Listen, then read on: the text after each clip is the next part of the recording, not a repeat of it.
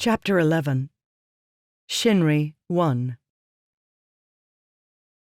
Shinri Devar slowly dipped her index finger into her tea. It was warm to the touch, not hot like men's tea, but mild and feminine. She removed the finger, a glistening reddish-brown drop pooling at its tip. She did nothing as it gathered, then dripped free, falling the short distance to her leg below. The fine sea silk repelled the liquid at first, and the tea formed into a refractive blister on the perfect yellow surface. Everything was perfect again. The war had passed. In fact, to the women sitting in the ladies' garden around her, the fighting had been a bare nuisance. The sea silk finally succumbed, and the tea bubble deflated like an exhaled breath, seeping into the cloth and forming a slight brown stain. "Shinri?" Lady Tennant asked. "Child, are you paying attention to me?" Shinri looked up, smiling with the false warmth Yasna had taught her to convey. During 4 years as Lady Colin's ward, Shinri had learned many things. She had been trained in feminine etiquette. She had been given lessons in poetry, writing, reading, and painting. She had been taught how to control her surroundings and how to play the games of politics. Through all of this, however, Shinri had learned one thing more potent than all the rest: how to hold her tongue. Shinri sipped her tea. "I really don't see how you manage, Shinri," Lady Tennant continued. "Living with that woman is more than one should be forced to bear." Tennant was a square-faced woman with overdrawn eyebrows and lavish clothing. She'd once been one of Yasna's greatest supporters in the court. "You should listen to Lady Tennant, Shinri," urged the girl beside Shinri. Tennant's ward, Varna, was a small-framed girl with a friendly voice but abysmal fashion sense. The girl's light-colored yellow tala made her darker complexion appear far too tan, but her friendly eyes were innocently sincere, as if she didn't realize the terrible betrayal she was suggesting. Shinri sipped her tea. Most of the 10 women in the sitting circle whispered amongst themselves, pretending not to pay attention to Shinri's conversation. Lady Yasna's training, however, taught her to notice their cocked heads and skittish eyes, along with their deliberate postures. The green leaves of the garden provided an unsettling contrast to the bleak Pralan highlands, to which Shinri had nearly become accustomed. The ladies' garden was a mass of vines, rock buds, and blooms that was one of the great wonders of the first capital. Massive stone walls surrounded the garden, nestling the plants against a fold in the mountain to protect against high-storm winds. The garden columns were arranged in a careful pattern, their stone overgrown with cultivated rock-bud polyps that bore blooms so large and leaves so wide that there was little doubt they had been transplanted from a lake. "Yes, Shinri," Lady Tennant continued, laying a hand on Shinri's shoulder. "You must consider your own future. I realize you are warded to Yasna, but such things can be changed with the proper influence. Yasna has lost touch with the ways of the court. She always was an eccentric woman, suffered by the rest of society because of her closeness to the king." "Eccentric?" Shinri thought. "Weren't you the one who once praised Yasna's mastery of the feminine arts? My dear Lady Tennant, you speak as if 1 year's time is enough to transform a woman from a model of courtly perfection into a daft spinstress. Of course, you yourself are something of an expert on that second category." Shinri sipped her tea. Tennant frowned at Shinri's silence, brow furling, her stark eyebrows pointing down at her nose like threatening spearheads. You would do well not to ignore my advice, child, the woman warned. You'll find that my position is not unfavorable in the new court. You still have a year of wardship left. I could see you transferred to a woman of some great import. If you stay with Yasna, you risk being tainted by her fall. Think about this. Your pretty Tethrin is a prince of House Renar and is a very important person. His mother could call off your engagement at any time, should she find you, or your associations, unsuitable. Yasna's training kept Shinri from showing a response, and for that she was infinitely grateful, since this barb stung sharply. She still hadn't heard from Tethrin, not even a note from his voyage. They had seen little of each other during the war. Of course, that was supposed to matter little in a political arrangement. True, Shinri liked to think there was more than simple political convenience between herself and her betrothed, but Tethrin's mother had the right of refusal in the union. Don't pay attention to Tenet, Shinri told herself. She's just a bitter old woman. What she says has no true relevance. Well? Tenet asked. Have you nothing to say? I appear to be out of tea, Shinri noted, looking at the bottom of her cup with a frown. Tenet huffed. You've changed, child, she snapped, and not for the better, I say. Perhaps it's too late for you, after all. She rose, moving over to another bench, and butting into the conversation there, her back turned toward Shinri. Tethrin. His recent lack of communication was more disturbing than she wished to admit, and so she avoided thinking of him. Perhaps once his mercantile trip to Thelena was over, they could meet face to face, and she could find out why his letters had stopped. A servant brought more tea. Lady Varna squirmed beside Shinri, glancing down uncomfortably. You shouldn't act so, Shinri, Varna said. Lady Tenet is just looking after your interests. I'm sure she is, Shinri replied. I know it's difficult to contemplate, Varna said, with her vapid yet sincere voice. But, I mean, it can't be very pleasant, living with Lady Yasna. The way she looks at people, the way she talks. She's so cold, Shinri, like her body isn't made of flesh, but stone. Pleasant? No, Varna was correct.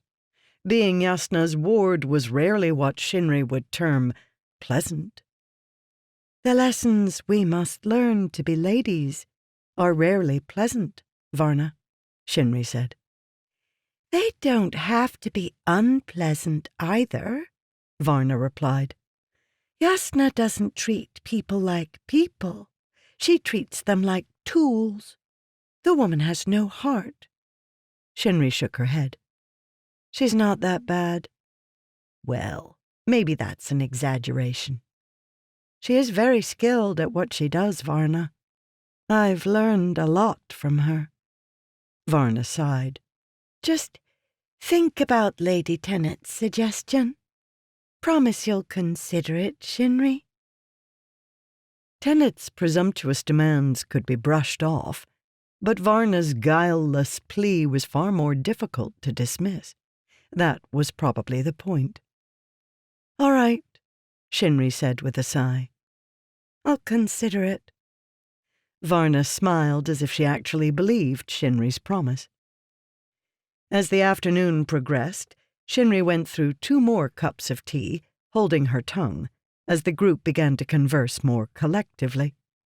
The topics, led by Tenet, generally focused on Yasna's many faults. Shinri was amazed at how openly they voiced their mockery of the king's sister. They must truly think her powerless, Shinri thought. The realization was a discomforting one, for Shinri had largely dismissed Yasna's fears about Nanava.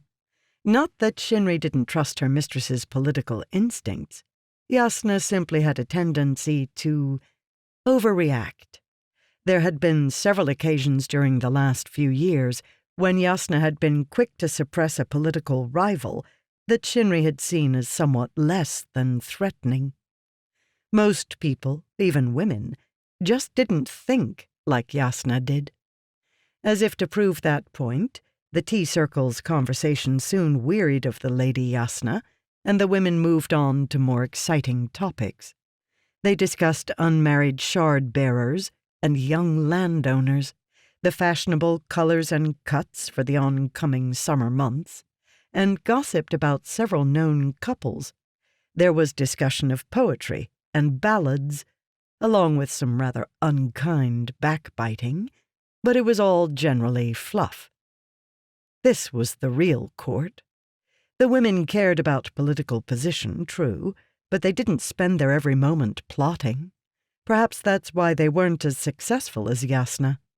But perhaps that's also why they often seemed so much happier than she was. Shinri lowered her tea, content for the moment to listen to the women discuss Dalinar's new shard-bearer, the former peasant. Surprisingly, Shinri had missed the fluff, the balls and the concerts, the tea circles and the gossip.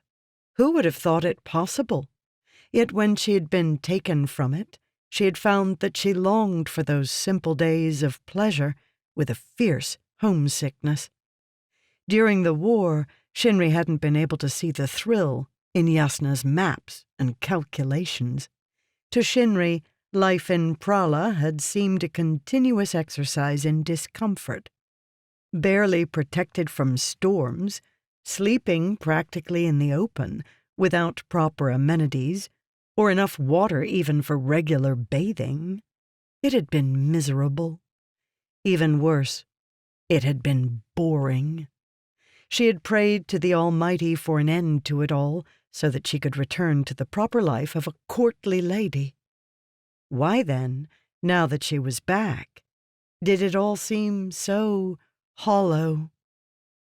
She tried to take part in the tea circle's conversation, but she found herself lacking motivation. "It's just Lady Tennant," she told herself. "Her suggestion that you end your wardship to Yasna has unsettled you." But it wasn't just this day's conversations. Shinri had found trouble integrating herself ever since their return. Nothing the women discussed seemed important. Perhaps Shinri had been away too long, and the people involved were too removed. Or maybe it was her weakened position in court.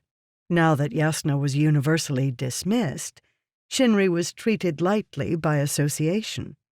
Yet she found herself unconcerned by her change in popularity. What did it matter to her if 11th Lord Sendon was no longer courting Lady Renan? Why should she care about the list of women who hadn't been invited to the private ball at Lord Cavendon's mansion? Yasna would chide her. These minor workings of the court were clues to much greater events. Lord Sendon was heir to an independent title, and the woman who found his hand would gain much power from the union. Lord Cavendon was a fourth lord, controller of most of Alethkar's non-imported jasonite trade. The lords he snubbed gave good indication to his business plans. Yasna often said that no courtly event, from marriages to friendly games of chips, could be safely ignored. It just all suddenly seemed so frivolous to Shinri. She had hated Prala, with its crom-overgrown villages and its empty landscape. The cities had been filled with the half-starved and the frightened, their men slaughtered in one of a 10-set wars during the last half-century. She'd hated the fighting, the men groaning in pain, the wounded and the lame. Yasna could step over a corpse with the same indifference she gave a pebble. But Shinri had frozen in terror the first time she'd seen one. She had never been to war before, and never wished to see its devastation again. Compared to those memories, the idle chatter of women in a garden sipping tea seemed pointless. And what of Tethran? Is he frivolous? He had been so kind to her, loving even, which was far more than she had been led to expect from a political marriage. But she hadn't seen him much during the last year. Her impressions of the man, 5 years her senior, had come from the idealistic viewpoint of a young girl, more a child than a woman. Yet those memories were sweet. The promise of his hand had been a driving force behind her desire to change and become the courtly woman she had spurned during her youth. And now you've started to change back, she realized. Just like Lady Tennant said. You've changed, Shinri, and perhaps not for the better. I thought you were over this. I thought you had decided to finally become a proper lady, just as your father always wished. And, for a time, she had done it. Unfortunately, the war had revived some old inclinations. Even still, she felt its hand on her mind, its terrors weighing her down. Shinri sighed, resisting the impulse to dump her tea dregs onto the clean white marble of her bench. As she sat, her mind reflexively half-focused on the conversation around her, Yasna's training teaching her to sift information, even when she didn't really care to. Lord Jezenrosh still hasn't come to welcome the king home from his campaign, one of the ladies noted. Parshan Jezenrosh was a favorite topic of conversation in court, if only because his early withdrawal from the war smelled of scandal. Indeed, Lady Tennant said knowingly, though, of course, his illness is said to preclude travel. Perhaps even the short distance it would take to travel from Crossguard to the first capital. Lord Jezenrosh. Yasna was suspicious of him as well, and this time Shinri agreed with her. Jezenrosh had never seemed like a trustworthy man. Though he spoke rarely, the words that did leave his tongue were reprobative more often than not. His eyes were merely tolerant when they weren't outright disapproving, and his attitude toward the war had been less than accommodating. When he'd left Prala 6 months before, Shinri had been glad, though the rumors of his actions during the king's absence implied it would have been much better for the throne had Jezenrosh remained where Elokar, and more importantly Yasna, could have kept better watch over him. Shinri excused herself as the conversation turned toward less interesting topics. Yasna had asked that Shinri attend any functions to which she was invited. Apparently, Yasna herself was invited to so few that she needed Shinri's ears to go on her behalf. There was only so much, however, that one could endure. Shinri set her cup on the bench and left the sitting circle, walking through the monolithic, overgrown pillars toward the garden's exit. Outside, her litter-bearers waited to return her to the palace, but she waved them away. Accustomed to their ladies' eccentricities, the men simply lifted their litter obediently, returning to the palace alone. Shinri regarded the streets of Ral Aram.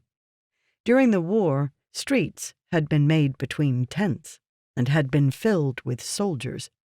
It was almost overwhelming to be in a place with proper buildings, markets, and street-goers. She looked over her options, picked a direction, and began to walk. The whim to walk the streets often took her. Once, as a child, she had scampered wildly, ignoring the propriety of her birth. Though she had long since overcome such silliness, she had learned that remaining in her rooms when she felt like walking would only make her nervous and irritable. Much better to be moving, strolling through the streets with new pathways opening around her, her slippered feet taking her where they willed. Ral Aram was a beautiful city, aged like a wise grandfather, The ancient streets and stone buildings were kept free from cromstone and refuse. Structures stood with broad columns and firm lines, following the architecture of epic kingdom times. The city was busy as well. King Elokar's army was slowly traveling through the Oath Gates and making its way down the ramps to the foot of the mountains, where it would gather for final accounting before dismissing the volunteer portions. Merchants had gathered eagerly, knowing that the men would receive bonus pay now that the war was finished. Along with the merchants came families seeking to visit loved ones, and the regular storm leavings that aggregated around any large group of soldiers.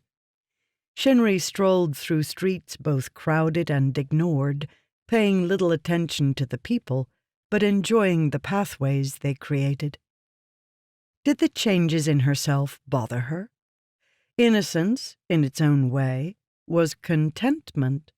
A life of balls and gossip did not bring images of death and injury. But she couldn't ignore what she had seen. Like an awakener's crystal, the light of dissatisfaction had been roused within her, and she found herself dissatisfied with her new life. Could she really be satisfied with an existence whose purpose stretched no farther than looking pretty for the next feast, even if she were married to a man such as Tethran? Yasna had purpose. Conniving though the woman might be, Yasna always found something to occupy her talents. She was ever working. What others saw as social occasions, Yasna viewed as an avenue toward potential alliances. Yasna's was not the life Shinri would choose for herself, but at least it had meaning.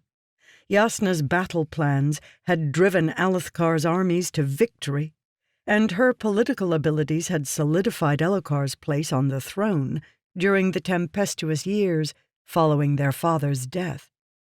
Shinri had little doubt that if Jezenrosh was planning to overthrow the king, Yasna would discover and foil his schemes.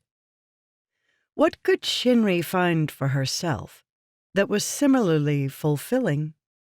She paused, realizing that she had found her way to the front of the city. The city gates were open, and the massive walls of Ral Aram, awakened from stone to dark steel during the epic kingdom days, stood as if pouting at their ineffectiveness as hundreds of people streamed in and out of the city. Through the gates, Shinri could see the landscape beyond. Ral Aram huddled on a short plateau abutting the mountainside itself, and the view beyond the walls was expansive. Empty plains and foothills expanded before her. The wilderness below was a place without roads. Or, Shinri thought, a place with nothing but roads. Each way you travel is a new path, each direction a new choice. She was struck by a sudden desire to flee the city, to leave its women to their gossips, both clever and frivolous. She wanted to pull the hair sticks free from her braids, cast off the binding cloth of her tala, and see a place far away. What would the noblemen merchants below think to see Shinri run wildly past, bursting free of those city walls? It would breach their perfection, having one of their own abandoned decorum in such a way. The thought was enough to make her smile. It was, of course, insane. She couldn't survive alone.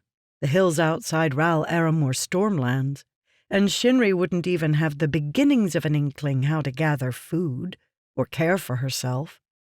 She was a product of noble society.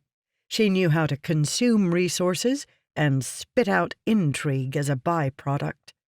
The impulse to leave was lunacy. Perhaps this is how that poor madman felt, Shinri thought.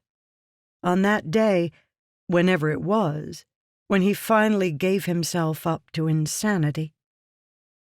Shinri shook her head, stooping down to gather some pebbles from a crack near a stone wall. Stuffing the chips of stone in her sleeve pocket, She turned her feet toward another path, wandering in the general direction of the palace.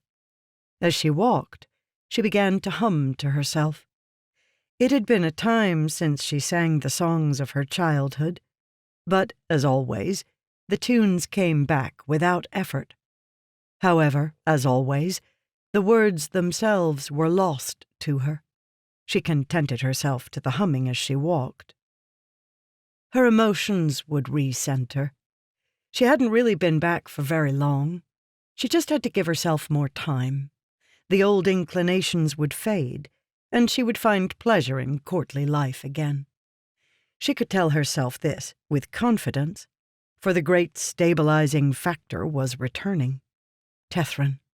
When she saw his proud, noble face again, when he smiled at her as he had before, this time seeing her as a woman and not a child, then things would return to the way they had been before. She eventually approached the ramp up to the palace. Here, her pathway options narrowed drastically. The palace was built on a smaller plateau, a short distance above the city, and the only way up to it was via a pair of stone ramps, one on each side of the palace. Shinri trailed up the eastern one. The stones were slick and clean. The blood that had been spilled on both ramps long ago had since been washed away by the raging of countless high storms. Though the Aleth claimed prevention as their reason for conquering the first capital, some 15 years before, the rest of Roshar had a less idyllic view of the liberation of Ral Aram. Alethkar made a hefty profit off of traffic through the Oath Gates. Though the nation now spoke of honor and defending against tyranny, pointing out its resistance of the tyrant Jarna, there were scars in its past that did not bear up beneath heavy scrutiny. The palace complex was enormous, built to hold the courts of 10 epic kings, not just one. As a child barely past her charan, the youthful Shinri had gotten lost in its plush corridors on 10 sets of occasions. Even still, she only wandered the far wings when she knew she had a great deal of time to find her way back. Time she did not have this day. As tempting as those untraveled pathways were, she turned her attention toward locating Lady Yasna. Her mistress would wish to know of the day's events, especially Lady Tennant's suggestion that Shinri transfer her wardship to another noblewoman. Lines of striped carpet pointed her down the center of the corridors, so Shinri stayed to the peripheries, making her way through the Aleth wing of the palace. Lady Yasna's rooms did not reflect her recent loss in prestige. They were among the most lavish and well-placed in all of the palace. Of course, the king's sister could hardly be located anywhere else. Lady Yasna was in her study, her guards standing by the walls, minor female attendants chatting quietly at a table a short distance away. The Lady Colin herself sat at a round table set near the center of the room, sorting through stacks of papers. She glanced up when Shinri entered, then immediately turned her attention back to her research. Shinri walked forward and seated herself on a stool at Yasna's table. The room was stuffily well appointed, like most in the palace. The floor rug was monochrome blue and was so clean that Shinri didn't doubt that the palace staff had crawled across it, picking each and every bit of dirt from its follicles, just so it would be perfect for Lady Yasna's return. The walls were well lit, and Shinri found it strange that she should wish them to be tent canvas instead of stone. "What is that you're humming?" Yasna asked, not looking up from her notes. Shinri paused, realizing that she had still been quietly singing. She flushed. "Nothing, my lady," she said. "Just another song from my childhood." "Your singing made quite a stir at the feast," Yasna noted. Now that we've returned to civilization, perhaps it is time to resume your lessons. Talents unused quickly become detriments when everyone realizes that your current skill fails to agree with your reputation. So like Yasna, Shinri thought, concerned for the utilitarian use of the talent, completely unmindful of its beauty. Well, Yasna asked, not looking up from her notes. How was tea? It went mostly as expected, Shinri said, idly removing the handful of pebbles from her left sleeve pocket. Though Lady Tennant did something odd. She cornered me and suggested that I switch my wardship to another lady. Yasna nodded, taking the news in with her customary calmness. I expected that would come today, she noted. It was only a matter of time. Shinri started. You knew what they would do? She asked. Why didn't you warn me? You had to be free to make your own decision when the offer came, Yasna said. I presume, since you are telling me what happened, that you have decided to reject the proposal. Shinri felt a chill. You taught me too well, Yasna. I see what you were doing. You were testing me. That's why you didn't tell me. You wanted to see what I would do. By the Bond Keeper! Can't you let yourself trust anyone? Yasna picked through her papers as if ignorant or uncaring of Shinri's realization. I defended you today, Shinri thought. She forced herself to remain calm and waved for an attendant to bring her some tea. Nice, mild, feminine tea. Shinri took a sip, then idly rolled the pebbles in her hand, occasionally letting one drop to the carpet below. Yasna shook her head. I need something more than this, she mumbled, waving her hand over the sheets of paper. I need to see the royal ledgers themselves. I won't know what that woman's up to until I can read firsthand what she has been spending my brother's money on. And would you stop that? She said, referring to Shinri's pebbles. I can't believe you've started dropping rocks on the floor again. I thought you had gotten over that years ago. I'm sorry, my lady, Shinri said, putting the pebbles back in her sleeve pocket. I need you alert, Shinri, Yasna said. Something is happening here in the palace, more than Nanava would wish us to know.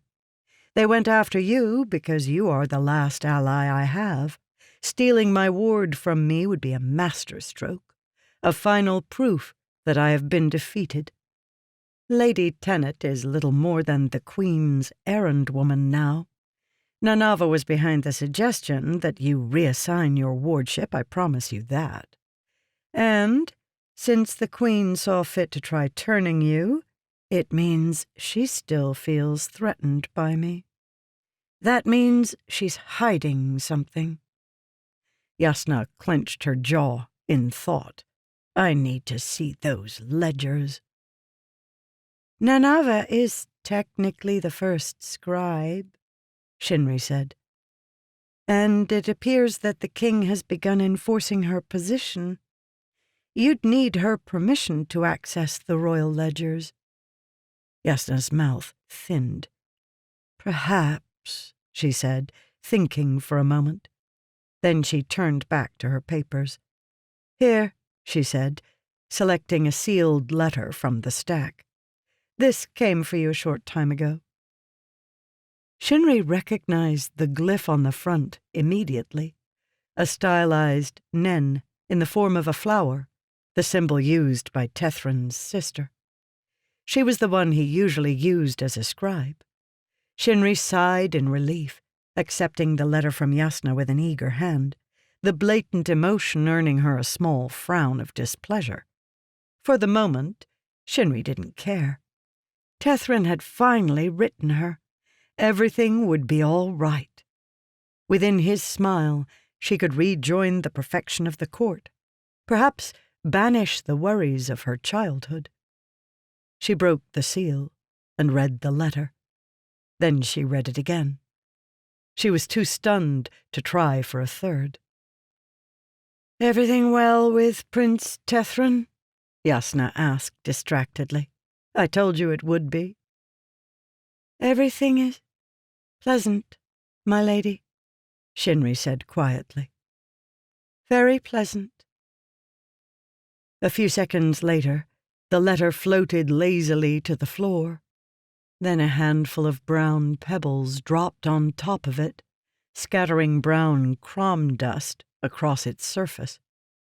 Neither pebbles nor dust did much to obscure the words, however. Words which proclaimed Prince Tethran Renar's ship sunk during a summer high storm. All hands lost. Chapter 12. Merrin 3. Merrin stood uncomfortably, trying not to blush in embarrassment as the tailor pulled out yet another sea silk cloth, this one red, and draped it over Merrin's shoulders. The thick-mustached man turned, eyebrows upraised questioningly. Arador tapped his cheek musingly. The room was well lit and crafted of typical Kholinar granite, with woven mats on the floor and decorative pillars along the walls. Arador leaned against one of the room's pillars, watching the tailor work. "Well, ladies?" Arador asked, turning to the 6 young women who sat arrayed in bright-colored tallas and jewel-riddled hair buns to his side. "Better," one of the women said. Merrin still struggled to remember all of their names. He thought her name was Irina.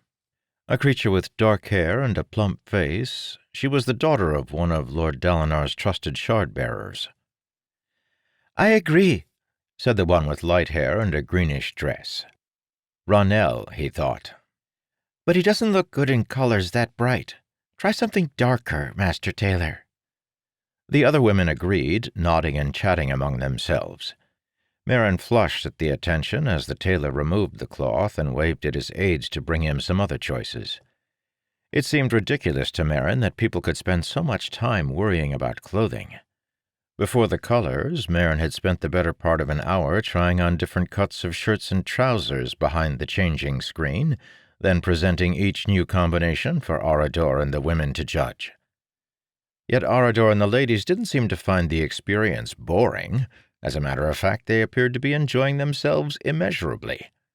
Of course, they weren't the ones standing on tired legs while the entire room gawked.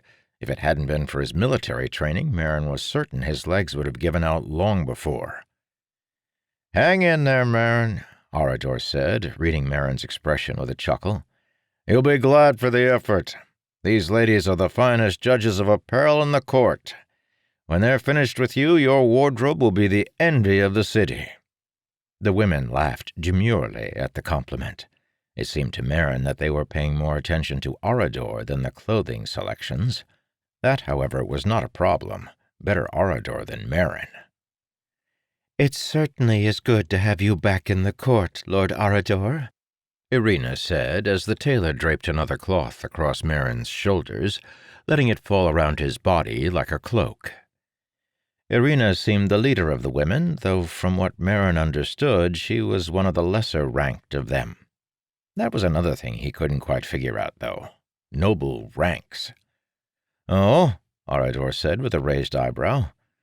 "I wasn't certain the court would even notice my absence."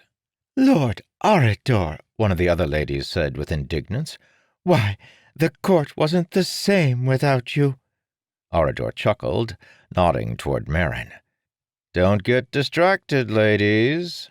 They turned their attention to Merrin again, studying the new colors, a deep charcoal draped with gray. "Far too dreary," Ronel pronounced. "Lord Merrin is somber enough without covering him in grays." "Besides," Irina said, "black reminds people of awakeners. No court-conscious man should wear anything too similar to it." The tailor nodded, riffling through his cloths again as his assistants pulled off the charcoal and gray. Somber, Merrin thought. "Have you heard the story of Lord Marin's bravery on the battlefield, ladies?" Arador asked.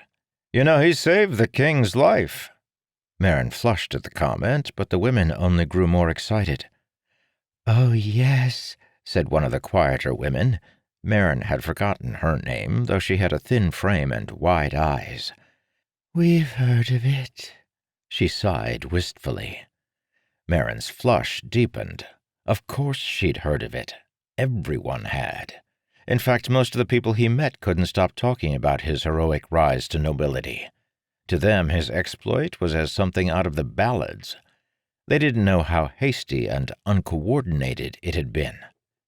Of course, most of them seemed more fond of moaning over its dramatic power than actually congratulating Marin on his success. It was as if there were two Marins.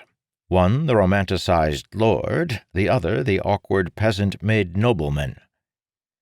"Did you really defeat a shard-bearer without even a dagger?" one of the girls asked. "Not exactly," Marin said with a sigh, his voice muffled as the tailor pulled a cloth over his head.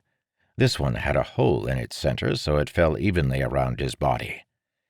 "I just pulled him off of his horse. Someone else actually killed him." "Lord Marin is too modest," Arador informed. "The Prollan shard-bearer had broken protocol and was about to strike the king down.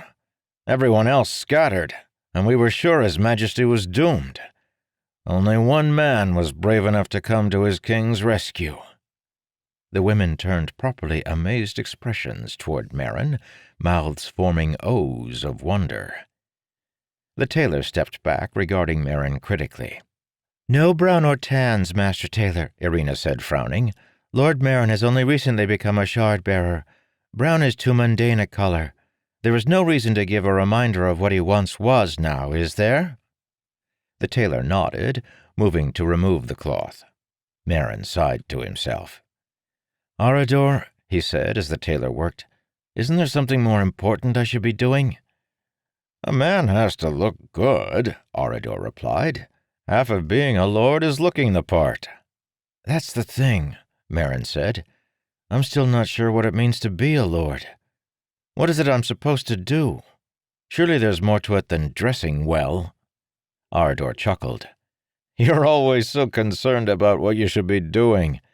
People aren't going to tell you what to do all the time anymore. Being a lord isn't so much about what you're supposed to do as it is about what you feel you need to do. Besides, having a shard blade doesn't mean you can't relax once in a while." Standing and being draped with cloth didn't seem much like relaxing to Marin. However, he simply sighed and decided to bear it. Arador probably knew what he was doing. The tailor finished again and stepped back. "That's perfect," Lady Irina proclaimed, a sentiment that the others agreed with after a moment of discussion. Marin looked down. The chosen color was a dark maroon crossed with a sash of deep navy. It was only one of 4 color combinations the women had decided they liked. All of them were darker colors, maroon, dark green, and several shades of blue. "Yes," Ronelle said with satisfaction. "Well done, Master Tailor." The man bowed at the compliment, motioning for his assistants to gather up the cloths and repack them. Marin looked questioningly toward Arador, eyebrows raised hopefully. Arador nodded, waving him down off the raised platform. Just then the door opened, and Renarin stepped in, a customarily dazed expression on his face. Immediately the room fell silent as the women stopped their chatting. Renarin stood for a moment, looking across the room. His hair was disheveled, as it often was, and he somehow managed to stand halfway in shadow despite the room's brightness. The women sat in silence, shooting glances at each other. They tried to maintain their smiles, but even Marin could see that they were uncomfortable. "I'm sorry to interrupt," Renarin said, turning to go. "Nonsense, brother," Arador said, waving him forward. "We were finished here anyway, weren't we, ladies?" The women rose, smiling and offering belated welcomes to Renarin. They bid Arador farewell, each getting promises from him that he would call upon them soon. Renarin watched them go, then turned to Arador as the door closed behind them. "It didn't take them long to start fighting for your affection," he noted. "Ah, you're too cynical, brother," Arador said, still watching the door, shaking his head wistfully. "We've been gone too long. There haven't been any men here to give them attention. Poor things." "They could have come with us to Prala," Renarin replied. "The winds know we could have used a few more scribes." Arador chuckled. "That lot would never have survived the Stormlands. This is their element.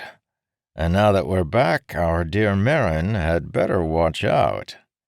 Merrin frowned as he joined the two brothers, picking up his shard blade as the tailor and his assistants left out the back door. "What was that?" Merrin asked. "Why do I have to watch out?"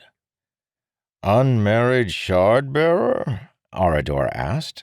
"Savior of the king? Newly adopted into House Colin? You're a prime catch, my friend.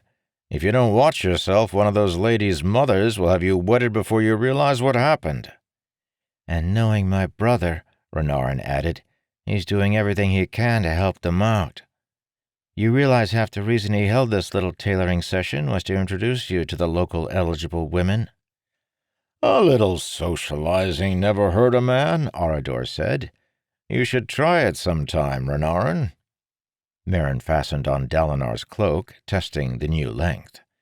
Arador had ordered one of the tailor's assistants to hem it, and they had returned it when they arrived. "I appreciate the help, Arador," Merrin said, "but the truth is I don't know if I'll be able to afford much clothing this month. I plan to send the stipend your father gave me to my parents in Stonemount." "Oh, don't worry," Arador said with a wave of his hand. "If you need more, I'll loan it to you. Now, are you ready for today's other activity?" Merrin frowned. "There's more?" he asked, stretching his tired limbs. "You're the one who's always asking what his duties are," Arador reminded him. "Well, it's time to start them. If you're going to compete in Elakar's dueling competition, you'll need to learn how to use that blade and plate of yours." "Dueling competition?" Merrin asked, feeling a twinge of excitement. "Me?" "Of course," Arador explained. "The king ordered all shard-bearers to attend, and you're a shard-bearer. Unless you want to be made a fool of, you'll want to learn how to duel a bit before you get thrown into a ring." Merrin smiled. Finally, something that made sense. The ballads made one thing clear. Shard-bearers dueled. "Where do we start?" Arador nodded. "To your room," he said. "We'll start with the plate, then we'll go find you a dueling instructor." "Father thinks it was a group known as the Ranta," Renarin explained. "Ranta?" Arador asked as he unpacked Merrin's shard plate, arranging the various pieces on the floor.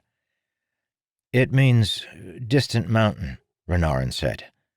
"When he founded Pralir, King Talmeshas had to conquer a number of smaller nations. He had to hold both the Brennan Late and the western coast of Prala if he wanted to found a kingdom with any measure of stability. Rantai is an underground rebellion, populated by the noble lines of those conquered kingdoms. They've been a stone in Pralir's shoe for the last 2 decades, burning villages, attacking caravans, and destroying soldiered garrisons." "An underground rebel group?" Arador asked skeptically. "That doesn't sound like the kind of organization who could destroy an army of 20,000. If they could do something like that, why stay underground? In fact, if they had those kinds of numbers, I doubt they could have stayed underground." Renarin shrugged. "The old nobility of Pralir, the ones who have made peace with Elakar, hoping that he'll let them retain a margin of power, are convinced it was the Ranta. They say the group has been hiding in distant Pral for a few years, gaining strength. If they attacked at the right time, as an ambush, it's conceivable they could have destroyed the traitor's secret force. At least they had motive. If there was a group out there who hated Talmeshas Pralir more than Elakar, it was the Ranta." Arador shook his head, not convinced as he regarded the shard plate. Marin's room was relatively small, but it was blessedly big compared to the simple floor mat and crowded troop tent he had used during his time in the military. There was a bed, a table, and a stool, and while the floor was empty of rugs or mats, Arador said Marin could purchase either whenever he wished. Right now, the stones were covered with the array of metal shard plate sections. There were over 10 set pieces, and all had leather straps, but strangely, no buckles. Marin looked down, bewildered. He didn't even know where to begin. "Shardplate is kind of a misnomer," Arador began, selecting a piece of armor, the largest piece, a breastplate-shaped cuirass. "It doesn't really bond to a person the way shardblades do. It probably got the name because shardbearers were the ones who tended to wear it."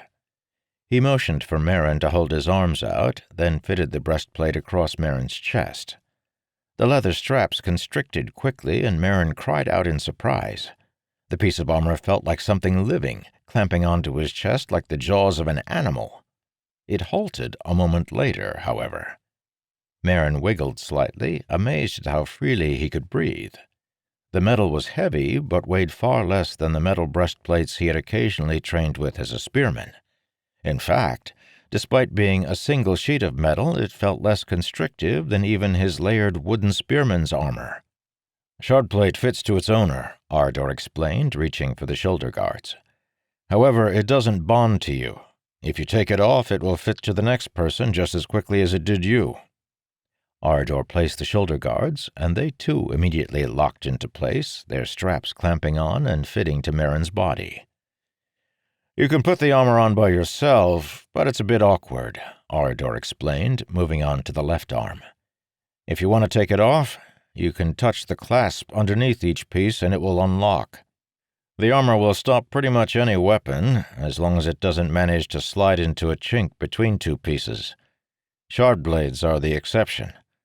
Plate will only stop a shard blade on the first blow. If you get hit squarely in the same place twice, the plate will probably give way." "Then what?" Marin asked, as Arador affixed pieces of plate to both arms. "Is my armor ruined?" Arador shook his head, picking up some pieces of armor that fit around the bottom of the chest plate, protecting his sides and waist. "It will repair itself, molding back into its original shape. That takes time, though, so you'll want to avoid getting hit." Marin nodded as Arador handed him the codpiece, then moved on to helping him attach the leg pieces and metal boots. When he was done, Marin was covered completely in steel except for his head and hands. It was a strange feeling, like he had been dipped in a pool of molten metal. Marin wobbled slightly. It was awkward, that was for certain. However, not because of the weight. Strangely, he felt no more burdened than when Arador had affixed the first piece. Instead, it was just different.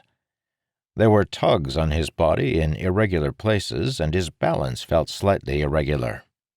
He raised an arm, and it swung up with ease. Carefully, he tested his motion, squatting down and standing up again. Then he tried a small jump. He cried out in surprise as he went higher than expected, almost as high as he would have gone if he weren't wearing several 10-set brick weights of metal. Arador steadied him as he teetered maladroitly. "It takes some getting used to," Dalinar's heir said with a chuckle. "The shard plate was made by awakeners, like your blade. It compensates for itself, making you stronger and quicker. If you know how to balance the combination of awkwardness and enhancement, you can actually be more fluid in the plate than you would be normally. You'll definitely be stronger. The plate also cushions you from blows. Wearing this, you could probably take a catapult boulder in the chest and come out alive." Arador bent over, picking up the last 3 pieces of armor. "These are the most important pieces of equipment," he explained. "The gauntlets and the helmet. Most people who attack you will go for your head. It's the most exposed part of the body. We don't know why, but no suits of shardplate were made with faceplates.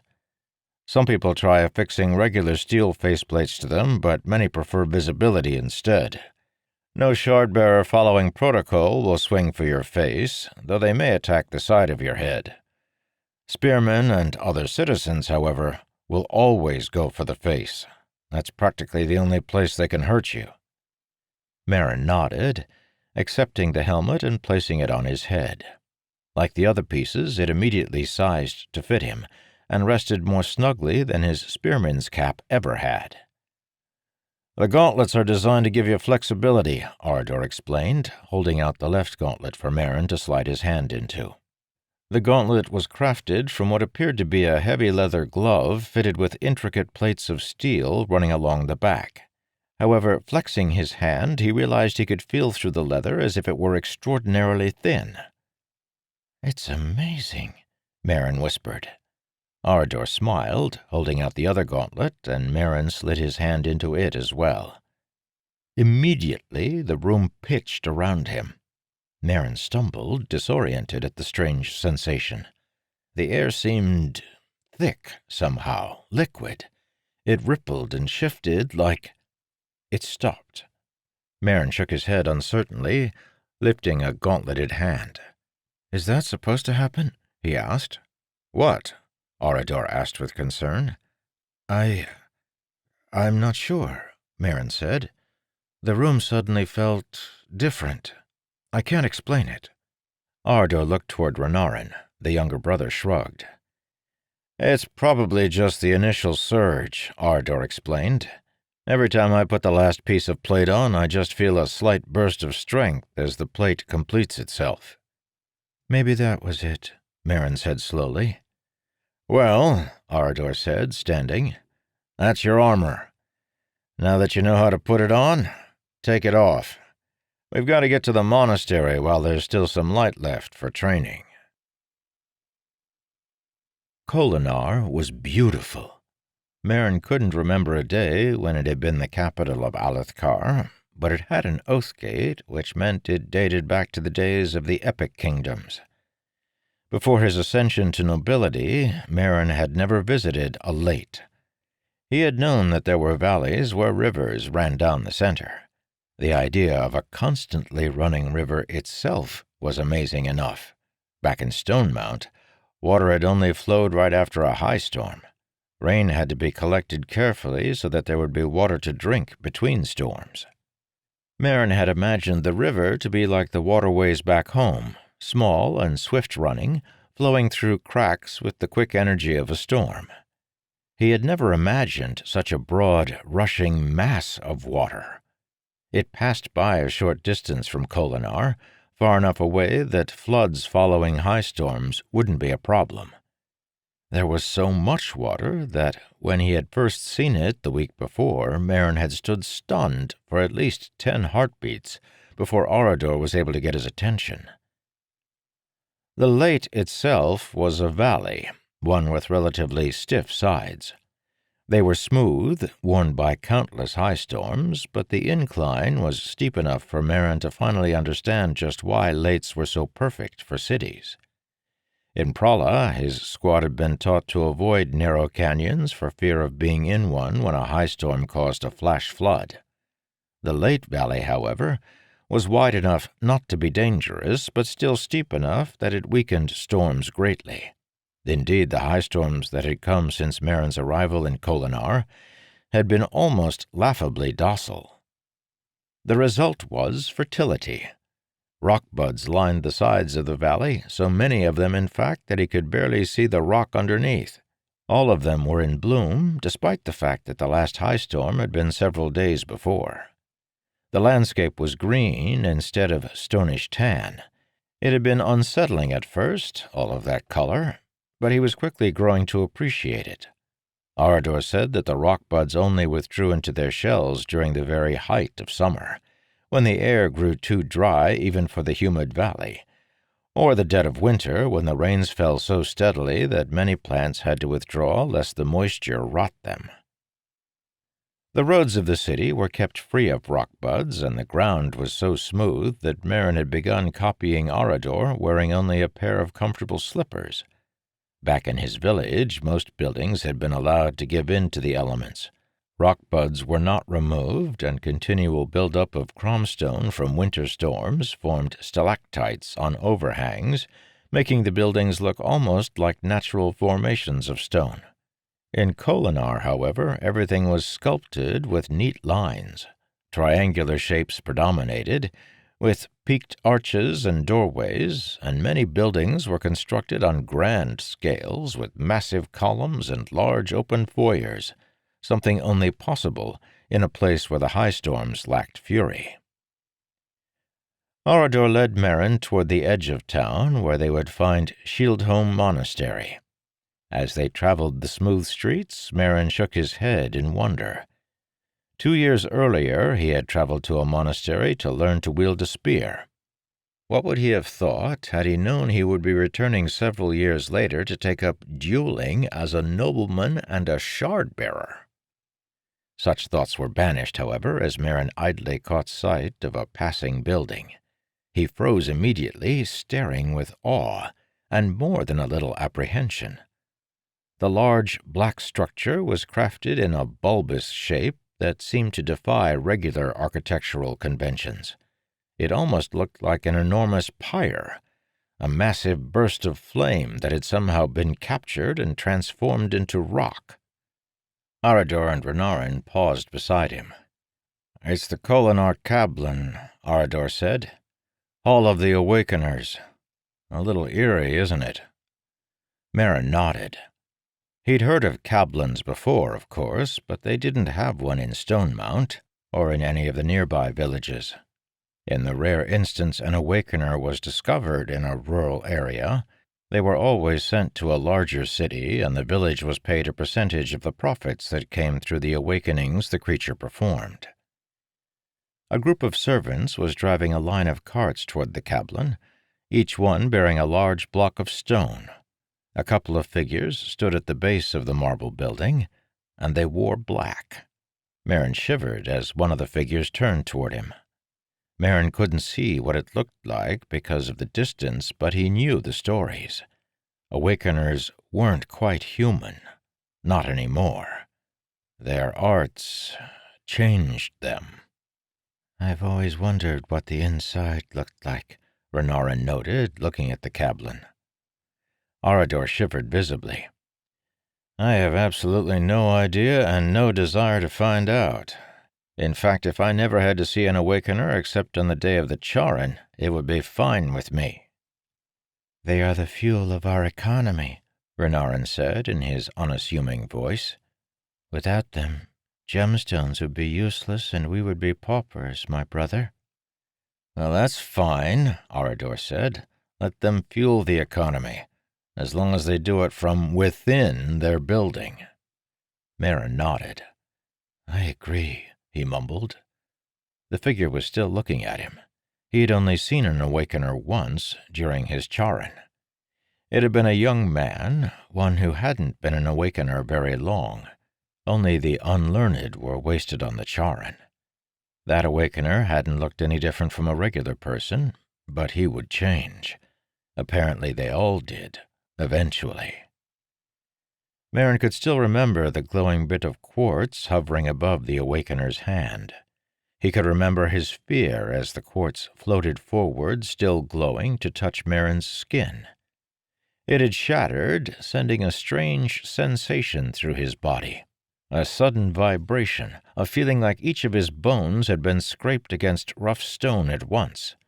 Supposedly, that one experience made Merrin immune to awakening for the rest of his life. There was no reason to fear the creatures, for they no longer had power over him. Even still, when the day of the Charin came each year thereafter, he had found a way to be out in the fields when the Awakener arrived to perform the ritual on the children of age that year. "Be thankful, brother," Renarin noted, "that the Almighty didn't decide to make you an Awakener." Arador snorted. "Come on, let's get to the monastery while there's still light." Merrin nodded eagerly, joining Arador as they walked away. Renarin lingered for a moment, then followed. Soon they had left the Cablin behind, and a structure with a familiar architecture rose up before them. Ardor said that Shieldholm Monastery was one of Kolinar's most famous landmarks. Founded during the Ninth Epoch, the monastery contained the most skilled masters of dueling in all of Alethkar. As they walked through the broad, glyph-covered gates, Merrin immediately felt a familiarity.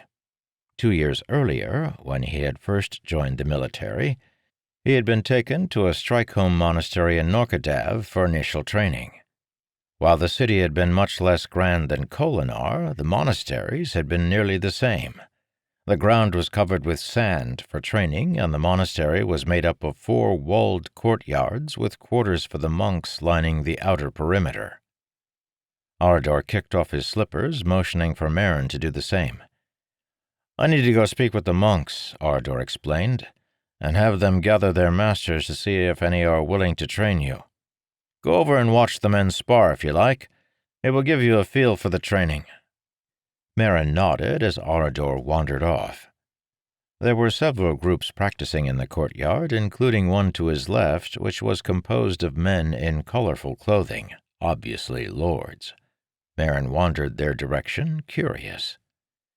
Several pairs dueled with shard blades, an action that Merrin would have considered dangerous had Ardor not explained that once a shard blade was bonded, it could be dulled for sparring.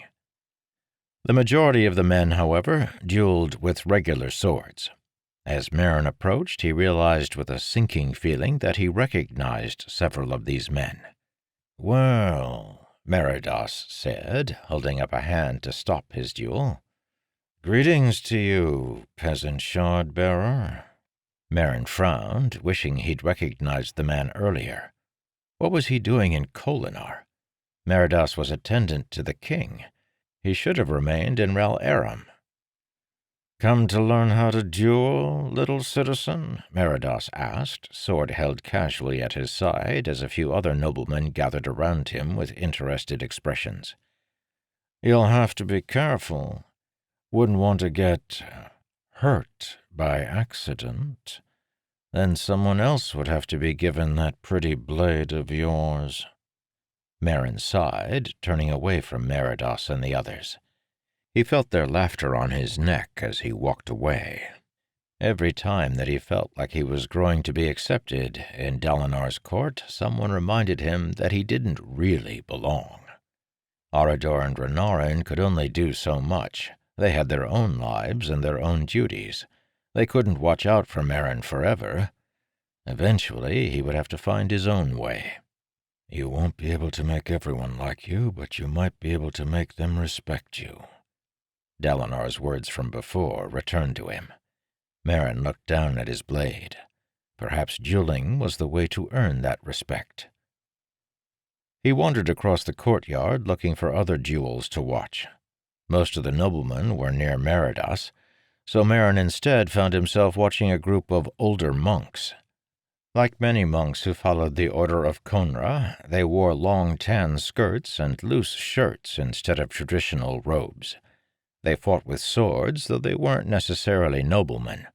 Monks were considered to have neither class nor gender, and they could practice any art they wished, whether it be painting or dueling.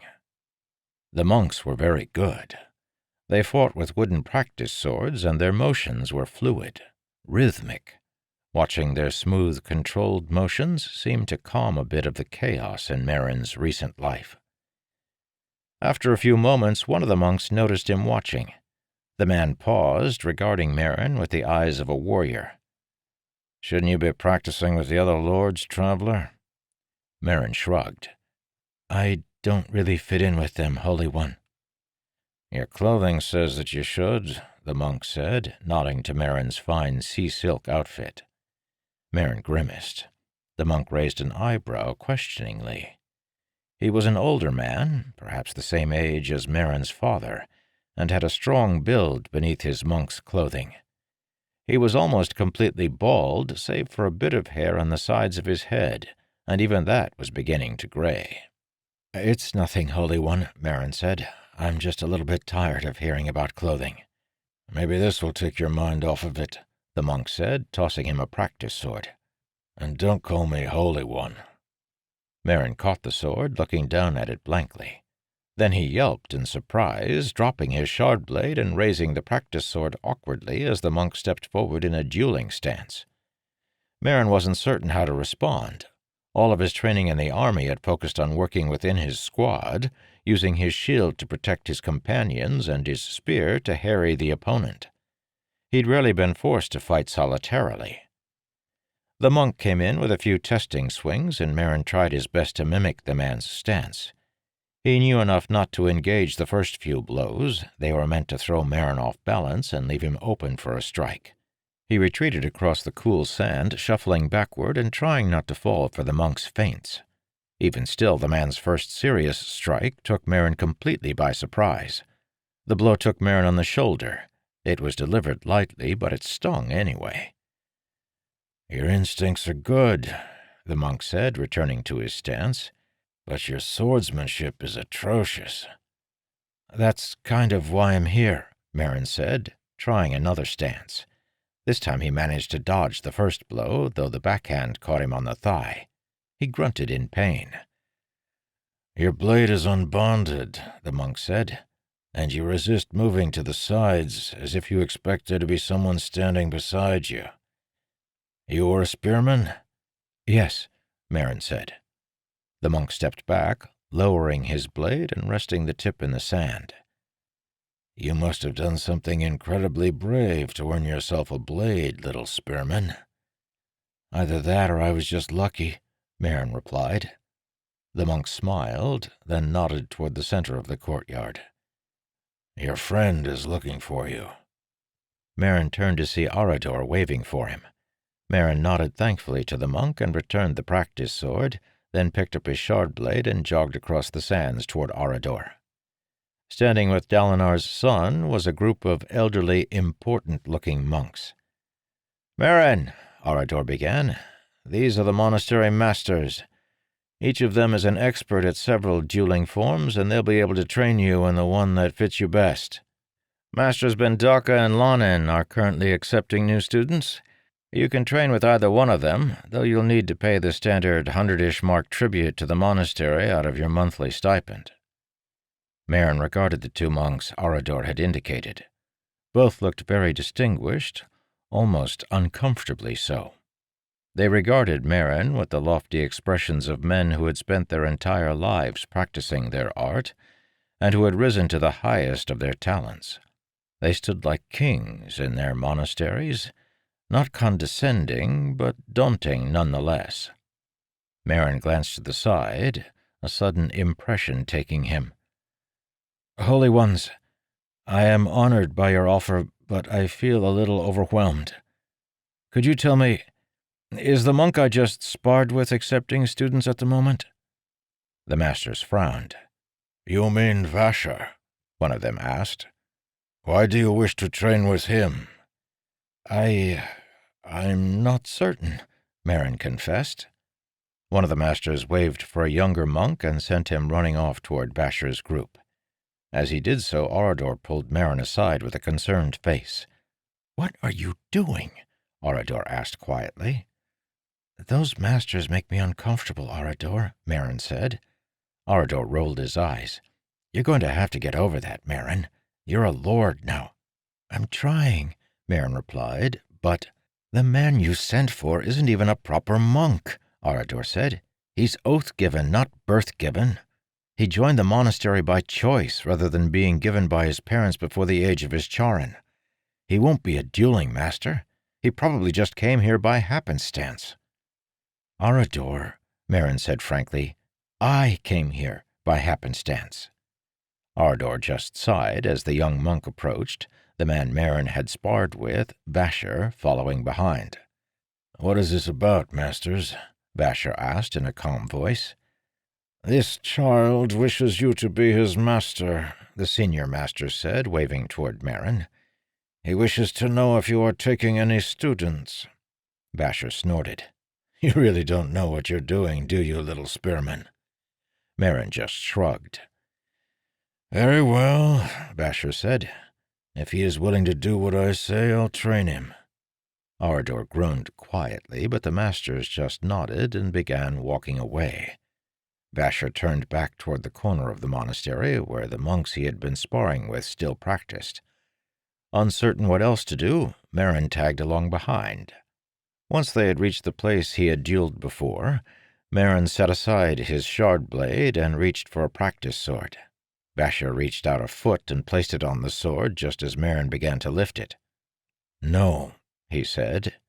Merrin rose uncertainly, watching as Vasher walked over to the weapons pile and selected an object. He returned with a large, thick-hafted horse-killer arrow and handed it to Merrin. "An arrow?" Merrin asked slowly.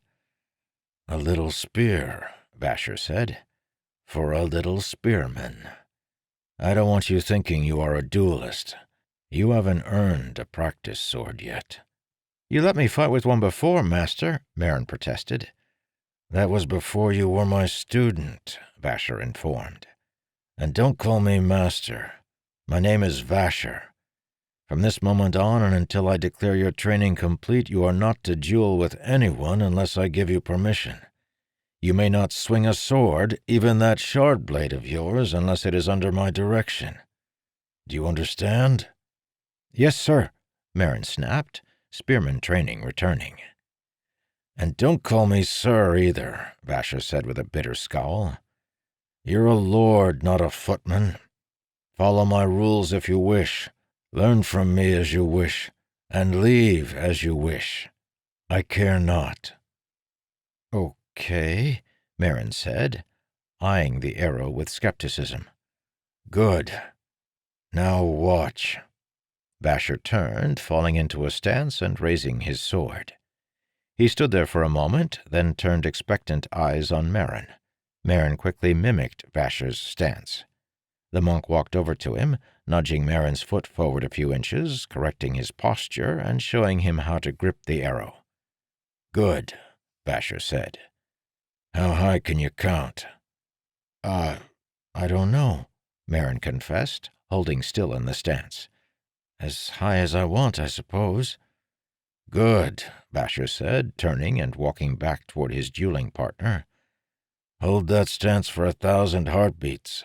When you're done, let me know and we'll do another."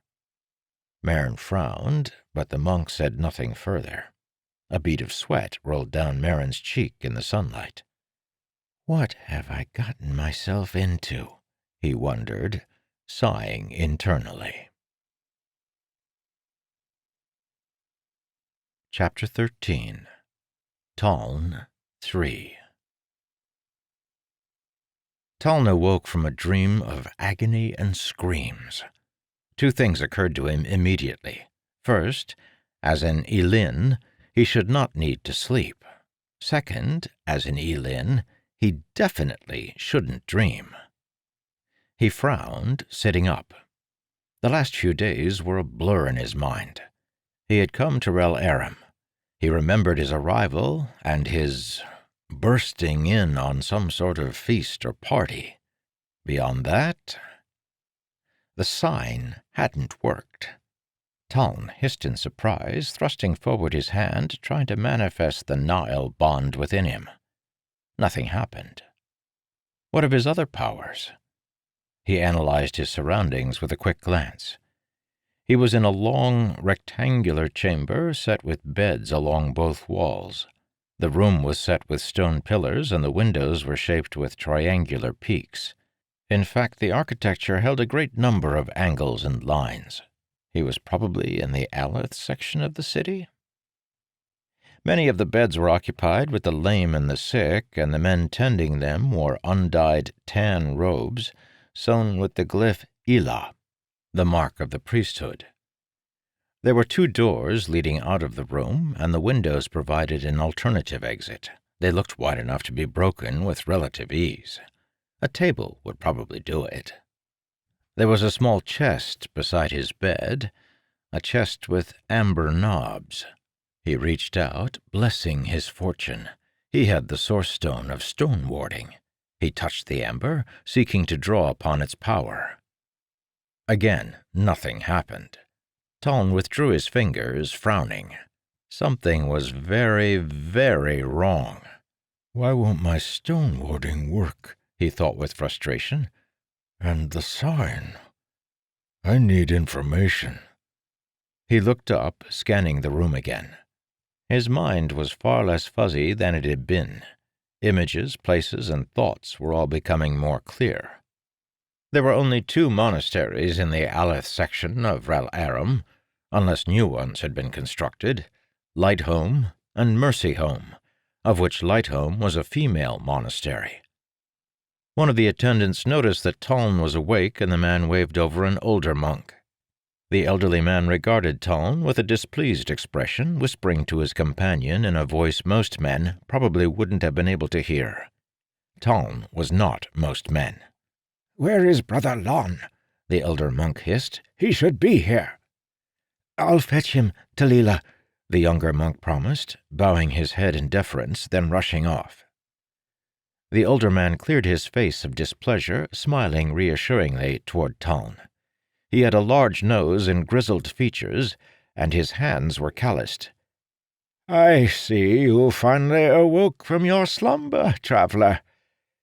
"Yes, Holy One," Taln replied, still bothered by the fact that he had fallen asleep in the first place. "Thank you for caring for me." Taln flexed his arm, testing his muscles against their extended immobility. "It seems I've been a bit out of sorts these last few days.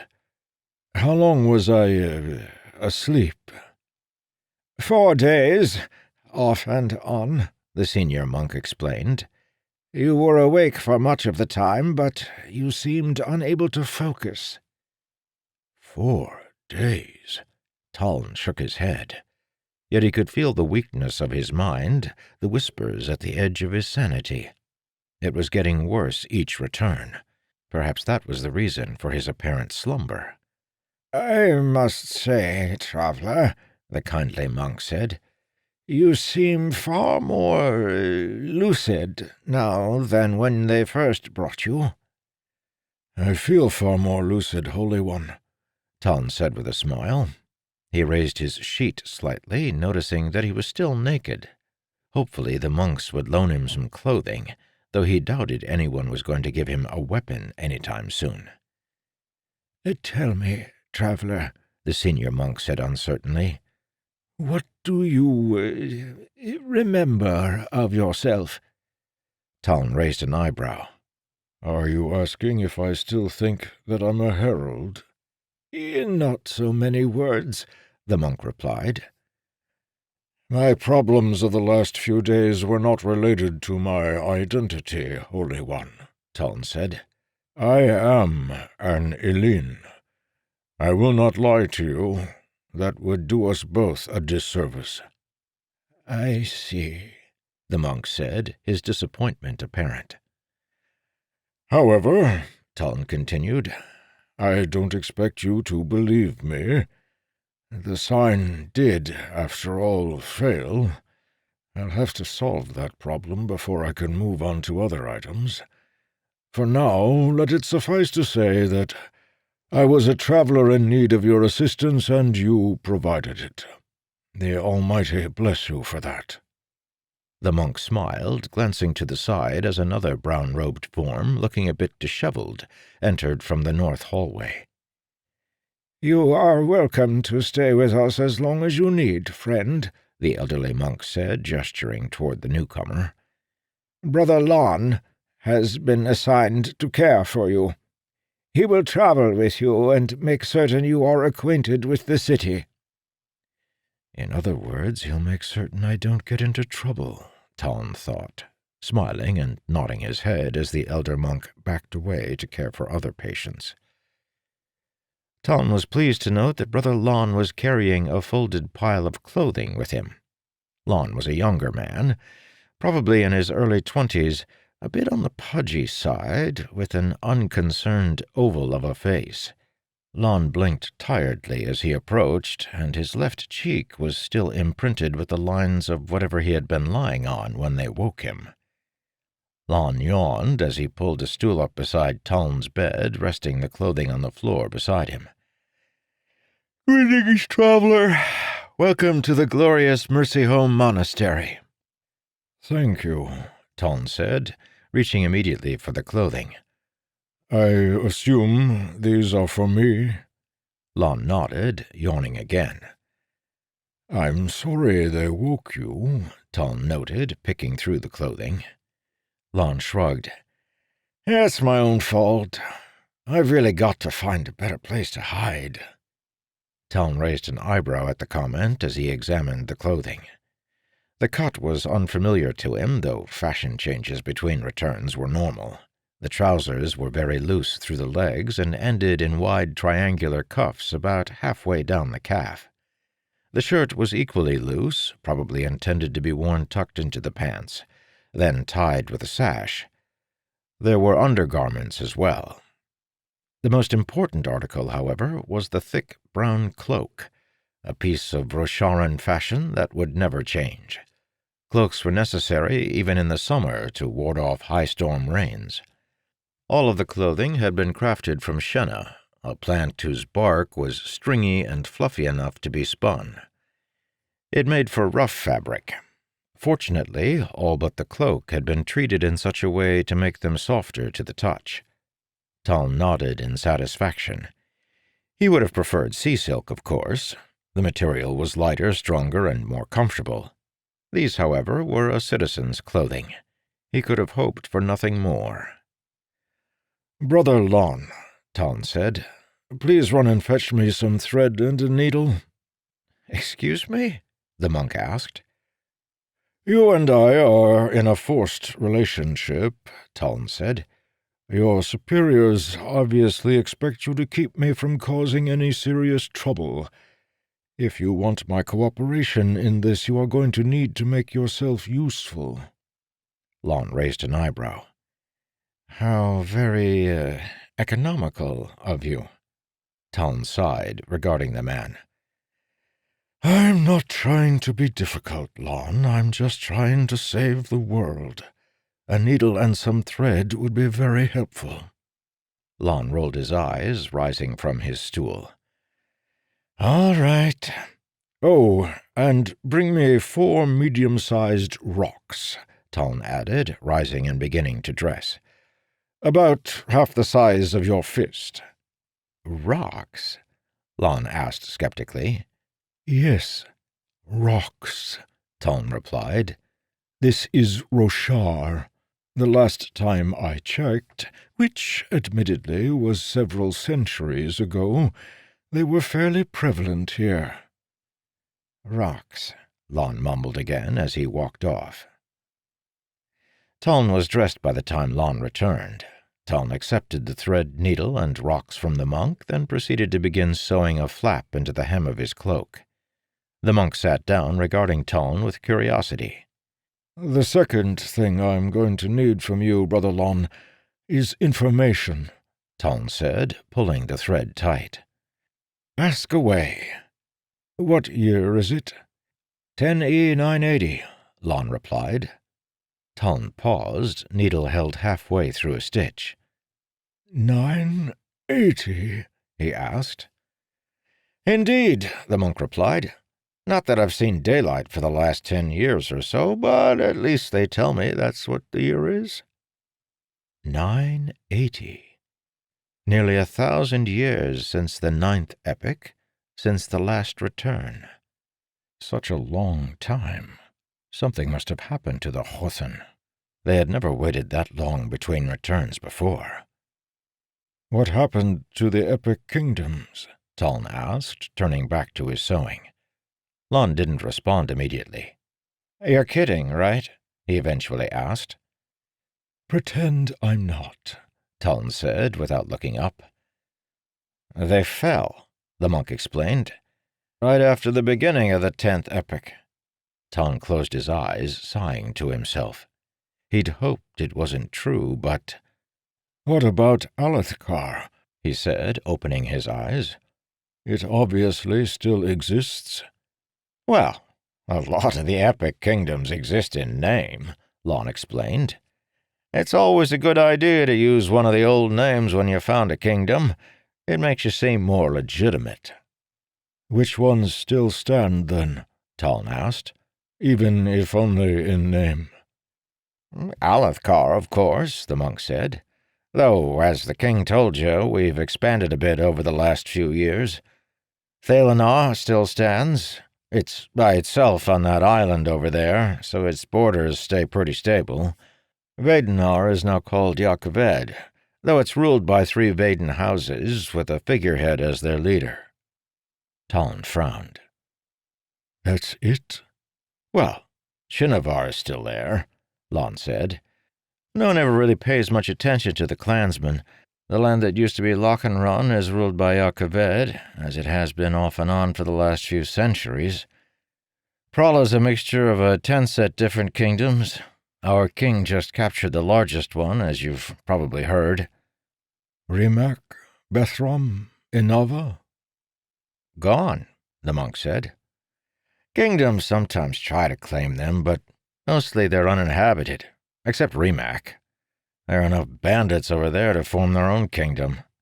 Taln nodded. It wasn't as bad as it could have been. Bethrom was the smallest of the kingdoms and would be missed only briefly. Rimac's disappearance would be a strong blow. The holy city at its center had been a powerful center of morale during times of battle. However, Alethkar, Vadenar, and Thalenar had always been the most populous and powerful of the 10. Voronism is still strong, I assume, Taln noted, reaching for the rocks Lon had brought him. It always will be, almighty willing, Lon said in a dutiful monotone, his piousness weakened slightly by the extended yawn in the middle of the sentence. If the Voron religion is still in power, Taln said with a frown, how is it that no one takes my claim to be a herald seriously? Have you forgotten about the cycle of returns? The coming of the Chothan? The religion was founded to prepare for such things. Well, Lon said, we've kind of had to change our focus during the last epoch. You did, after all, promise that you weren't going to come back anymore. Taln froze, glancing up. What? At the end of the last return, Lon explained. The Elin disappeared and said they wouldn't be coming back, that the cycle of returns was through, and the Chothan had been defeated. That's not possible, Taln said. Lon raised an eyebrow. I wouldn't be here if the cycle of returns were over, Taln explained. Trust me. Which of the Elin proclaimed this? Well, I'm not really sure, Lon said. I didn't become official Voron doctrine until around the 5th century, I think. Why so long? Lon shrugged. You're kind of asking the wrong monk. Actually, the wrong monastery. The Order of Ishar contains all the history experts. This all happened 1,000 years ago, after all. But it's your theological heritage, Taln said, finishing his stitching. So the senior monks are fond of telling me. Taln stood, putting on the cloak. You sewed rocks into your hem, Lon noted. How very odd of you. Taln spun, turning a few times to judge the motion of the cloak.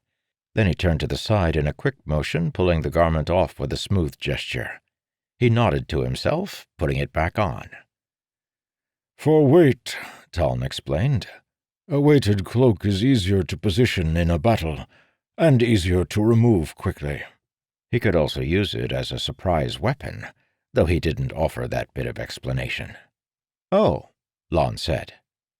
What did you think I was doing? Taln asked with amusement, sitting down on the bed and removing the cloak. I wasn't sure, Lon replied. I just figured you were confused. You are, after all, crazy. Taln raised an eyebrow. You're not a very subtle one, are you, Brother Lon? I make up for it in sheer laziness, Lon replied. What are you doing now? Pockets, Taln said, setting out the cloak again.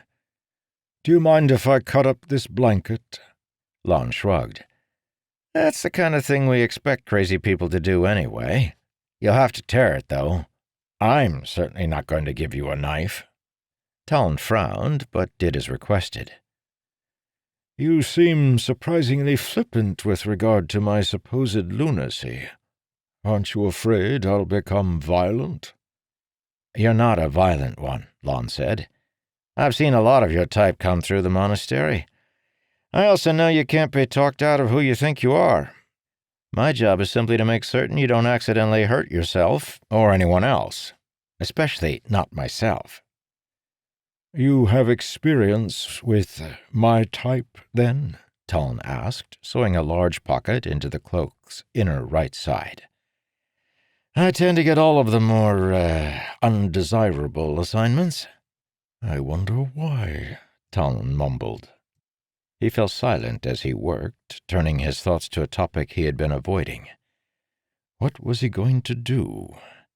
Normally, he would let the other Elin decide the plan, but he appeared to be the only one to have reached Ral Aram. He needed to find the others, and that required one thing: his sword. It had been taken from him. He remembered that night at the feast only vaguely. "My sword," he said. "It was confiscated," Lon said. "You didn't exactly make a good impression on the king. Enduring, perhaps, but definitely not good." "There was a woman," Taln said thoughtfully. "She saved my life." "Lady Yasna," Lon agreed. "The king's sister. Don't assume she protected you out of fondness. Lady Yasna is about as compassionate as a sleeping chal. Even her breathing is politically motivated. No one's certain why she pled for you, but most think it was some kind of stunt." "Either way, I owe her my life," Taln said. The loss of his weapon was troubling. With glyphting, he could sense the locations of the other Elin. It would be the easiest and fastest way to find them. "Assuming, of course," he thought, "that the blade's powers still work." Taln paused. A feeling of dread struck him. Stone warding didn't work, and he couldn't manifest the Nile. If he lost the sword as well... The window light turned red. Taln gasped, feeling dizzy, and an expression of concern actually crossed the monk's face. "Are you all right?" Lon asked. The monk burst into flames. The windows melted.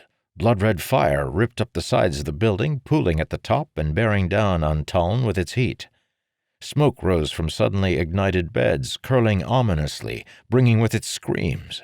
Sudden, formless screams that came from the far edge of the room. Taln looked up. Fire roared, and something moved within it, something dark. The screams mounted, pulsing in his ears, searing him, flaying him. "What's wrong?" Lon asked, still in flames, his flesh melting from his face. Taln closed his eyes, grabbing the sides of his head, pushing the screams away. He shivered, exhaling in a long, demanding sigh. When Taln opened his eyes, the room had returned to normal. He sat for a few moments, breathing deeply. "I'm fine," Taln finally said, forcing himself to stand and look at his new cloak. It had one large pocket, two smaller ones, and a small ribbon at the back to hold a hidden dagger, if he ever managed to get his hands on one. "I assume I'm allowed to leave the monastery?" "As long as you take me with you," Lon replied. "But—" Taln raised an eyebrow. "You're kind of expected to go work in the royal mines," Lon explained, "to help pay for your keep." "But no one is going to force me," Taln clarified. "Well, no." "Good," Taln said, throwing on his cloak. "We're leaving, then." Where are we going?" "To get some information," Taln replied. "Oh?" Lon asked. "You mean my wealth of accumulated wisdom isn't good enough for you?" Taln turned, eyeing the monk with a suffering eye, then waved for him to follow. Chapter 14. Yasna 4. Yasna carefully composed herself, settling into the high-backed chair. It was refreshing to have an audience chamber again. 3 years at war had accustomed her to tents and temporary camps. The first palace's plushness felt almost surreal. Many of the rooms were covered with intricate mural-like carpets, and the walls of both hallways and rooms were crafted from seamless marble, made from smoothed clay that had been transformed through the power of ancient awakeners. Her personal audience chamber was as she had left it a year before. It lay in the Aleth section of the 10-winged palace, and was decorated with a deep blue marble. The men of her personal guard, 8 in number, now that 2 stood guard at her mother's door, stood beside the pillars on either side of the room. The carpet was a dark maroon, depicting a scene from The Fall of Kanar. Brave Tanath standing before the gates of his doomed city. There wasn't a single gemstone in the entire room, an oddity in Roshar, especially for a noblewoman.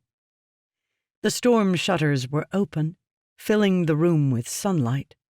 One of the maids, she noticed, had pasted paper glyph wards to each of them in preparation for the next high storm. Yasna was going to have to spend some time re-explaining to the servants her opinion on superstition. They couldn't even see how irrational their actions were.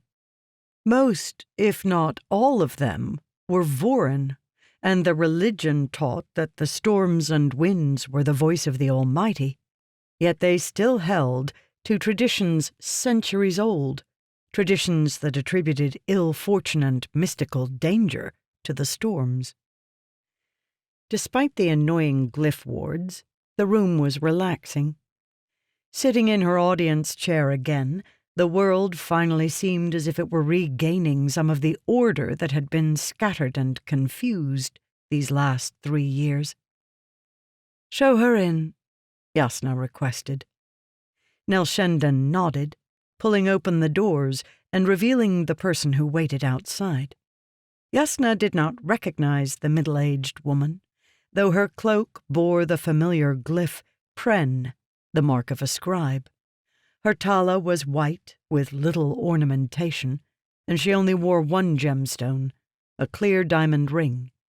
Behind her stood a younger woman, wearing a simple white robe and carrying 2 thick tomes. "My lady," the scribe said, bowing. "Lady Analesh," Yasna said, nodding. "I was sorry to hear of the death of your predecessor." Her words were very truthful. Yasna had worked very hard to gain the allegiance of Lady Shemlach, the previous royal treasurer. "It was an unfortunate illness," Analesh agreed. Her voice was careful, her face controlled. This was a woman who had worked hard for her station. The position of royal treasurer brought immense power. "I brought the ledgers you requested. I assume you have the king's permission to view them?" "Of course," Yasna replied. "He is my brother." The scribe didn't move. The implication was obvious. She wanted proof, in the form of written documentation.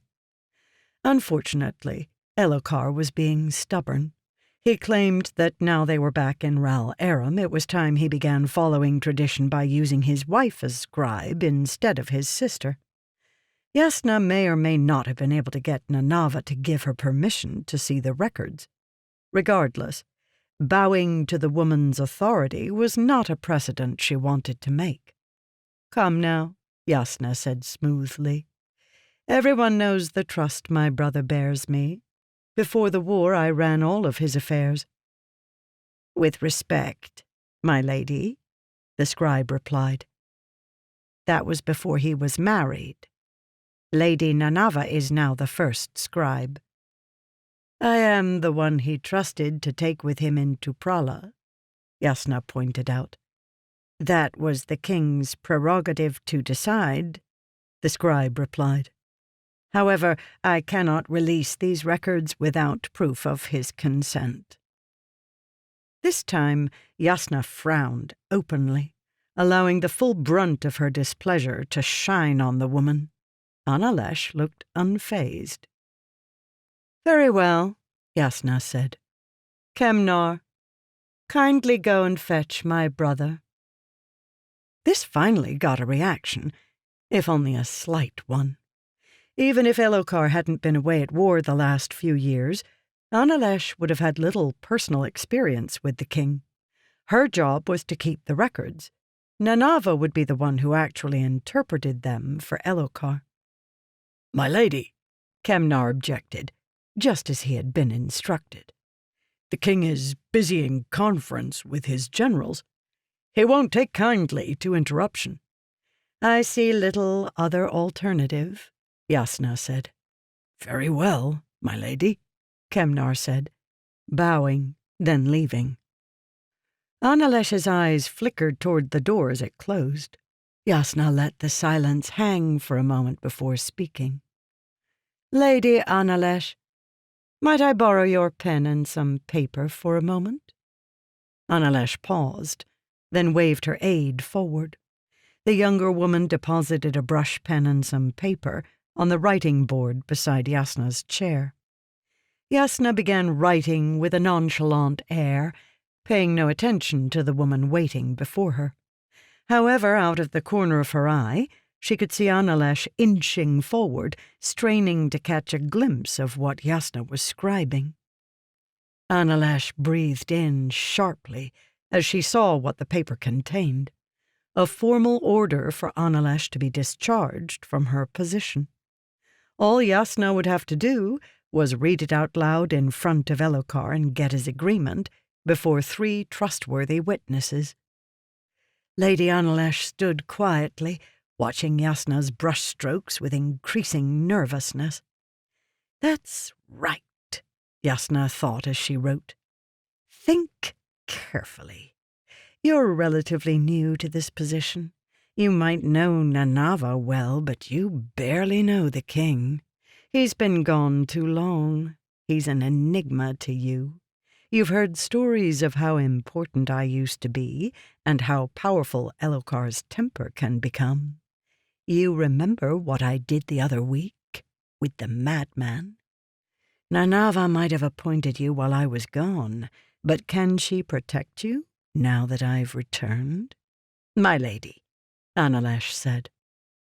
I hardly think we need bother the king. Yasna nodded toward Nelshendon, who immediately left in search of Kemnar. Of course, Kemnar would never have bothered Elokar, but Analesh needn't know that.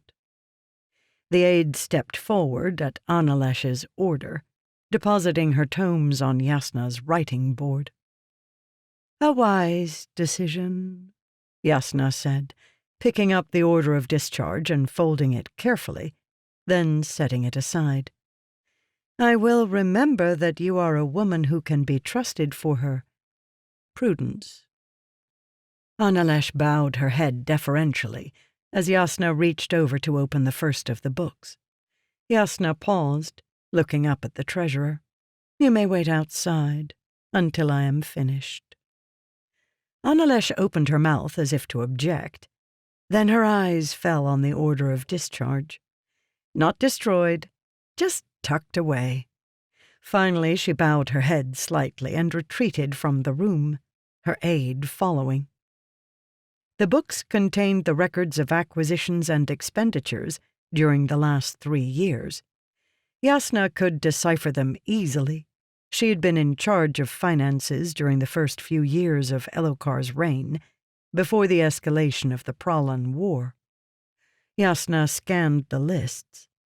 For a time, Balanmar had been the only one who requisitioned funds, as he had been authorized to do before Elokar left for the extended campaign. Balanmar's withdrawals were all carefully documented, explaining exactly what the payment was used for. He was efficient in his expenditures, as could be expected from the aged Stormkeeper. After a short time, however, Nanava's name began to replace Balanmar's. Yasna frowned, studying the woman's entries. She was only a few minutes into her analysis when Nelshendon and Kemnar returned. When they entered, Nelshendon nodded to the other 6 guards, waving for them to leave the room. As the door closed, he frowned in Yasna's direction. "I don't like this deception, my lady." "You didn't have to lie, Nelshendon," Yasna said, not looking up from the ledger. "You just went looking for Kemnar. There's nothing wrong with that." She glanced up when he didn't reply. His eyes were still troubled. "You think like a man, Nelshendon," Yasna said, looking back at the ledger. "This is woman's business, trust me. It's perfectly accepted. Someday your wife will do it too."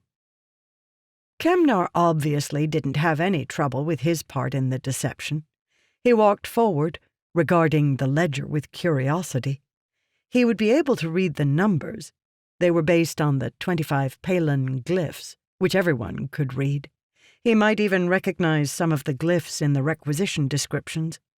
The intricacies of the Pal language, however, with its confusing syntax, its nonverbal markers, and its mixture of the ancient tongue with the Aleth language, would be completely beyond him. "You can make sense of this?" he asked. "Of course," Yasna said, scanning down a column of entries. Nanava had started carefully, taking over Balinmar's duties one at a time, making payments to the city guard, royal scribes, and street maintainers. Nothing irregular. At first, she had followed Balinmar's schedules with exactness. It was not surprising that she had been able to make the switch. By legal right and tradition, the king's wife was the first scribe and had charge of all bureaucratic affairs. "It seems reading would be a useful skill to have," Kemnar said musingly. "Kemnar," Nelshendon snapped. "Scribing is a feminine art. Would you have women picking up shard blades and dueling?" "Of course not," Kemnar said, still regarding the page with interest. "What does it say, my lady?" "It says that our queen is a very clever woman," Yasna said. "It looks like she had Balinmar teach her what to do. Then about 6 months ago, she took over the royal finances completely. That's when the oddities begin to appear." "Oddities?" Kemnar asked. "Monies withdrawn without explanation," Yasna explained. "Never very much. Probably bribe money, used to expand her influence in the court. A lot of the projects she commissioned also appear to favor one noble house or another." "My lady," Nelshendon said, "we must inform the king of this." Yasna snorted. "Nothing she did is illegal, Nelshendon. She is first scribe. She may disperse the funds as she sees fit. Besides, I did the same thing when I was in charge."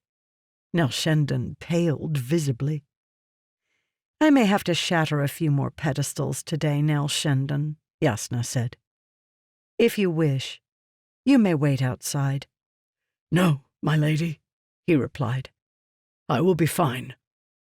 Yasna nodded, turning back to the ledger, picking up her brush pen and taking notes on which cities had received aid, which projects had been advanced, and which requests for funds had been denied. The information was vital. Over the last week, Yasna had begun re-establishing connections with the court's women, making allegiances where she could, taking charge of those women, such as Analesh, that she thought she could influence. However, the women receiving the most aid from Nanava would be the most difficult to persuade. Yasna's time would be far more effective if she spent it on women who had been denied or ignored. Of those, there were plenty. One could not divert funds to the maintenance of certain roads, the building of certain ports, or the establishment of certain political treaties, without offending ones who might have otherwise received favor. These would have to become Yasna's core of support. "What of your search?" Kemnar," she said, as she began copying down the names of those women who had received the most support from the Queen. "Lord Balanmar was right about one thing," Kemnar replied. "Jezenrosh's sickness certainly wasn't debilitating enough to stop him from forming a strong political union against the king." "Only political?" Jasnah asked. "It's unclear," Kemnar said. "This isn't exactly my area of expertise.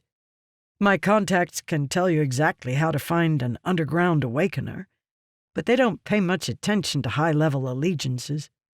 From what I can tell, Jezenrosh is planning dissent, not coups."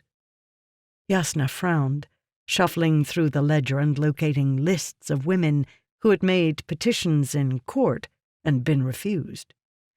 Balanmar had spoken to her several times since the feast, but he still had nothing to offer by way of evidence beyond his own suspicions. However, these were grave. Rumors did indeed indicate that Jezenrosh was heavily displeased with the king, and several ladies at court had heard that the faceless shard-bearer had not come upon Elhokar by happenstance. She needed control, and she needed it quickly. There was real danger in Elhokar. She could sense it. However, she wouldn't be able to gather the information her brother needed until her power in Elhokar was re-established. She had to deal with Nanava quickly. As Jasnah moved through the ledger, something odd caught her eye. "Emeralds again," she mumbled. "What?" Kemnar asked. "Emeralds," Jasnah repeated. "The ladies at the feast were right. Nanava keeps buying emeralds. Over the last year, she's steadily purchased them at higher and higher prices." "Perhaps she simply wants to increase the stockpile," Kemnar said, "in case of famine." "That's what the ledger claims," Jasnah said, "but I don't believe it. The palace already has an enormous stockpile." Jasnah paused, studying the ledger. "She's trying to drive the price up for some reason." "But why?" Jasnah scanned the records, trying to dig out secrets that just weren't there. The ledgers explained the overt purpose of the requisition, but only in very simple terms. There were lines to show goods received in exchange for the money taken, and they showed that the emeralds had actually been purchased and delivered. Even the first scribe couldn't have gotten away with putting that much money into her own pocket. In addition, someone else usually did the purchasing. Nanava only gave the orders and arranged the deals. She had purchased from a number of different places, though one company did stand out. Chanal, a merchant organization out of Palinar, a fourth city in the middle of the kingdom. The door to her room opened, and a white-robed form stepped in. "Lady Jasnah?" she asked. Jasnah held up a hand. "Tell Analesh I am nearly finished," she said. "My lady?" the attendant asked, confused. "I was sent to bring you to the royal libraries." Jasnah paused, looking up from her ledger, realizing that this scribe wasn't the same one who had accompanied Analesh. "What?" Jasnah asked with a frown. "The libraries, my lady," the scribe explained. "There's been a disturbance." The madman looked quite different, with a haircut, a shave, and clean clothing. In fact, much of his wild eccentricity was gone. Jasnah now saw a man of mundane, if muscular, appearance. He could have been an average citizen, a military man, or perhaps a smith of some sort. He had a strong jaw and a handsome profile, without being overpoweringly attractive.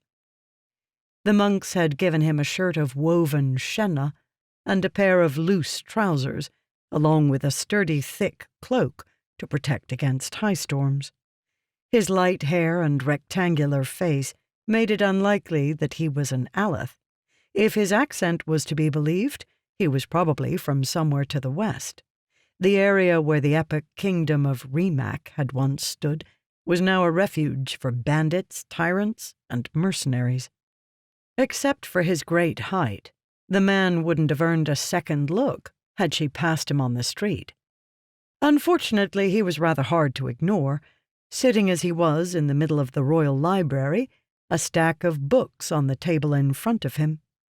Female scribes and historians stood nervously at the edges of the room, peeking in at him from other chambers and half hiding behind bookshelves. By coming here, the madman had broken one of the strongest traditions in modern society. Men were not allowed in libraries. "Why did you send for me?" Yasna asked, turning toward the palace guards, who stood just inside the library entrance. Even they were a bit unnerved by the taboo. Most of the scribes would be unmarried women, those who had never managed to find a husband, or those who had disagreed with the matches their mothers had made for them and asked for permission to become scribes instead. They now served as writers, historians, or royal glyph writers, and the library was their sanctuary. The guards regarded one another. "We went to the captain," one of them explained in a hushed voice, "and he said you'd know what to do with the madman."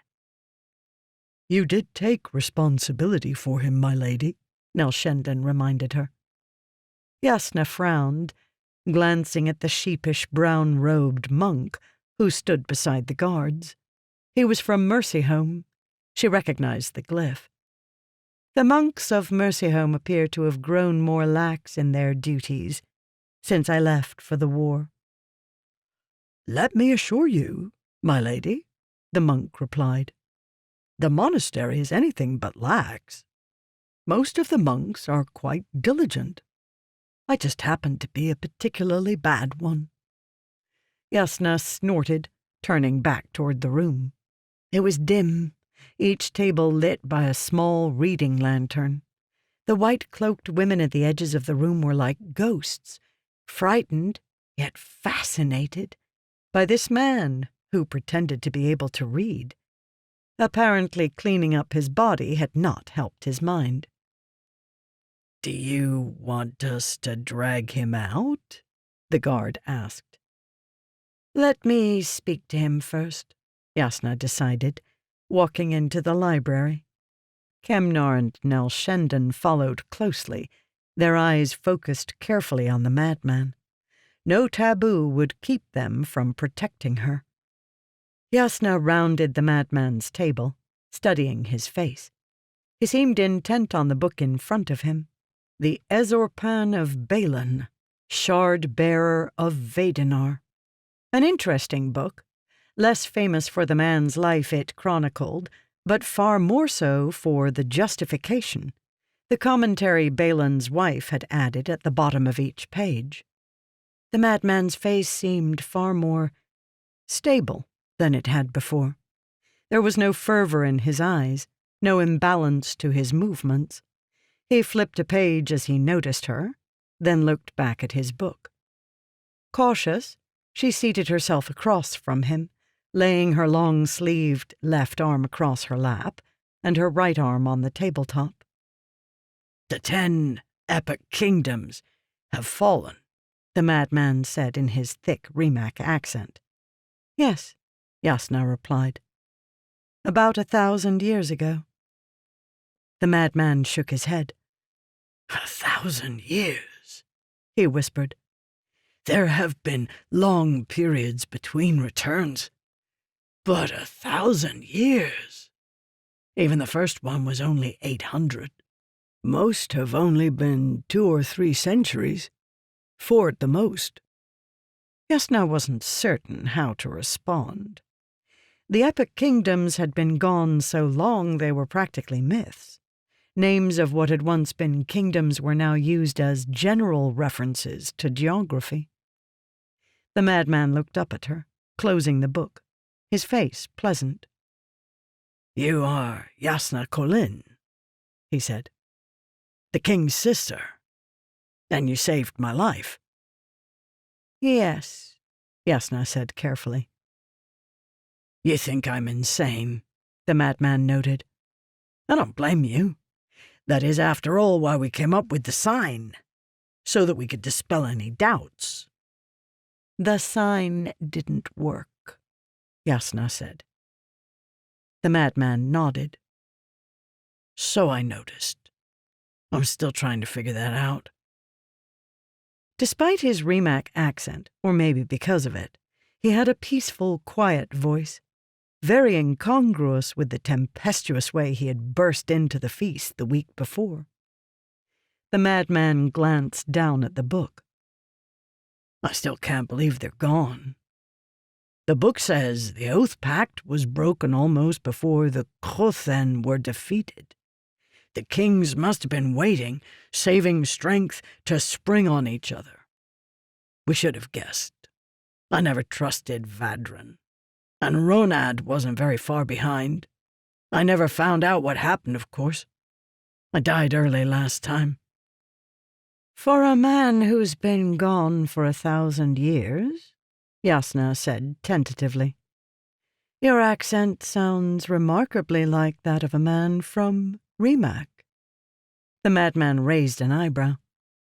"Is that why everyone keeps saying I'm from there? I'd wondered." He turned back from the book. "What I really want to know, however, is why all of these books are written by women. And why do they all claim to be biographies of their husbands, when half of them spend most of their time offering commentary on something completely different?" Yasna froze.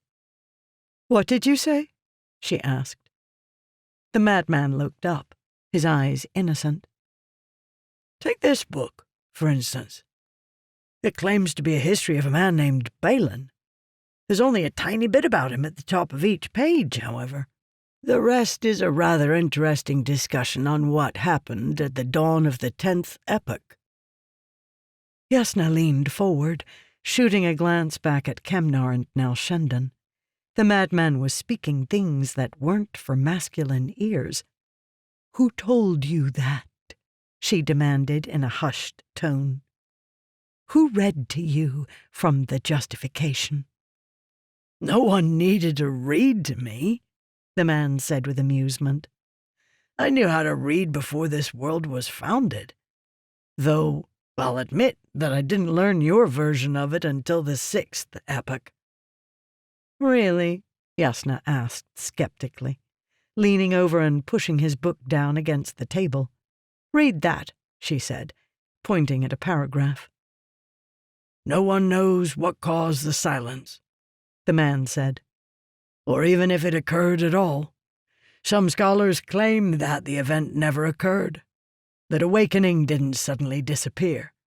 They argued that the Oathshard Wars brought on an era of distrust in mankind, and awakening fell out of favor for its mystery.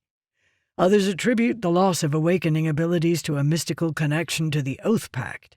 When one was shattered, the other broke as well.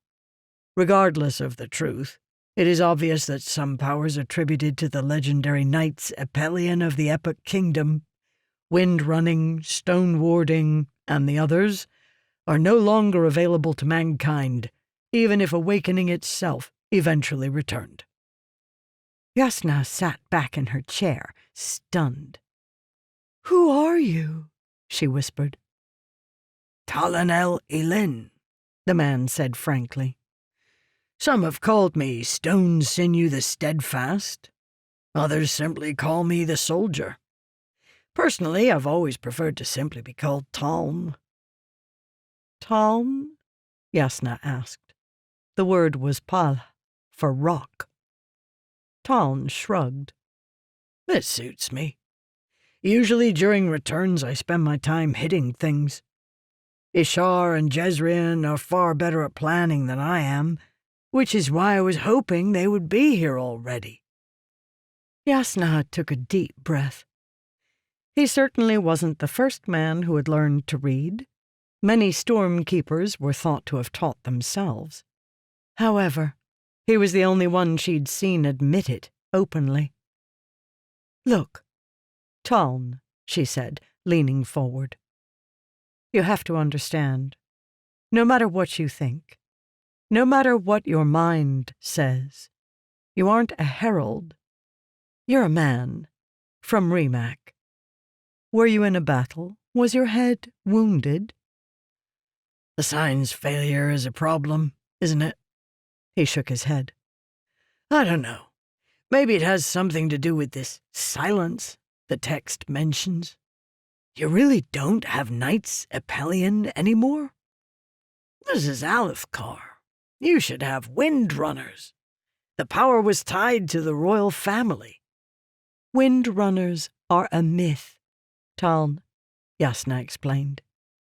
Please, go back to Mercyhome. The monks there can help you. They know how to treat people with your illness. Taln smiled. They want me to go work in the mines. That's a good job, Jasnah said. The king's mines offer steady pay, good for a 10th citizen. You may be low of rank now, but if you work hard, your grandchildren will have 8th citizen status. They'll be full Aleths, just like everyone else. I appreciate the offer, he said, voice growing solemn. But I can't accept it. The Hothen are coming, Lady Jasnah. The creatures known as the Shadain, or Storm Shades. They will come in 1 year. In the centuries before the Epic Kingdoms were founded to unite against them, before Vorinism was founded to encourage men and teach them to prepare, the Hothen nearly destroyed mankind on 3 separate occasions. They won't stop until they succeed. This time they won't find a united Roshar to fight against them, and they've grown craftier over the centuries, come to know us better. I have to find my brethren. Failing that, I have to find a way to stop the Hothen on my own. He leaned forward, looking her in the eye. I don't remember much from the last few days. The first few weeks after return begins are difficult. However, I do know you were responsible for saving my life, and I thank you. Dying now would have been terribly inconvenient. However, I must ask something else of you. Jasnah frowned. What? I need my sword, Taln explained. My shard blade. It is connected to those of the other 9 Elin. Through it, I can feel where my brethren are. I need you to get it back for me. Jasnah shook her head. That's not going to happen, Taln. If it doesn't, he said, standing, then I'll have to find a way to get it back myself. That won't be pleasant for anyone involved. He paused, looking around the room. I have a feeling I'm not wanted here. It has something to do with only women being authors these days, I assume? You could say that, Jasnah replied. Taln held up Balin's Ezorpan. Can I take this? I promise I'll return it. He probably had no idea how much the book was worth. For some reason, however, Jasnah said yes, anyway. Very well. Just promise not to return to the library again. Taln nodded. That's a deal, sister of the king. Think about what I said. Time is short. With that, he strode from the room.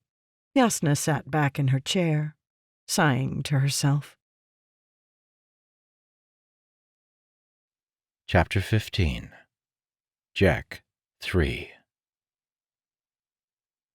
Jack Son Villano, truthless of Shinovar, did not sneak when he entered Arven's palace. If the idiot king wanted to hide the fact that he had a Shin slave, he should have given an order to that effect. It was as if Jack could feel the blood dripping from his fingers. During 10 years as a truthless, Jack had rarely been ordered to commit such a massacre. Talshech Davar might have been young for a house leader, but he was extremely fertile. 13 children had borne his name, 6 sons, 7 daughters, 8 of them beneath the age of the Charin. Talshech was a father no more, nor a husband. Jack had done his work well. He always did. Though he had no will of his own, he bore the shame and the sin of the murders. That was the conundrum of his punishment. Surprisingly, Oven's guards let him pass without resistance. He wondered how the idiot king had found a way to give them orders without revealing his true nature. The rooms beyond looked different in the daylight. One would never have been able to tell from the lavish furnishings what little regard the people had for their supposedly imbecilic king. The Vaden were fond of symbols that portrayed their martial accomplishment. Tapestries bearing glyphs of heraldry were favored over paintings, and colorful shields hung from many of the doors. Suits of armor, not shard plate but crafted to imitate it, stood as sentries at corners and in alcoves. Oven's audience chamber was a grand room with massive squarish columns, decorated with shields, spears, and imitation shard blades. Red and white, the hereditary symbols of old Vadenar, were the favored colors. Interestingly, it appeared as if Oven held court in his chamber, though the room was very poorly attended. From his previous scoutings, Jack knew that the king's whims held very little authority. Early in his career, Oven had signed a document requiring all royal edicts be authorized by the puppeteer before becoming law. The puppeteer, however, needed no signature from the king to make most proclamations. Considering such, it was rather amusing that there was anyone in the room besides the guards. The idiot king sat on his throne, which was crafted completely from black steel. In Shinovar, the seat of such an important man would have been lined with gold or silver, a sign of wealth and favor from the Shinalakata. To the heathens of the East, however, gold had no more value than steel. All metals were the same when one used the sacred arts with such impunity. The minstrel speaking with Oven was far more interesting than the king himself. The minstrel was female, of course. Eastern noblemen considered singing a feminine art. Men could sing if they wished, but only women could do it for an audience. She was of middle age, probably married to a lesser nobleman who relied on her earnings to support him. A woman beautiful of voice was often as much in demand among the Kanaran nobility as one skilled at politics. "He asked for the ballad of the Eastern Seas, my lord," the minstrel said. She was draped in a very long sen coat with an enveloping pink shirt underneath, clothing that might have been considered scandalous up north in the more prudish kingdoms of Alethkar and Pralir. Followed by the Song of Naket. "The Song of Naket," Oven said with a smile.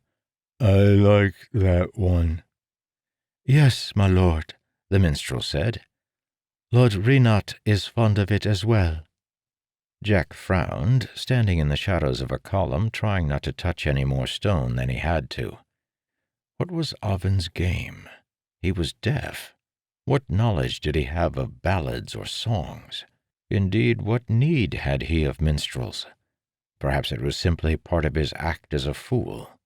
Jack had not discovered the idiot king's lack of hearing before attempting the assassination, and Jack liked to think that his information-gathering abilities were respectable, even though Easterners were generally distrustful of his people.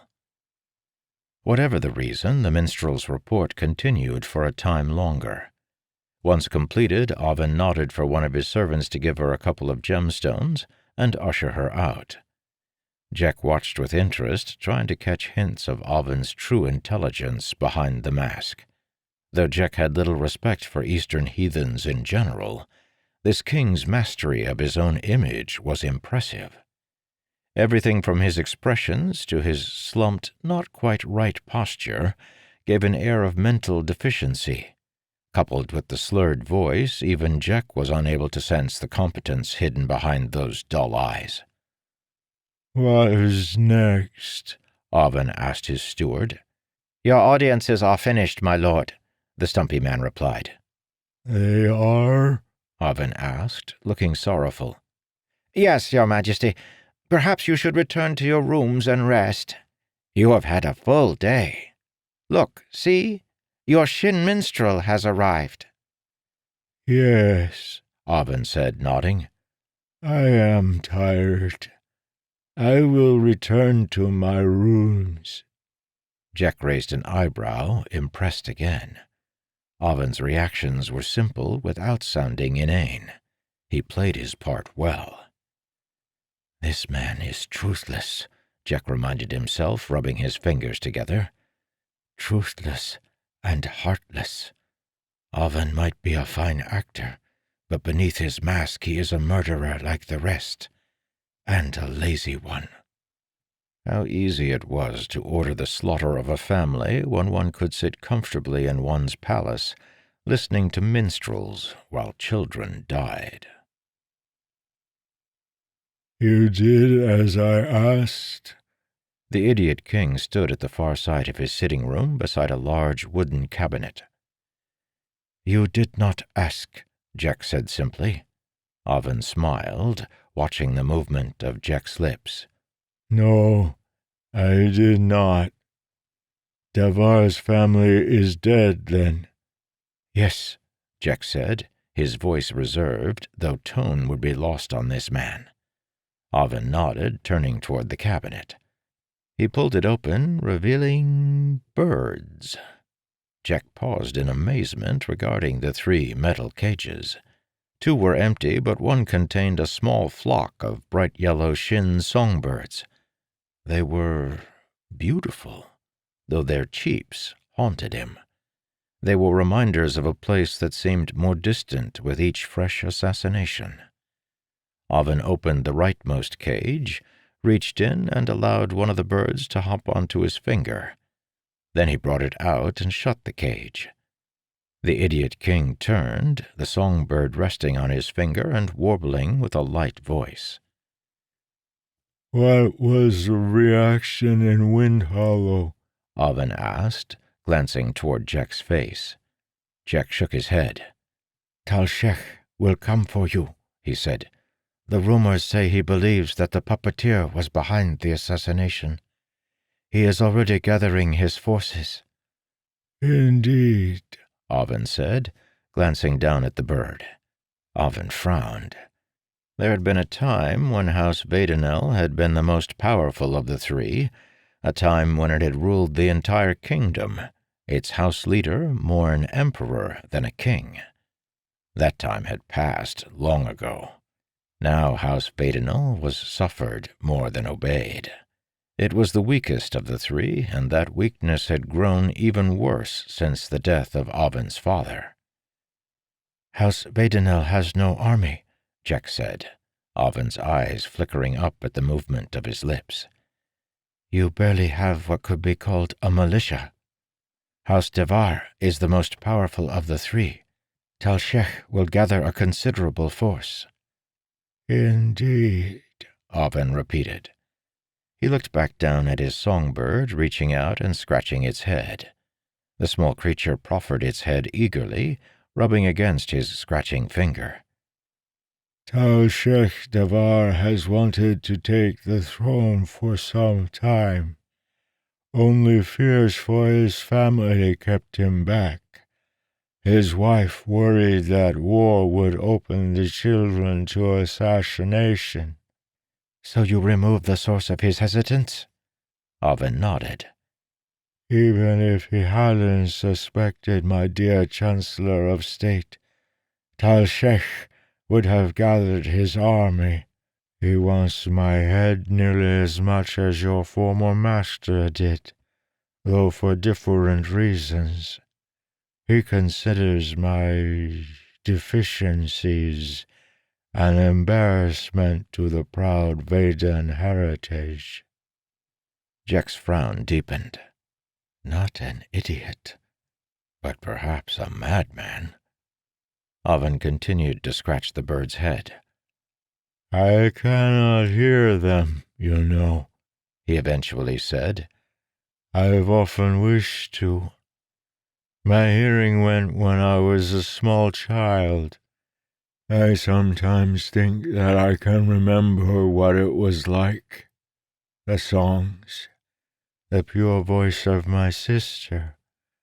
Perhaps it is simply a fabrication, but the memory is there." Jack opened his mouth to reply, but Oven was too fascinated by the songbird to look up.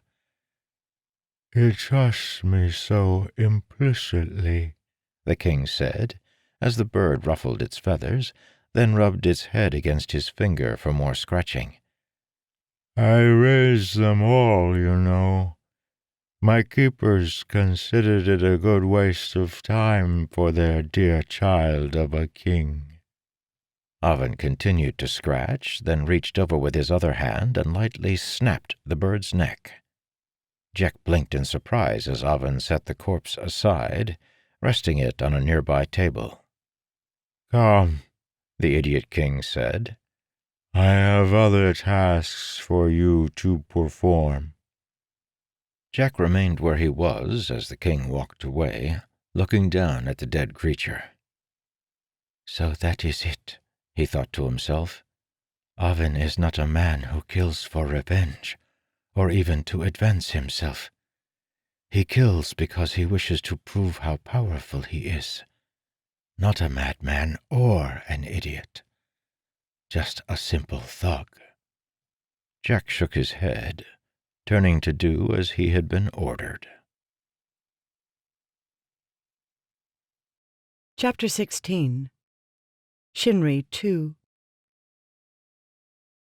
Shinri wished, not for the first time, that the Aleth royal court had never moved to Ral Aram.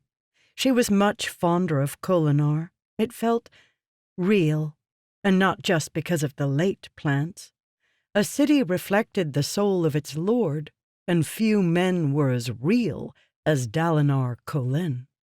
Lord Dalinar suffered no sycophants in his court, and panderers soon withered beneath his stern, capable eyes. Everyone was expected to do as they should, and many did just that, for they knew that their lord was a man who took his duty seriously. Shinri also liked the city for its honest political climate. Many of the more ambitious women avoided the Kholinar court, for it was known to be somewhat bland. Young Kinay, betrothed to Dalinar as part of the treaty that bound the pseudo-rebellious city of Cardanar to Alethkar proper, was still too young for political games. In addition, Lord Dalinar was known to use unpopular attributes, such as honesty and trustworthiness, as criteria for granting rewards to his men. A good example was the young boy who rode between Lord Dalinar's sons, obviously still uncomfortable with the idea that he would be invited to go riding with his lord and the king's sister. Merrin, now Merrin Kholin, was a strong-limbed boy with a firmness of body, a trait not mimicked by the uncertainty in his eyes. She had seen hundreds like him, spearmen brought from the plentiful villages that dotted Alethkar's midlands. Of course, none of those men had achieved this boy's feat, slaying a shard-bearer. It was something spoken of in ballads, but not something the nobility actually expected to happen. A common citizen, killing such a high-ranked nobleman? Without the histories to remind them that such things were to be considered acts of heroism, most of the aristocracy probably would have found the boy's act offensive. As it was, they spoke of him in mixed terms. The tale of his bravery was like a thing out of a poem or ballad, yet the boy himself many whispered of as awkward and unimpressive. Separating the deed from the man. It was a very aristocratic mindset. There was no such confusion for Lord Dalinar.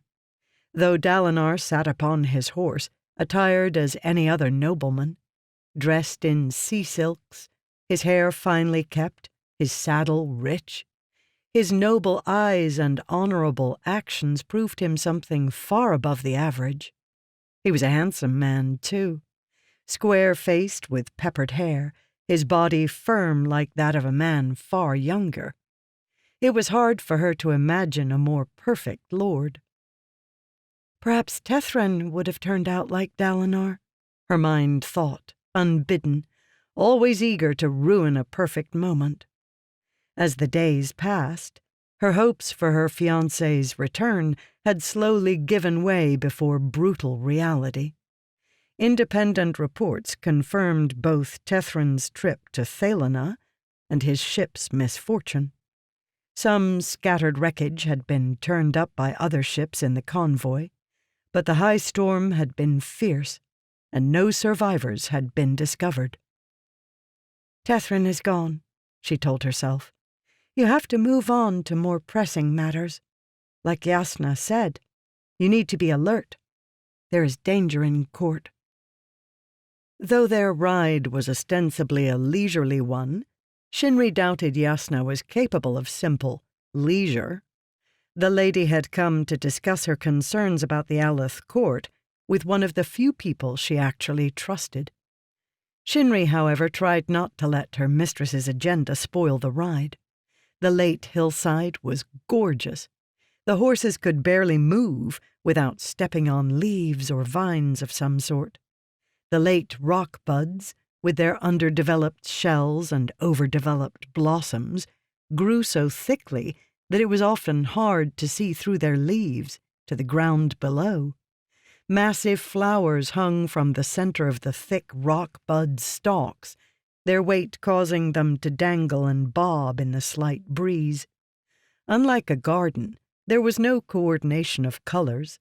Blue blossoms grew right next to yellow ones in no discernible pattern, and Shinri found the lack of obvious organization refreshing. Lord Dalinar reined in his horse.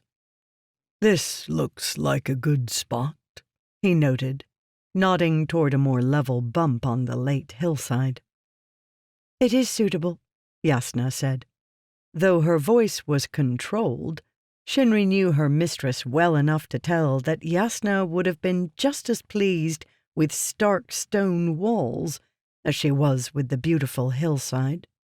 To Jasnah, the ride itself was a waste of valuable time that could have been spent plotting. They waited quietly as a group of attendants rushed forward and constructed a sitting platform amidst the rock buds. Shinri patted her horse's neck fondly, then allowed an attendant to help her down. The petite white mare had given her a pleasant ride, even if a piece of her did wish that she'd been allowed to ride Lord Dalinar's massive war charger instead. The men waited respectfully as Jasnah and Shinri seated themselves before dismounting. The mat was stiffly plush, seated on wooden supports to be just above the general height of the leaves and flowers. It was far too comfortable, but Shinri was accustomed to such things. Lord Dalinar whipped back his deep blue cloak and seated himself across from Jasnah, and then the three younger men joined them. "We spent 2 years wishing for the comforts of home," the young Lord Arador quipped as he sat. "And as soon as we get here, we can't wait to leave those comforts behind so we can take our meals out on the hillsides." Lord Dalinar grunted softly, smiling at the irony. "The scenery is a bit more agreeable here than it was in Prala, Lord Arador," Shinri noted, as the servants began bringing them pre-meal tea. "There are a few more flowers in the late than there were on the highlands." "Oh, I don't know," Arador said with a quick smile. "It seems we carried the 2 fairest flowers of all in our company the entire time." Shinri did him the honor of blushing, but Jasnah just snorted quietly. They both knew Arador meant nothing by the comment. Dalinar's heir was nothing if not an incorrigible flirt, and it was well known in court that he was far from interested in seeking a permanent match. There had been a time when she was very young that Shinri had felt something of a girlish crush on his older brother, the now dead Shenares, but she had never given Arador much more than passing thoughts. Still, he would make a wonderful political match, and one could do far worse than marrying into Lord Dalinar's family. The thought immediately made her feel guilty. Tethrin isn't a few weeks dead, and already you're thinking of your next match? Shinri accepted her tea from a servant, the motion causing her to turn and catch Dalinar's final son, Renarin, watching her with those eerie eyes of his. He immediately turned away, but Shinri couldn't help shivering. The boy was just so odd. Unlike most men, his expressions were completely unreadable, and his eyes often seemed distant, as if he were considering things far beyond the capabilities of normal people. Dalinar accepted his own tea, the liquid steaming and in a mug after the masculine fashion. He took a drink, then turned his eyes over the softly wafting sea of leaves and flowers around them. "It feels strange, doesn't it?" he wondered. "Sitting here mildly, not wondering about the next battle or about supply lines and gemstone reserves." "Our battles are hardly finished, Uncle," Yasna said. "Sometimes I wonder if the worst isn't yet to come." Lord Dalinar raised an eyebrow, but Arador just smirked. "My dear cousin," the boy noted, "don't you always think the worst is yet to come?" Yasna ignored him. "The Queen's recent activity in court is a cause for apprehension," she said. "I'm not sure, Yasna," Dalinar said. "I was wary of her before, when we were in Prala, but I have been pleased by the devotion she now shows the king. We always worried that she would never grow to fulfill her role as Elokar's wife. Perhaps we should be heartened by her newfound interest in politics." "Not if she is going about things the wrong way," Yasna said. "Mock my sensitivities if you must, Arador, but it must be said that the woman is not trustworthy." "She is our queen," Dalinar said, hinting that the conversation bordered on disrespect.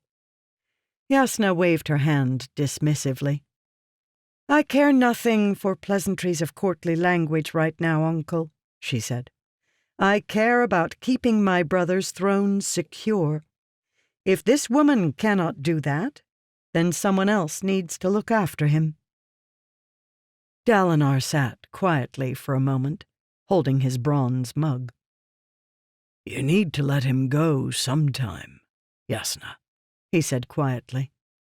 "Eventually you'll have to move on, marry, and let the boy's wife care for him.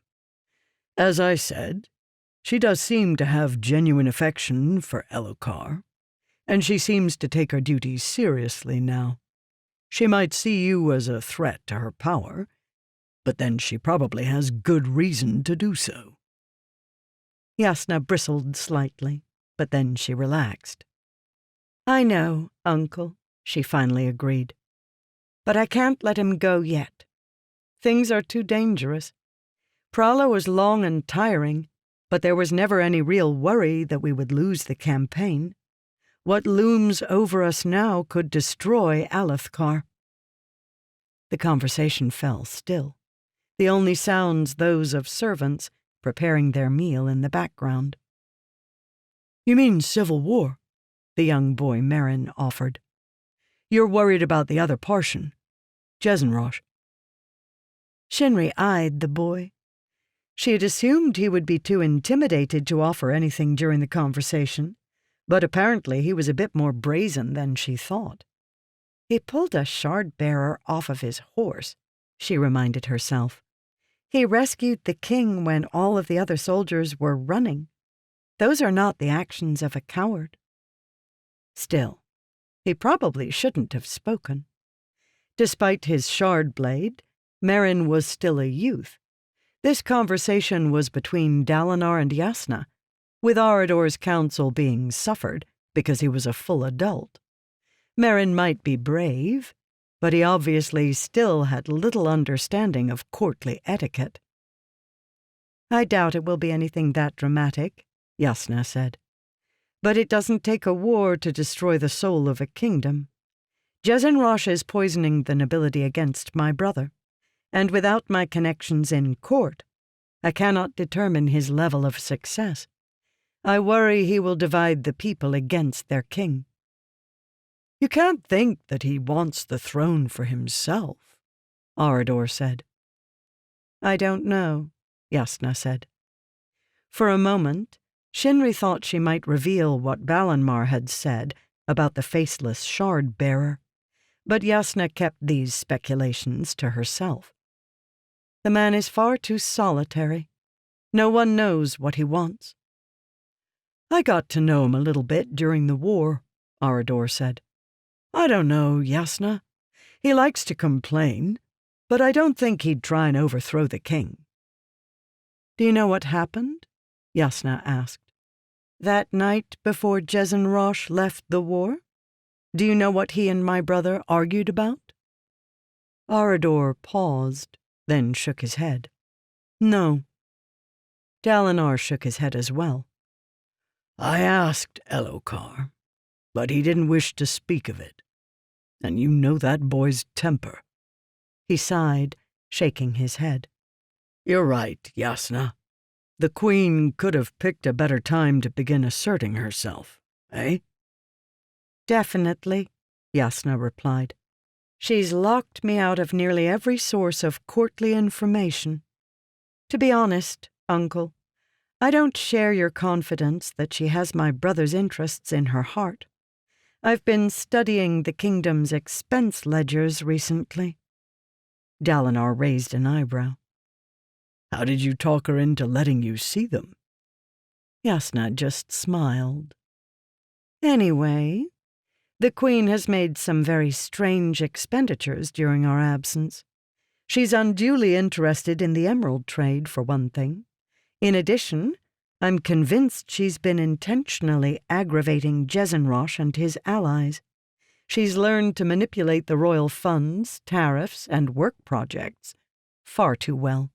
She's brought several houses to near ruin, and given time, she could probably do the same to Jezin Rosh himself." Dalinar accepted this information with the solemnity it demanded. He had a clever mind for politics, despite being a man, and could see the shadowed implications of Jasnah's statement.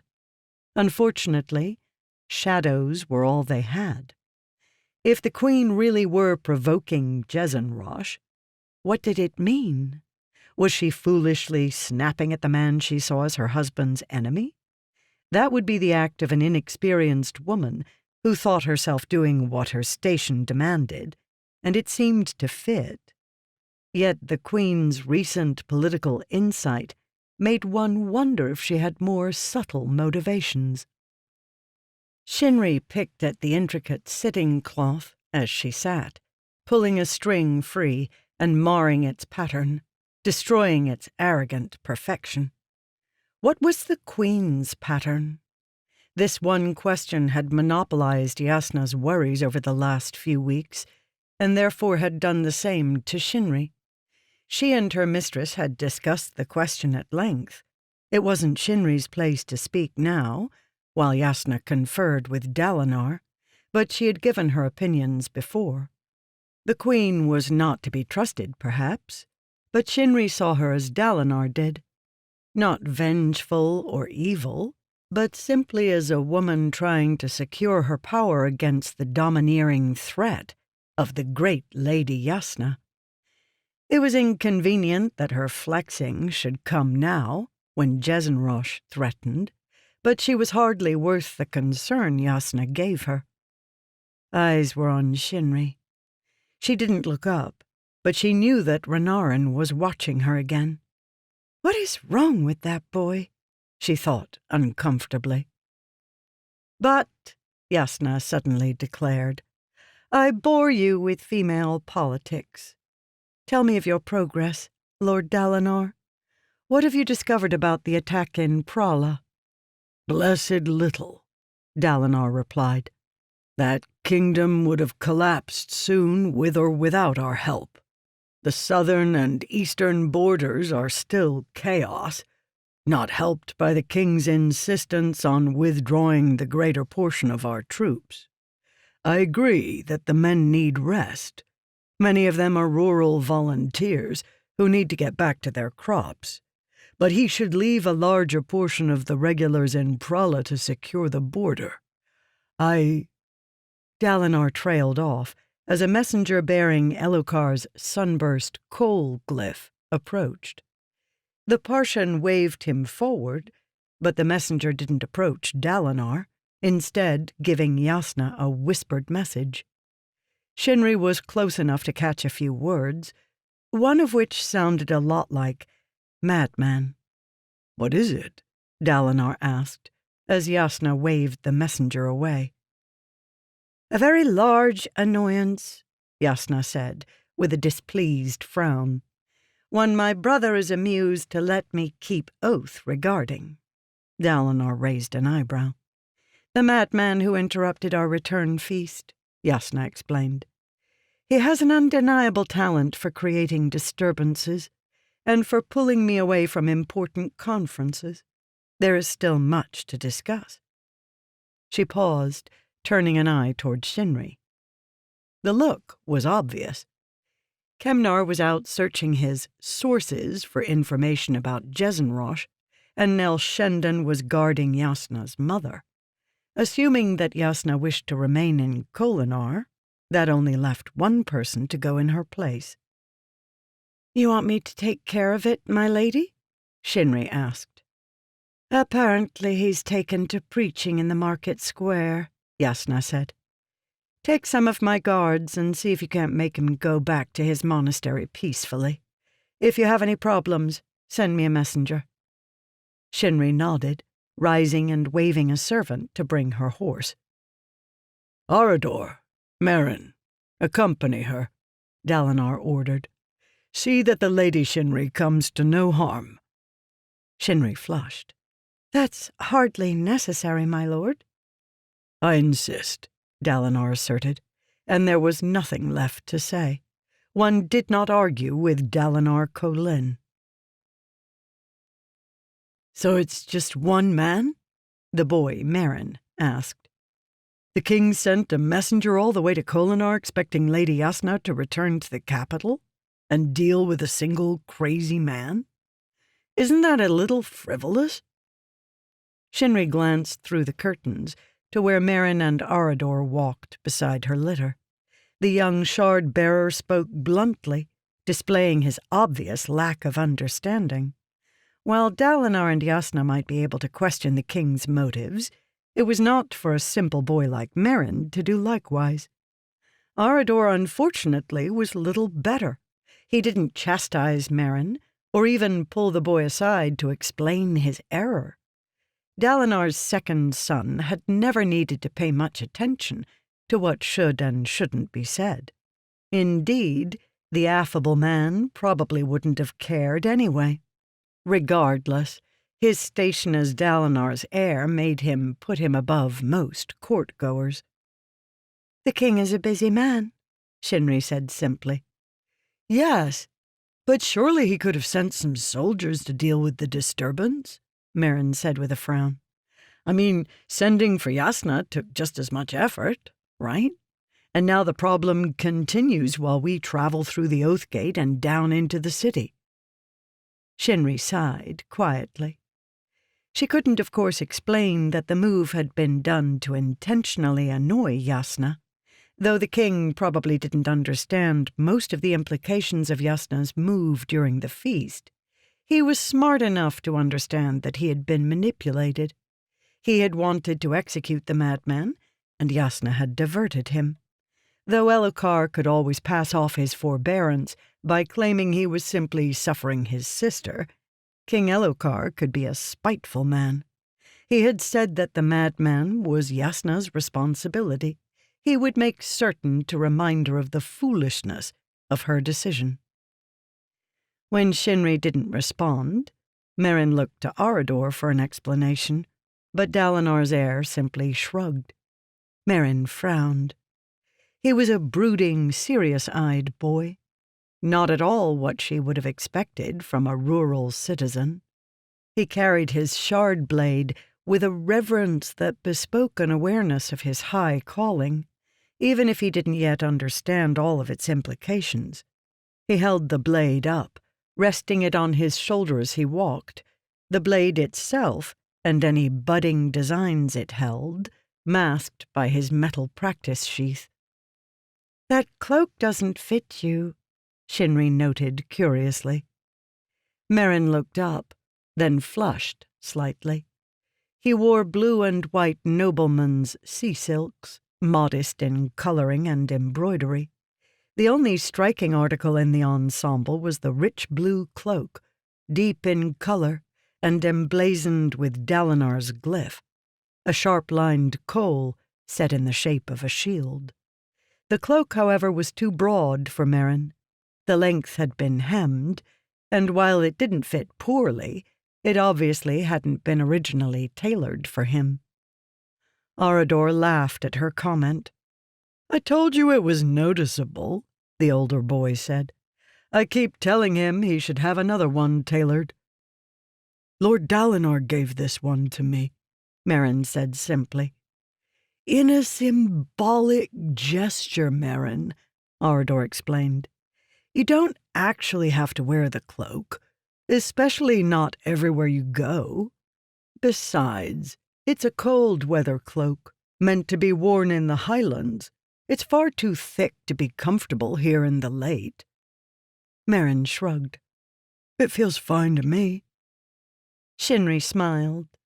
Men's emotions were so obvious. There was a resolve in Merrin's eyes, one that hinted that he would wear the cloak no matter how hot it became. The garment was important to Merrin, probably because Dalinar had given it to him. There was a simple honesty to the action, a firmness. No wonder Dalinar likes the boy, Shinri thought.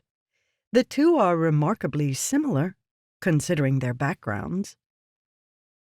The scenery outside slowly changed from rich houses into more mundane shops. Though the streets in Ral Aram were never empty, they were even busier here, and her litter-bearers had to slow to make their way through the traffic.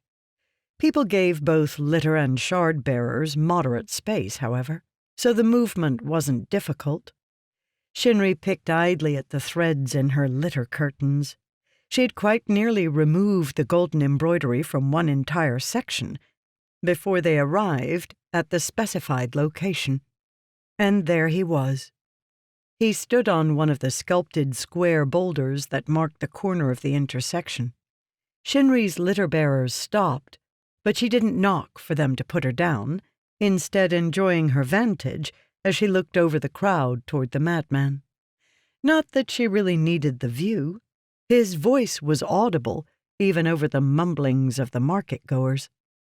He shouted brazenly, standing with a self-assurance few sane men could boast. He wore the same simple clothing as before, in the library, but he displayed none of his earlier tranquility. He bellowed warnings relating to the coming of the return and the danger of the storm shades. He didn't break or pause in his announcements, regardless of hecklers. He spoke with passion and a sense of authenticity. Shinri smiled, despite herself. Here was the ultimate pebble thrown on a polished floor, the epitome of pulled threads and spilled tea. Though the people tried to ignore him, citizens in their browns, merchants in their colors, ladies in their litters, and lords with their retinues, Shinri could see that their efforts were only for show. Here was a man who could not be ignored. He marred their perfection. He was the reflection of a man broken, his mind and decorum lost. And yet, within that fallen state, he was somehow more genuine than they. "You know," Arador noted with a smile, If I were to go insane, I hope I'd end up preaching the apocalypse on some street corner like this fellow. If you're going to go mad, you might as well have some fun with it, eh?" Merrin snorted. "If you're going to run off and go mad, kindly do it soon, so we can be rid of you." The young shard-bearer squinted, studying the madman. "Shouldn't someone be taking care of him? I mean, besides Lady Yasna?" "He's in the care of the Mercy Home monks," Shinri explained. "There's one with him now, sitting by the rock. I think he's dozing." Merrin's frown deepened. "I don't think they assigned him the most honorable of monks," Shinri added. "The madman really thinks he's a herald?" Merrin asked, listening to the man's rantings. "Apparently," Shinri said. "You were at the feast, weren't you? You heard what he said there?" Merrin nodded. "It's just that what he says is blasphemy. We should quiet him before the priests here. They wouldn't be pleased." "Priests?" Shinri asked. "You mean the Ilinra?" She snorted. "They'd probably be happy for the publicity." Merrin's expression darkened. "Careful, Shinri," she reminded herself. "This isn't a normal nobleman. He grew up in a small village. He probably believes Ilinra. He probably doesn't even know the difference between it and regular Vorinism." She knocked for her bearers to set down the litter, then climbed out into the crowd. Despite her shorter height, she could still see the madman's form standing upon his rock.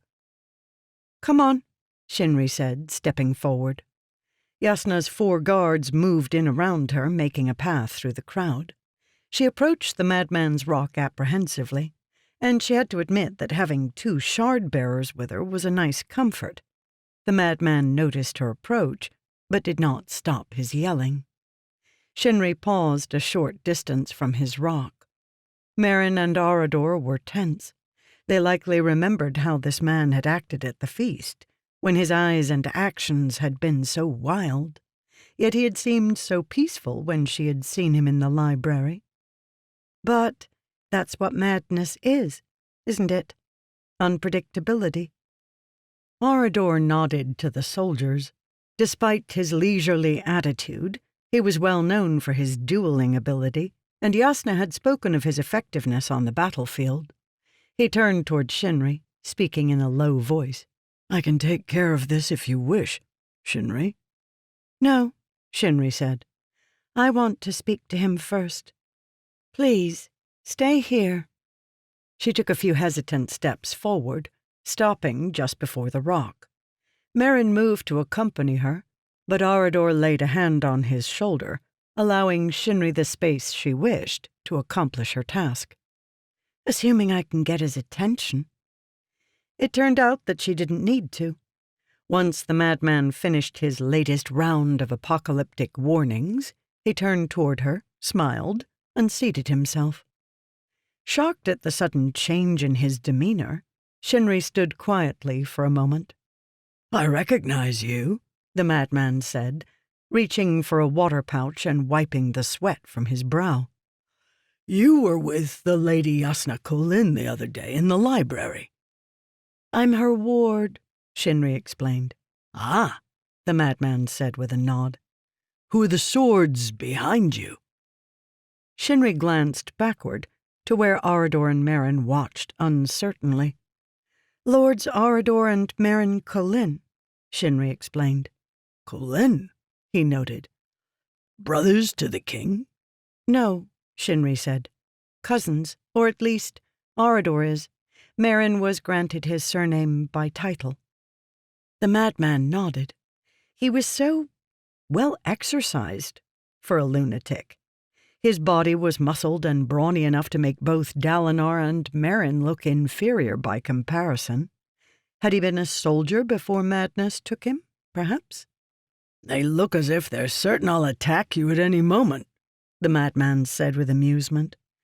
"Though I suppose after my display the other day they have a right to be hesitant." Shinri nodded, feeling foolish.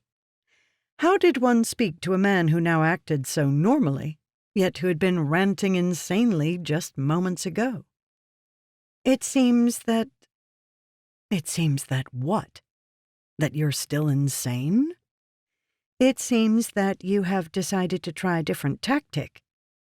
The madman snorted quietly, taking another swig from the water bag. I thought I'd give it a try. I haven't ever really had to do it this way before. Most of the time, people just believe me when I tell them who I am. Of course, most of those times came during the days of the Epic Kingdoms, when our returns were expected. He looked over the crowd, eyes solemn. This method isn't working very well, I'm afraid. I seem to recall that street-side preaching is what the prophets always do in the ballads. I've never been much of an orator, though. I think I'm enhancing my reputation for madness more than I am my reputation as a herald. Shinri smiled. Lady Yasna sent me to ask you to stop. She didn't come herself, he noted. Next time, perhaps I'll have to find something that makes a bit more of a disturbance. Shinri paused, studying the madman's eyes. So lucid, she thought again. You wanted her to come. You did this on purpose. Of course I did it on purpose, the madman said with a smile. You think a man stands himself on a rock and screams at passers-by by accident? These people need to be warned of what is coming.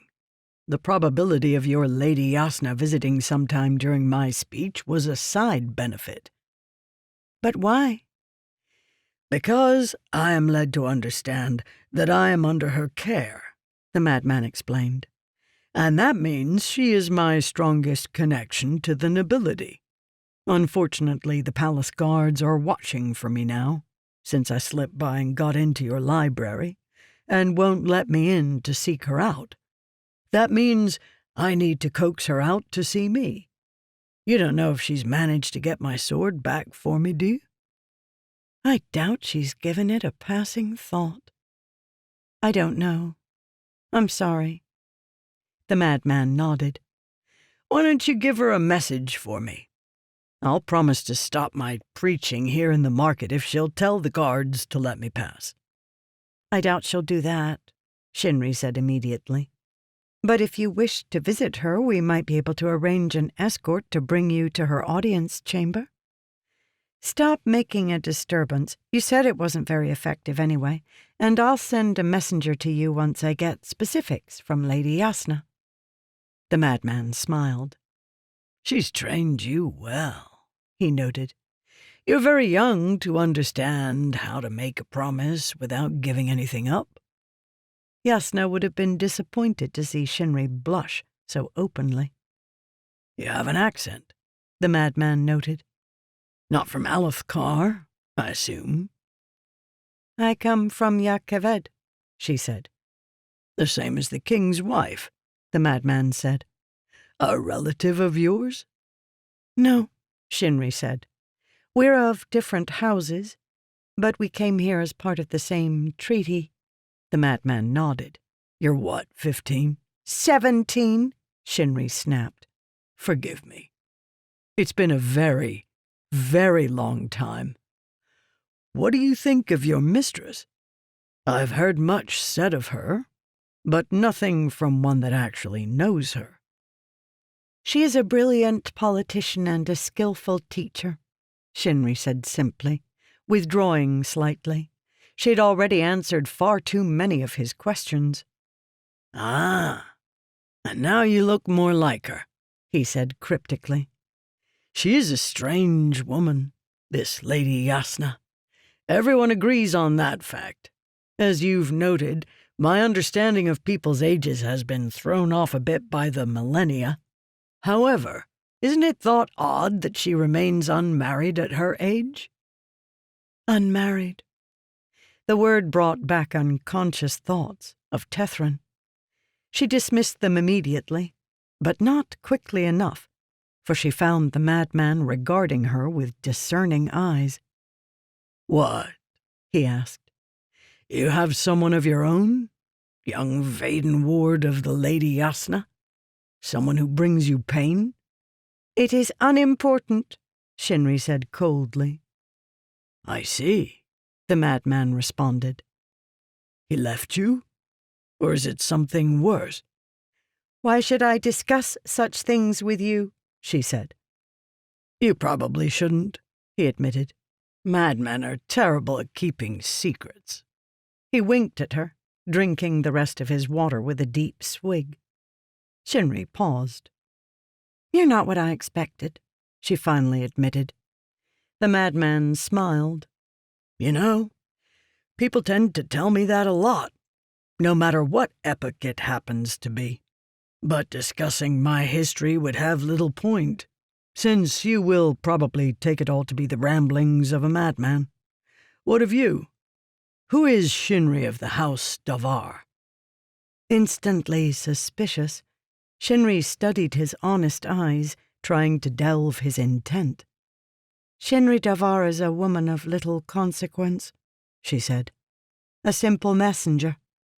"The ward to the king's sister can hardly be a person of little consequence," the madman replied. "And a simple messenger would not be granted the protection of 2 shard-bearers." "You may be insane, madman," Shinri thought, "but you're still clever." Suddenly the conversation's direction made sense. He had said that his only connection to the court was Lady Yasna, but he was trying to expand his options. "All right," she admitted. "I'm of more consequence than some. However, important connections or not, I'm far too irrelevant to get your sword back for you." Tom snorted. "Did your mistress teach you to be so suspicious? Or does it just come naturally to modern Rosharan women?" "Deny that your entire point in speaking to me is to get your sword back," Shinri said. The madman shrugged affably. "One can never have too many friends in any noble court, Lady Shinri Davar," he said. "Even mildly irrelevant ones." Shinri stared him a challenge. His eyes, however, were just so honest and strangely innocent. "That proves your insanity, madman. No man who claims to be thousands of years old could possibly seem so innocent." "I promise not to ask you to get my sword for me," the madman offered. "I'm still curious about you, however. There is so much I do not know, Lady Shinri. What treaty is it that brought you to be Lady Yasna's ward? Why do people speak of your mistress with such awe and such derision at the same time? Who is this woman you serve, and why does her soul seem so tired?" "Why, it's not me at all," Shinri realized, and almost laughed to herself in startlement. "It's Yasna you are interested in." Were demigods allowed to get that look in their eyes when they spoke of a woman? Shinri suspected not. She covered her smile. He probably didn't even realize it himself. But, self-aware or not, she could only bid him one bit of mental advice. "Good luck, madman. Men of sounder mind than you have been crushed by that particular stone." "It is not my place to speak of my mistress, citizen," she said. "Etiquette forbids." "Then what of the treaty you mentioned?" he prodded. "It was designed by Lady Yasna," Shinri explained, 3 years ago, just after the old king's death. In order to stabilize her brother's throne, she negotiated a treaty with Yakeved, the kingdom directly to the south. "Formerly Vadenar," the madman said. "During the last epoch, there was a friendly rivalry between Vadenar and Alethkar." Shinri noted. "What a pleasantly descriptive understatement. Anyway, Lady Yasna's treaty standardized the southern border, gave favored trading status to Yakeved, and brought Lady Nanava Vaden north to be the king's wife. She's sister to King Avan of Yakaved, you know. I was delivered to Alethkar. In one move, 2 of the great houses were tied to the Aleth royal line. And the third? The madman asked. Renar? Shinri asked. It was secured by arranging a marriage treaty between myself and... She paused, realizing what she was saying. Between myself and a prince of the Renar line. Tethran Renar. The madman must have noted the sadness in her eyes. You don't approve of the union? He guessed. Give him nothing, Lady Yasna's training whispered in her mind. Of course I approved, Shinri said calmly. Tethran Renar was an honorable and kindly man, and a very powerful man. Was? The madman asked. Shinri gritted her teeth in annoyance at the mistake. It wasn't like you could keep it from him, she told herself. Tethran's death is now commonly announced. The madman could ask anyone with half an eye for politics and get the truth. Prince Tethran's ship sank in a high storm on its way to Thalena several weeks before, she explained in her political voice. The madman cocked his head. Does that happen often? He asked. Don't you have charts to predict the coming of the storms? We have storm keepers, Shinri said. They keep track of such things. Then wouldn't the ship have gotten to shelter before the storm hit? He asked. During previous epochs, men were wise enough to seek port when a strong, high storm was near. You think I haven't considered that? She thought. But she hadn't. It was something Yasna would have been suspicious of immediately, but Shinri hadn't given the oddity a second thought. It was definitely strange for a common mercantile convoy to let itself be trapped out during a high storm. Usually, summer sailing was arranged so that one could be in port when the more furious high storms hit. Only a trip to Thalena or Shinovar would require leaving the coast, and both destinations could easily be reached between storms. For a ship to risk an open ocean storm, rather than waiting a few days for an open window, its leader would have to be foolish, or in a very great hurry. I'm sorry, the madman said. The topic must bring you pain. It's just that there is so much to learn. This time even more than the others, since the epic kingdoms have fallen. What are these storm keepers you mention? Mystics? Hardly, Shinri said with a snort, glad to leave the topic of Tethran's death. They are scientists, trained in Thalena at the New House. The New House? The House of Truths in Prala was lost during the Oathshard Wars, Shinri explained. The Stormkeepers, however, traced their lines back to scholars who were serving in royal courts when their homeland was razed. They formed the New House to replace their old institution, moving it to Thalena, which was the most stable kingdom during the Oathshard days. You should ask Lady Yasna if you want to know more. She studied in Thalena when she was younger. Of course, she added. So did I. I just didn't bring much back from the experience, except maybe the enmity of a couple 10 sets of Stormkeepers. I see, the madman said. He stood, bowing slightly to her. I'll take your offer then, Lady Shinri. I promise to stop preaching here, and you will get me in to see your mistress. I really need to speak with the Lady Yasna again. She struck me as an impressive woman when we spoke. Shinri smiled. Impressive, she thought. What a pleasantly descriptive understatement. Chapter 17 Merrin 4 Merrin stood perched on the side of the stone wall, looking down. Kolinar's walls were lofty and thick. Their sides smoothed by the drippings of winter storms, the wall's blocks seemed to have melded together, almost as if the structure were formed of a single massive stone. The rock was dark, the color of crom buildup and winter lichens, similar to the buildings of Merrin's home village. Unlike many of Kolinar's buildings, the walls could not be scrubbed clean or whitewashed. However, the unrefined look felt right. It made the walls seem more like a natural force than a man-made barrier. Merrin took a breath, then jumped off the side. He had chosen a lower section of the wall, one of the shorter side bastions that ran parallel to the main structure. Even still, it was a daunting distance to the ground, 30 or more feet. Merrin plummeted like a boulder. He tried to keep his eyes open as he fell, watching the ground approach. His feet slammed against it, the weight of his shard plate throwing up chips of broken stone. He stumbled slightly, falling back against the wall and steadying himself. He took a couple of deep breaths. Even after several 10-set repetitions, jumping off the wall still unnerved him.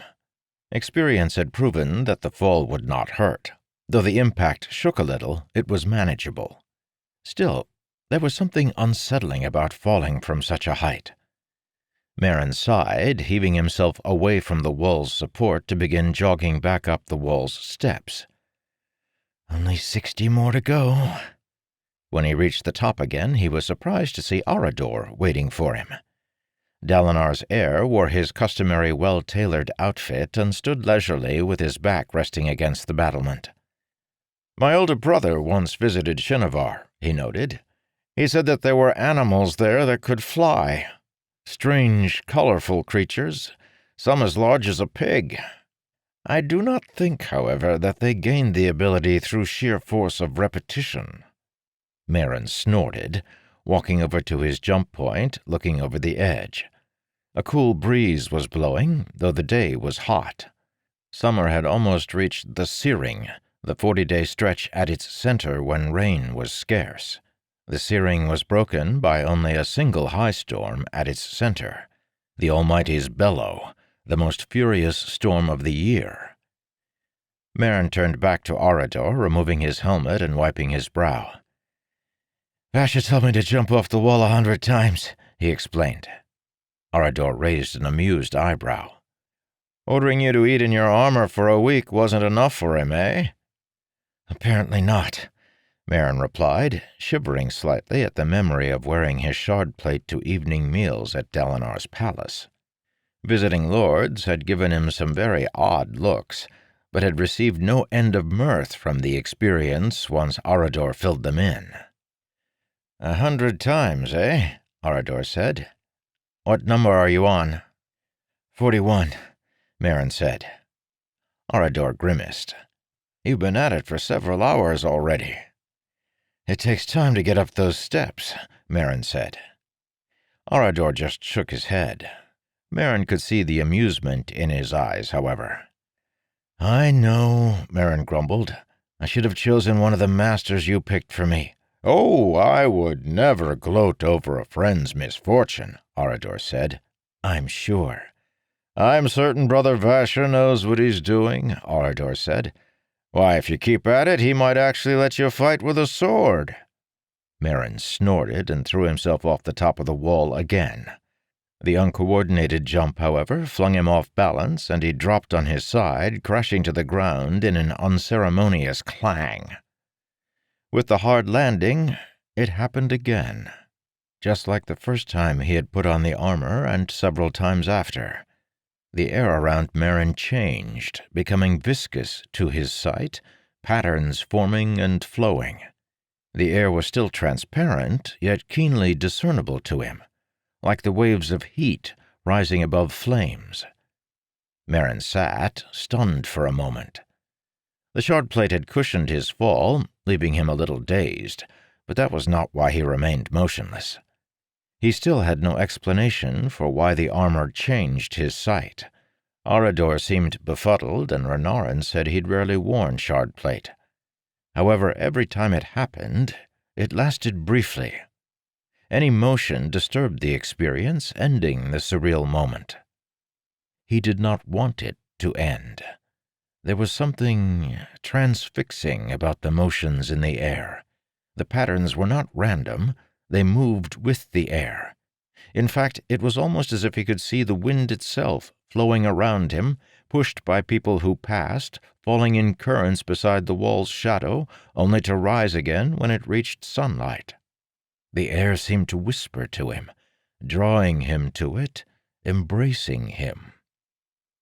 Almost reflexively, he reached upward with a gauntleted hand. The experience ended as suddenly as it had come, plunging him back into normality.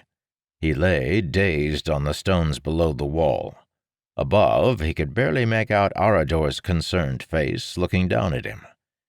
Merrin sighed, heaving himself to his feet to show that he was unharmed. Several minutes later, he puffed his way to the top of the wall again.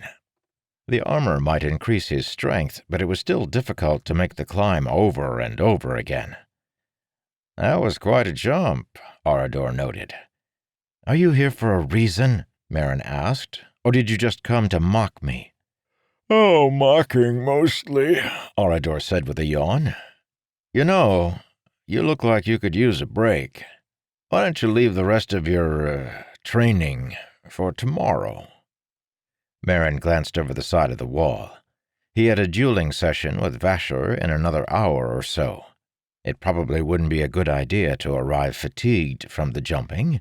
The monk's training was hard enough as it was. "All right," Merrin said. "Let's go get something to eat." "They said they were too busy with the harvest," Merrin said, as he, Arador, and Renarin made their way toward Shieldholm for evening sparring. "Or, at least that's what their letter said. The scribe says she copied down their words exactly, though." Arador frowned. "Why wouldn't your parents want to come to Kholinar? With a shard-bearer's stipend, you could surely give them a better life here." Merrin shook his head. "It's difficult to explain." His parents' words, while disappointing, had not been surprising. "My parents are happy as farmers, Arador. Stonemount is a tiny village. Its people have no concept of the difference between tributing lords, ranking lords, landed nobility, and unlanded nobility. They've heard of shard-bearers, but none of them really know what that means. To them, what I've become is something strange, something that shouldn't affect one of their children. They do know that they have to get the harvest in, however, before the searing arrives." "Still seems strange," Arador said. "You're their son. Don't they want to see you?" Merrin had visited once. Once their training as spearmen was completed, they had been allowed 2 months to visit their families before going off to Prala. Even then, Merrin's visit had been awkward. None of his brothers had traveled farther than the next 2 villages over. They had been fascinated by the stories he told, but reserved toward him. He had been foreign. Merrin remembered the odd hesitance he had seen in the eyes of his 3 friends that morning when he awoke to find himself a shard-bearer. He had no desire to see the same in the eyes of his parents. "I'll visit them once summer is over," Merrin said. "There's no hurry. I've been away for 3 years now." They entered the monastery, where Arador and Renarin split to walk toward the nobleman's side of the courtyard. Merrin was still a little surprised that Renarin came to the monastery. He would have thought the jewels would be too strong a reminder of the lost shard blade. Renarin, however, didn't seem to mind. He and his brother spent many of their evening spars practicing with each other, using regular swords. Something Merrin still hadn't been allowed to do. He sighed, setting his shard blade against the far wall where he could keep an eye on it, then removing his slippers. He wore training clothing, a sen coat and loose trousers, much like the outfits the monks wore, though his was noticeably finer in make. Vasher stood with his monk companions drinking from a water barrel. Several of the monks nodded to Merrin as he joined them. During his time training with Vasher, Merrin had begun to understand a little bit of the politics of the monastery. At first it seemed like the only stratification in the courtyard lay in the division between lords and citizens. However, there was a more subtle distinction, one among the monks themselves. While most of the monks ate together, shared responsibilities of cleaning, and interacted with each other civilly, they always trained with the same group of men. The groups did not intermix on the sparring yard. They maintained strictly stratified cliques. Basher's group seemed to be near the bottom. All its men were about the same grizzled age. They were different from the calm-minded weapons masters that trained in other parts of the courtyard. Basher's companions spoke less and seemed to hide more within their troubled eyes. Most of them bore scars or other hints of battle. They were oath-given monks, men who had joined the monastery of their own will after becoming adults. Merrin wondered what it was these men wanted to escape and whether the monastery provided the shelter they sought. "How did the jumping go?" Basher asked, lowering his ladle and wiping his mouth with a towel, then picking up his practice sword. "I got about halfway done," Merrin said. Basher nodded, waving for Merrin to follow him toward an open patch of sand. "Show me your stance," he said once they arrived. Merrin fell into the dueling stance as he had been trained, hands held forward as if gripping a sword's hilt. Basher walked around him, eyeing the stance with a critical eye. Eventually he nodded. "Good," he said, tossing Merrin the practice sword. Merrin smiled broadly, catching the wooden weapon. Finally! During the weeks of training, he had begun to desire the simple wooden blade with nearly the same zeal some men chased shard blades. However, instead of power or title, the acceptance of this blade brought something else: validation. Basher walked over to the pile, picking through the practice weapons, acting as if nothing important had transpired. "Back into your stance," he snapped, shooting a glance at Merrin. Merrin did as ordered, falling into the stance, feeling the weight of the wooden sword in his hands.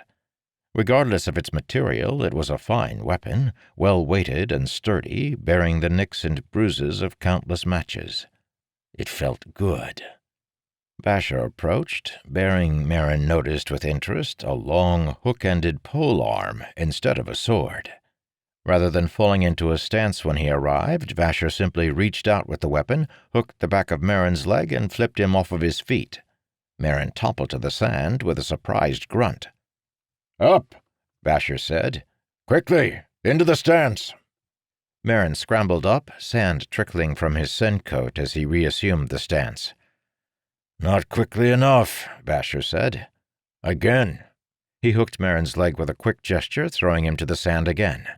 Merrin did as commanded, this time making better time, jumping up and raising his sword as quickly as he could manage. "Far too slow," Basher informed him.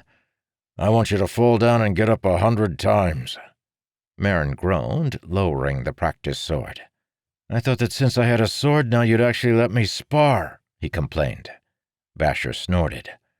"I just didn't want you to get too accustomed to the stance with the wrong weight in your hands," he said. "Now go!" Merrin sighed, falling to the ground, then scrambling back up. Basher stood back, nonchalantly leaning against the polearm and watching as Merrin worked. Sweat-stained sand was plastered to Merrin's forehead by the time he finished. However, he could already see improvement. Now, instead of rising and then assuming the stance, he could nearly step right into it from the moment he began to rise. As he finished his 100th rise, Basher suddenly attacked, jumping forward with his hooked weapon. He swung the polearm like a staff, coming at Merrin with both ends, swinging in a flurry of attacks. Merrin yelped, bringing up the practice sword to block what blows he could. Basher's fury pushed him back across the sand, forcing him to retreat. "Maintain the stance," Basher snapped between blows. "It will think for you. All of your strikes flow from the stance. All of your motions are fluid within it. In the stance you are null, free as air, flowing into the next attack. If you break the stance, you become taln, and stone cannot change shape. Even a rock can be broken with enough force or persistence. The wind, however, can never be defeated." Merrin tried to do as commanded, tried to keep his feet positioned as he had been taught, tried to step in the motions he had repeated hundreds of times. Even with the confusion of Vasher's attacks, however, he could immediately see the truth of the monk's words. When he didn't misstep, when he managed to keep his sword placed in one of the 5 defensive positions, his body seemed to move without thought. The parries and retreats he had been taught came naturally, and Vasher's blinding strikes were somehow blocked. However, when Merrin misstepped, stumbled, or lost his focus for just a moment, 10 set blows seemed to strike his skin. Vasher stopped eventually, and Merrin tumbled backward, stumbling and dropping to the sand, the practice sword falling from nearly numb fingers. He sat in the sand for a moment, gasping for breath. Vasher planted the staff's end in the sand and extended a hand, pulling Merrin to his feet. "Go get something to drink," he said. Merrin nodded thankfully, jogging over to the water barrel and grabbing a ladle. He drank thankfully, but sparingly. He probably didn't need to be so frugal with water, not here in Kholinar, with its river and its lushness. However, his instincts still told him it was summer. Back in Stonemount, water would be scarce until the fall high storms began to pick up. As he drank, Merrin glanced across the courtyard toward the sparring noblemen. Arador and Renarin were there, as was Meridas and several of the other men Merrin knew from the court. Apparently, many noblemen from Ral Aram came to Kholinar to train with Shieldholm's respected master monks. "I can't help wondering if I should join those noblemen, Vasher," Merrin noted as his teacher approached. "When I was a spearman, the captains always emphasized how important it was to know the men you were fighting with, so you could trust them. How can I be expected to defend Alethkar in war if I don't have the camaraderie of the other lords?" Vasher shook his head. "When you were a spearman, your life depended on your neighbor's ability to protect your flank. You're a shard-bearer now. You can depend on no one. Even on a battlefield of 100,000 men, you will fight alone." "Yes, but shouldn't I at least spend a little time sparring with them?" Merrin asked. "Seems like it would help me learn how to duel." "I'm not teaching you how to duel," Vasher said. "What?" Merrin asked, turning with surprise. "I'm teaching you how to fight," Vasher said. "And the difference is—" "One is contained in the other," the aging monk said, turning to walk back across the sand. "Go and get your arrow." Merrin sighed, putting away the ladle and walking over to the weapon pile to do as commanded. When he joined Vasher, the monk had retrieved a dark-colored sheath from the wall inside one of the rooms along the wall. The monk slid a bright steel sword from the sheath, its sheen reflecting the setting sun. Vasher fell into his stance. "You wanted to spar?" he said. "Very well." Merrin stood hesitantly, looking down at his arrow, then back up at Vasher's sword. Its edge did not look dulled. "You have a very strange teaching style, old man," Merrin informed him. Vasher snorted. "Come on, find the stance." Merrin sighed, doing as instructed, holding out the long arrow as if it were a sword. He had pulled off the fletchings long ago and held it in one hand as instructed by Vasher, but ready to use the second hand for power if necessary. "This is the difference between dueling and fighting," Vasher explained, stepping forward to strike. Merrin jumped backward reflexively, resisting the urge to use his arrow to parry. "Your noble friends," Vasher continued, "can only fight one way with one weapon. If they lose their shard blades on the battlefield, they become useless.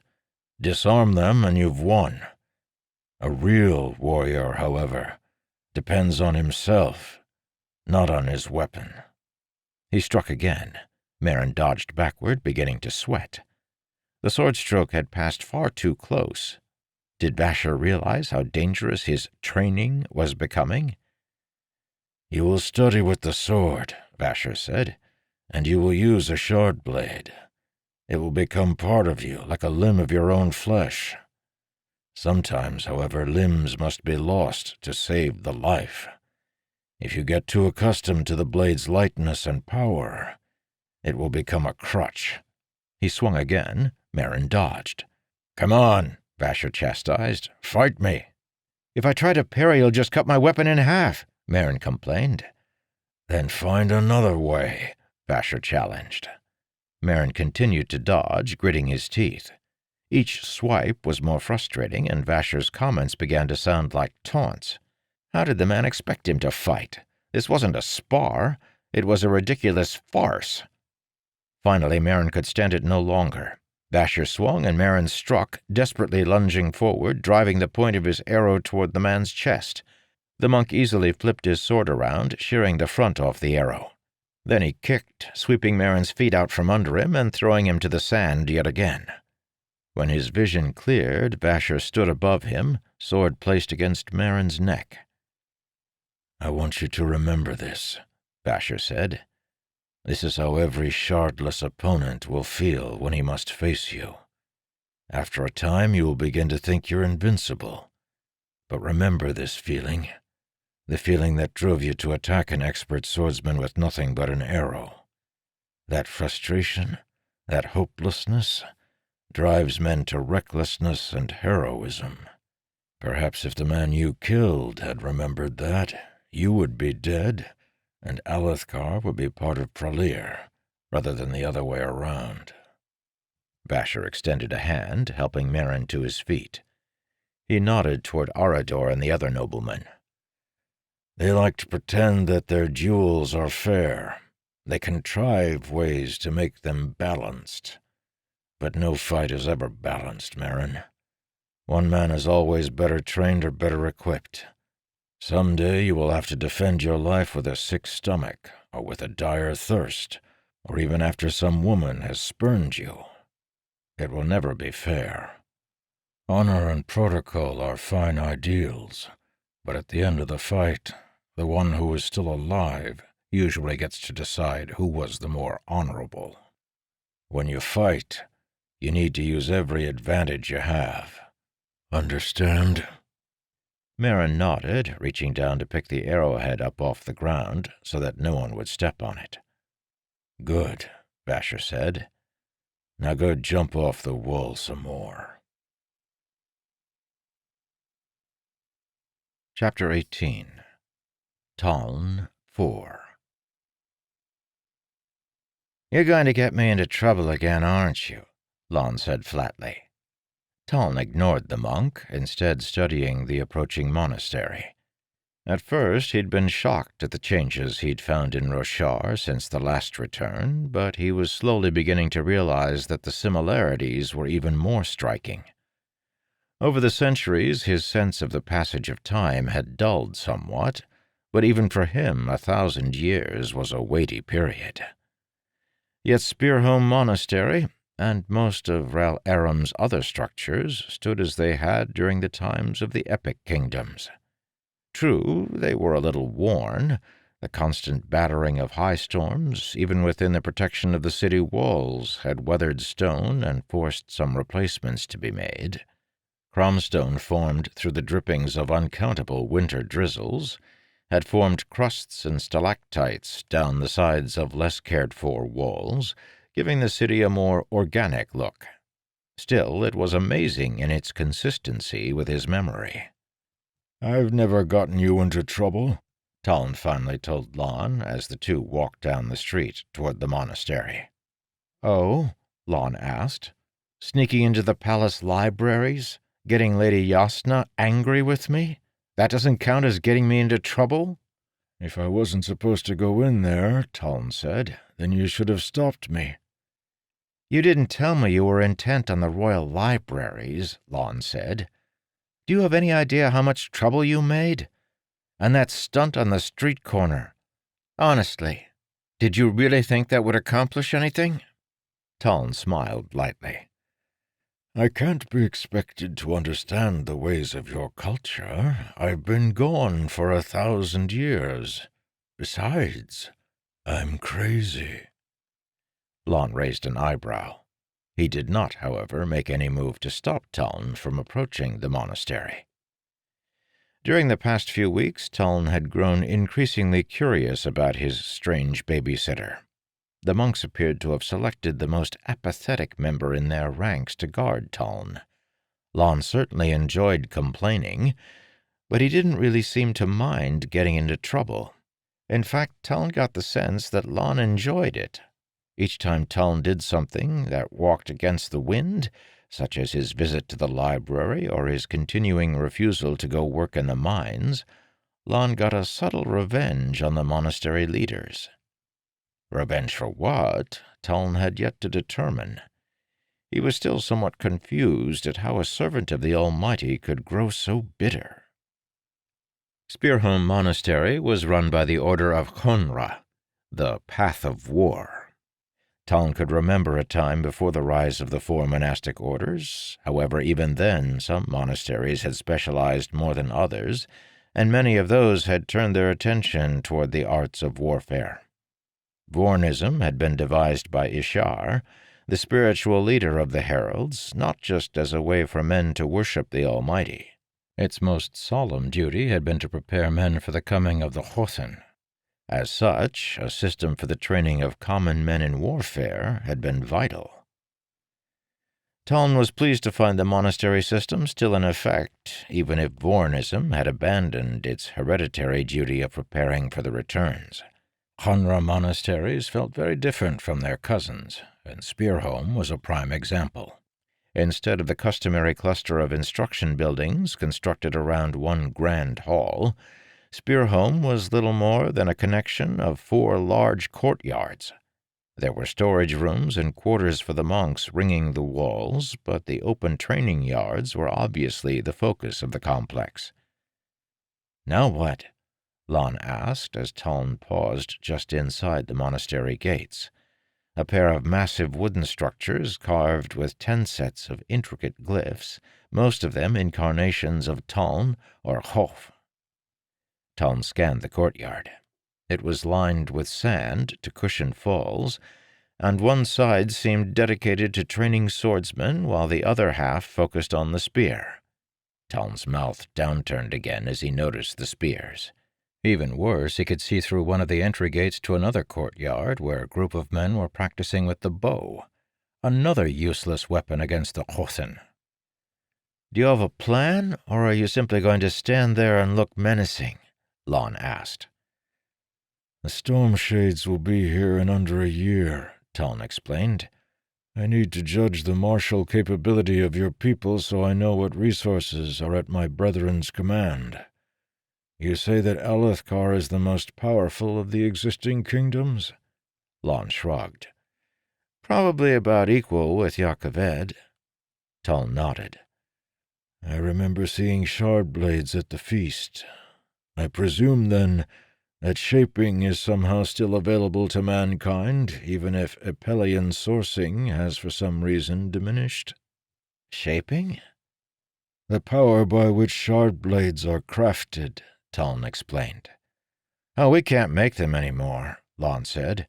"What we have now are all leftovers from the Epic Kingdoms."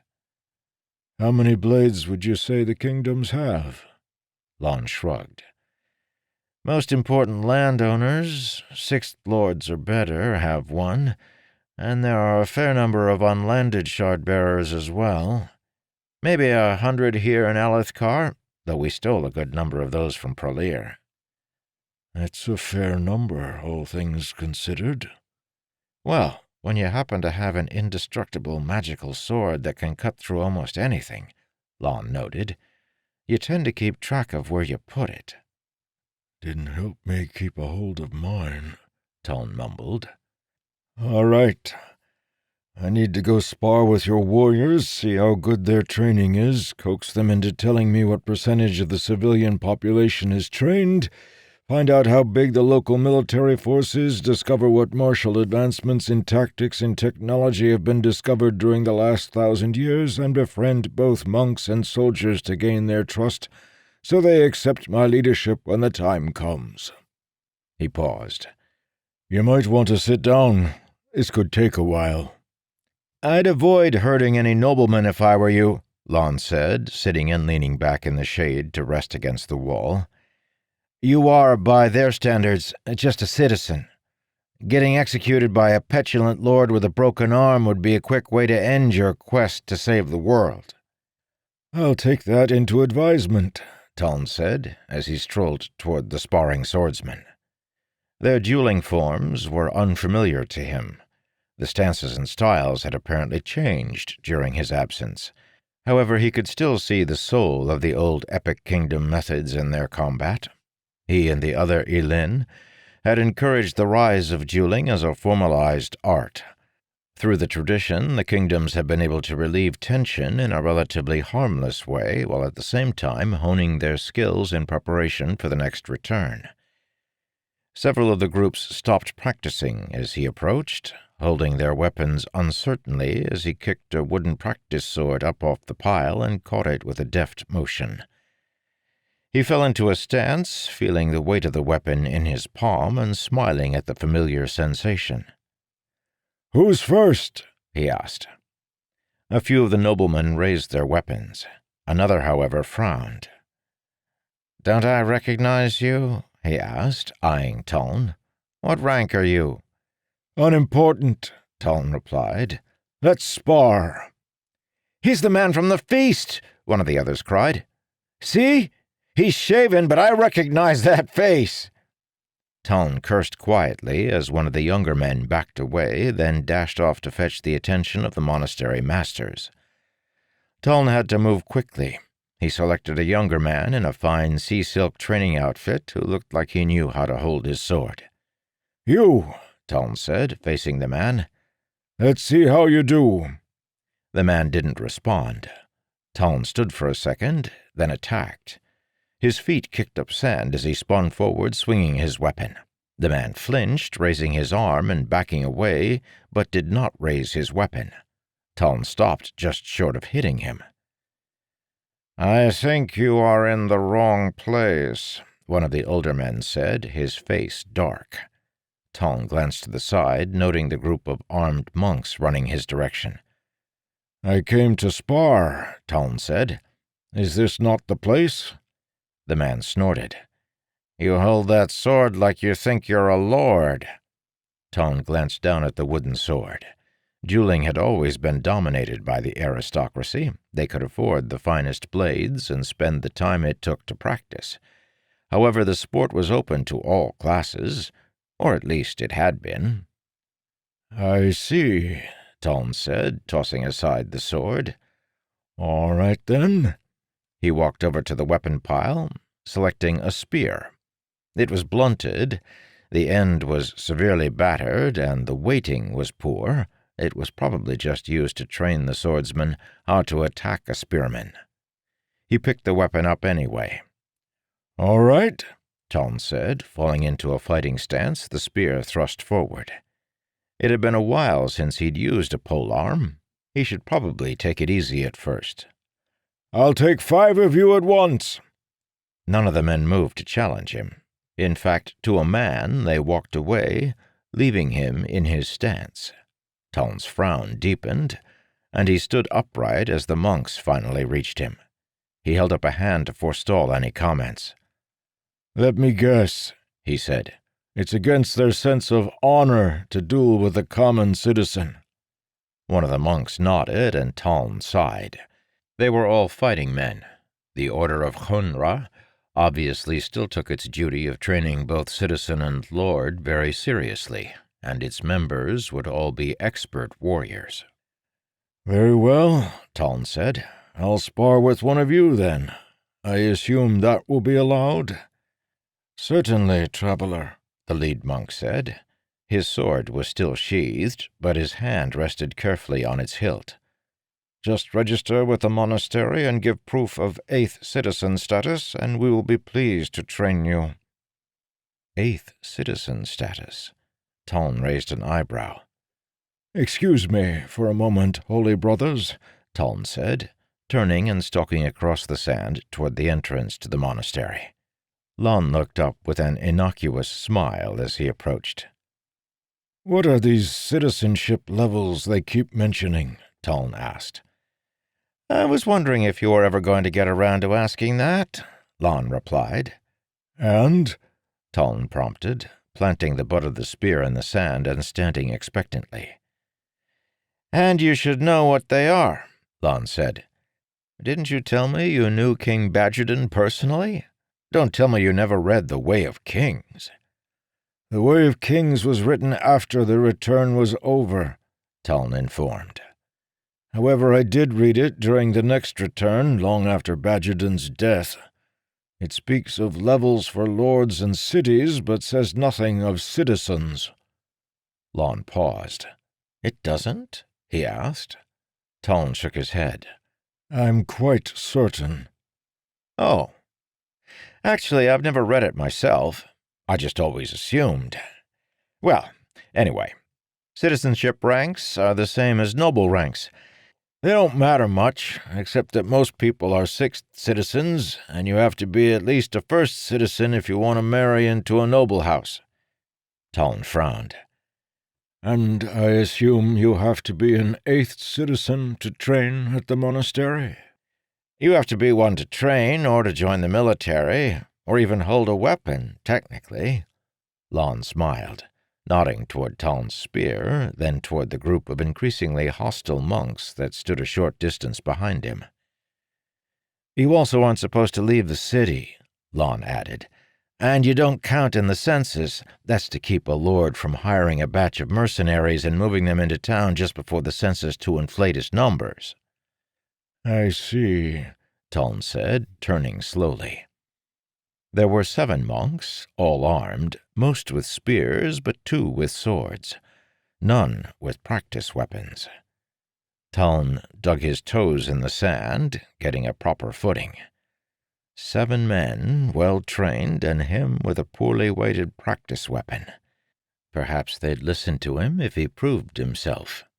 Jezrien or Chanaral probably would have told him not to make a stir, but they didn't understand soldiers like he did.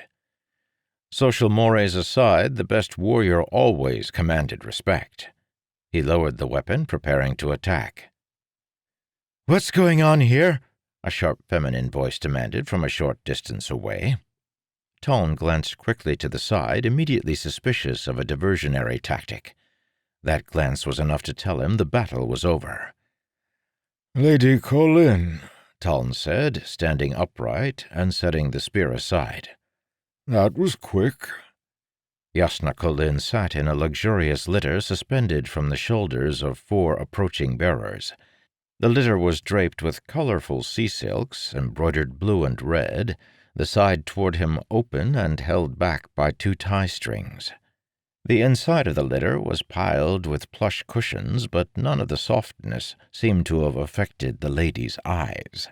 She sat in one of the intricate, restrictive dresses Taln had seen only among the nobility, green in color this time, and her hair was pulled up in a complex half-braid, half-bun with 2 tails of black hair jetting fountain-like from the back of her head.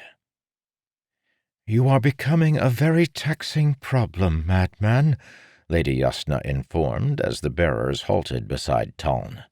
"I apologize," Taln replied, regarding her musingly. "Is that outfit as uncomfortable as it appears?" Yasna raised an eyebrow, then nodded coolly for her bearers to set down the litter. She stepped out into the sand, her feet covered in sea-silk slippers that matched her dress.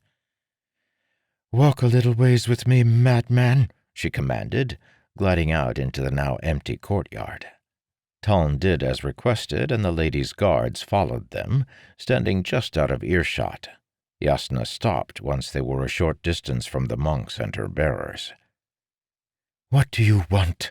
she asked in a straightforward voice. "Shinri told me that you were making a stir just to get my attention. What can I do to make you stop being a nuisance?" "She promised me an audience," Taln said. "You're getting it now. What do you want?" "Get my sword for me," Taln said. "I can't do that," Yasna said. Taln shrugged. "You asked what I wanted, and I replied." The lady's eyes narrowed. "Do you have any idea the chaos you are causing?" she asked. "People in the capital are growing restless. Most know you are mad, but there is an element that can be swayed by even the most foolish of claims. They are whispering that the return has come, that apocalypse will follow." "With all due respect, my lady," Taln said, "that's exactly the reaction I've been trying to generate." "You foster chaos." "I prepare for what must come." Yasna hissed slightly, her face controlled, but frustration lurking just beneath. "Lady Yasna," Taln said gravely, "have you wondered what would happen if I were right? All of Roshar could be in very serious danger." "The cycle of returns is over," Yasna replied. "So your records say, and so the kings at the turn of the last return claimed," Taln said. "But who are they to be trusted? Ronad, the ambitious? Vadran, the covetous? 10 rulers your own history dubbed the Oath-Shard Kings. These are the men whose word you rely upon?" "They aren't the only ones," Yasna countered. "The monasteries teach that the returns have finished." "That only started 400 years ago," Taln said. "I've done my research." Yasna frowned. "Well, who are we to trust if we can't listen to our religious leaders? Would you have us instead follow after the mysticisms of the Elinra?" Taln paused. "The Elinra?" "A religion," Yasna explained. "You should look into them. They do, after all, claim to worship you." Taln frowned. "That is heresy. Only the Almighty should be worshipped." "Well, people get confused," Yasna said lightly. "Not all of us have the convenience of being able to speak with the Almighty whenever we wish." "I haven't spoken with him in a very long time," Taln mumbled. "They claim to worship you. The heresy of Kanar has returned?" Things were worse than he had assumed. "You don't live with the Almighty?" Yasna asked. "What kind of herald are you?" "It doesn't work that way," Taln explained. Yasna raised an eyebrow. "You speak rather flippantly of the Almighty for a Vorin," Taln said slowly. "I'm not exactly a model Vorin," Yasna replied. "I see," Taln said. "What happened?" Yasna opened her mouth to reply, then paused, shooting a frustrated look at him and folding her arms. One sleeve of her dress, he noticed with interest, was far longer than the other. Yasna frowned. "I'm trying to figure out how exactly this conversation abandoned its primary topic and moved into a discussion of my theological shortcomings." "I was just curious. I tend to be interested in the state of men's souls." He paused, smiling. "You could call it an occupational hazard." Yasna snorted quietly. "My soul is just fine," she assured. "Look, Taln, I need you to stay out of trouble. If you promise me to do so, I can get you an audience with the king. You can deliver your important messages to him." "He won't believe me," Taln said. "The sign isn't working." "Perhaps you just need to try it again," Yasna said. "Promise not to make a stir for a few weeks.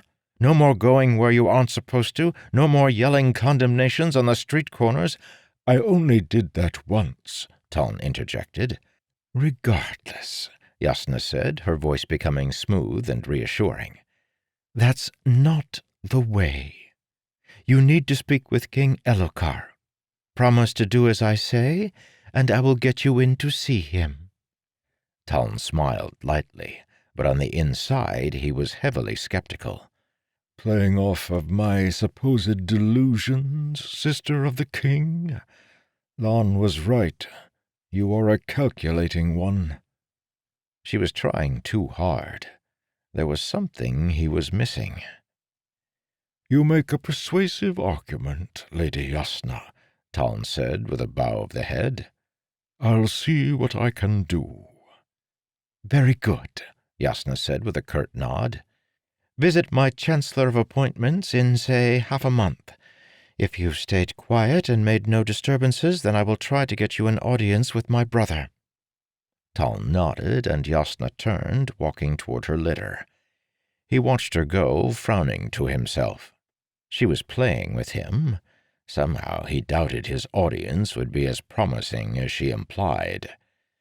It was like the young girl's promise just a short time before, one Yasna still hadn't really ever made good on.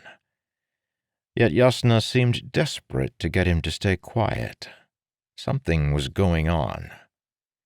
As her litter left, Taln walked over to Lon, noting with dissatisfaction that the monks had absconded with his spear.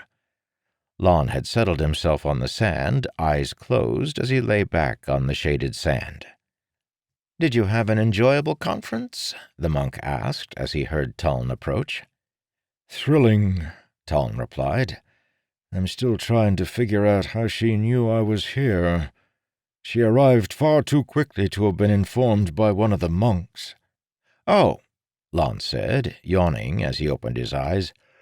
"I sent for her just before we left Mercy home." "You sent for her?" Taln asked. Lon nodded. "I couldn't have you getting yourself killed, my dear madman. If you got into a fight with a nobleman and got yourself executed, I would have to go back to weaving floor mats. For a supposedly docile and reverent bunch, the Cavell monks certainly are hard on floors." Taln snorted, shaking his head and watching jealously as the monks, noblemen, and citizens resumed their training. "So, are we finished here?" Lon asked. "Yes," Taln said with a sigh. "You seem uncharacteristically upset," Lon noted. Taln leaned back against the wall, standing beside the reclining monk. "This isn't supposed to be me, Lon," he said quietly. "This isn't what I do. I'm a soldier, not a politician or a preacher. I have no idea how to make people believe that the return has come. That is something for Nael or Ishar to do. My duty has always been to prepare the people for war." "I see," Lon said. Taln sighed. "Something's very wrong. It's been over a month since I arrived, and they haven't come to the city. This is the meeting place. They should be here. Jezrien would have the Aleth king begging him to take over command of the royal armies by now. I can't even persuade a group of monks to fight me." "Where do you think the others could be?" Taln shook his head. "Perhaps they've given up on Kanar. Perhaps they realize the epic kingdoms have fallen, and so they moved on to more promising ground. They could be in Shinovar, rallying the clans, or maybe one of the other kingdoms accepted them, like Marna did during the second return." Taln stared off across the sandy courtyard, watching the duelists. "I don't know, Lon. Nothing has worked. The citizenry thinks I'm insane. The nobility fears to speak with me lest they incur royal disfavor. I get kicked out of both library and monastery. To be honest, I'm not even certain what to try next." Lon smiled. "Oh, there are plenty of places we haven't been kicked out of yet." Taln chuckled. "Lady Osna wanted me to promise to stay out of trouble for a couple of weeks." "Maybe she's got a point," Lon said. "You yourself said that you're not sure what to do next. Maybe you just need to relax for a little while and let it come to you." "What?" Taln asked, amused. "Relax by going and working in the mines like the monks keep telling me?" "Oh, I'm sure we could find something better for you than that. Maybe work in the monastery, or even this one. If you spend enough time working on their floor mats, maybe they'll let you pick up a spear and spar every now and then." Taln eyed the lackadaisical monk. Lon continued to speak, talking in his lazy way about the virtues of floor mat repair, paying no mind to the fact that he'd complained about that very thing shortly before. "He sent for Yasna," Taln thought, finally understanding. "I've misjudged you," he said out loud. "Excuse me?" the monk said, pausing. "I thought you were lazy," Taln said. "Oh, let me assure you, I'm quite apt at it." "This whole time," Taln said, "you've just been waiting for me to get frustrated. You've been following me around, letting me get myself thrown out of nearly every place we visit, waiting for me to fail so many times that I got bored with it." Lon sat quietly for a moment. Then he shrugged. "I always want to do things the easiest way possible.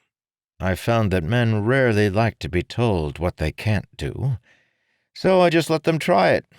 You'd be surprised at how many crazy men simply wanted to try things their own way for a little while before settling into what the rest of the city had planned out for them." "And if they don't settle down?" Taln asked. "They do," Lon said. "Eventually." "That could take time," Taln challenged. Lon shrugged. "Sometimes months, sometimes years. It doesn't really matter to me, as long as they don't get themselves hurt and they keep me from washing dishes." Taln cocked his head, regarding the brown-robed monk in a new light. "How many crazy people has the monastery assigned you?" "Oh, a couple," Lon said. "Sometimes people just need a friend, Taln. I'm not good at very many things, as my divinely annoying brethren can attest to. But being a friend, that I can do. It doesn't cure anyone. I don't think most of them can be, or want to be, cured. But I can often find a way to make life a little less difficult for them." "That's very noble of you," Lon snorted. "Admit it," Taln challenged. "You're a good monk." "Say that again and you'll see how good I am," Lon said, standing up and brushing off his robe. "Come on, I'm hungry, not to mention tired of lying around in the sand." Taln nodded, joining the monk as they walked out of the gates. One thing still bothered him, however: Lady Yasna's insistence that he stay out of trouble. She had seemed so anxious, despite her calm air. Almost like something was coming, an event she didn't want him to disturb. "Lon," he said idly as they strolled away from Spearholm, "is anything special happening in the next 2 weeks?" "What?" Lon asked. "You mean besides the dueling competition?" "Dueling competition?" Taln asked. "You haven't noticed that the city is abnormally packed with travelers?" "Lon," Taln said with a raised eyebrow, "the last time I saw Rel Aram, the Oathshard Wars hadn't even started yet. I have no idea what a normal population is." Lon rolled his eyes. "Duelists from all over Kanar are coming to the city," he explained. "The king is holding a royal dueling competition with blades and titles as prizes. He has to do something with all those cities he stole from Pralir." Royal dueling competition. Taln remembered something vaguely from his first day in Rel Aram, when he had burst in upon the king's feast. Take his blade, add it to the pile of those to be won at the competition. His sword, Glifting. It would be given away at the dueling competition. It would be there, unclaimed, waiting for a new master. Or an old one. Taln smiled broadly. "Lon, I think you might be right," he said. "I need some time to think. Let's spend a few weeks weaving mats and staying out of trouble. I want the Lady Yasna to forget I'm even here." Chapter 19. Shinri 3. Lady Shinri, you ask nothing we ourselves haven't wondered 10 set times over. Why would the Almighty take my brother now, when times are so difficult in the 3 houses? Why did he have to be lost in such a way, without even the honor of a battlefield death or failed duel. These are questions of theology, things for monks and stormkeepers to ponder, not women such as ourselves. Our duty is that of consolation and preparation. Now that Prince Tethrin has been taken, we must give strength to those who still live and protect them as best we are able. However, in answer to your specific inquiries, you will soon see that there was little of mysterious note about my brother's death. His convoy did not leave Lachan Ran precipitously at all. Rather, care was taken to depart directly following the 10th Markov high storm, a well-acknowledged day of fortune for sea travels. The trip to Thelana was planned so that each of the more violent high storms could be spent within the shelter of cove or port. The events, therefore, of my brother's death are a matter of ill fortune, but not ill planning. During the 3rd day of the open sea voyage to Thelana, one of the ships was struck by a problem with its rudder. I know little of such things, but have included a technical explanation of the problem, as recorded by one of my scribes, who questioned the captain. It was soon obvious that this ship could not reach Thelana in a timely manner. My brother, however, was a man of honor, as you well know, and refused to leave the straggler behind. He determined that the best course was for the entire convoy to wait out the storm, and made orders to that effect. Unfortunately, seaborne high storms are a fierce and unpredictable force. It turned out that my brother's flagship, not the ship with the structural problems, was the one that succumbed to the Almighty's winds.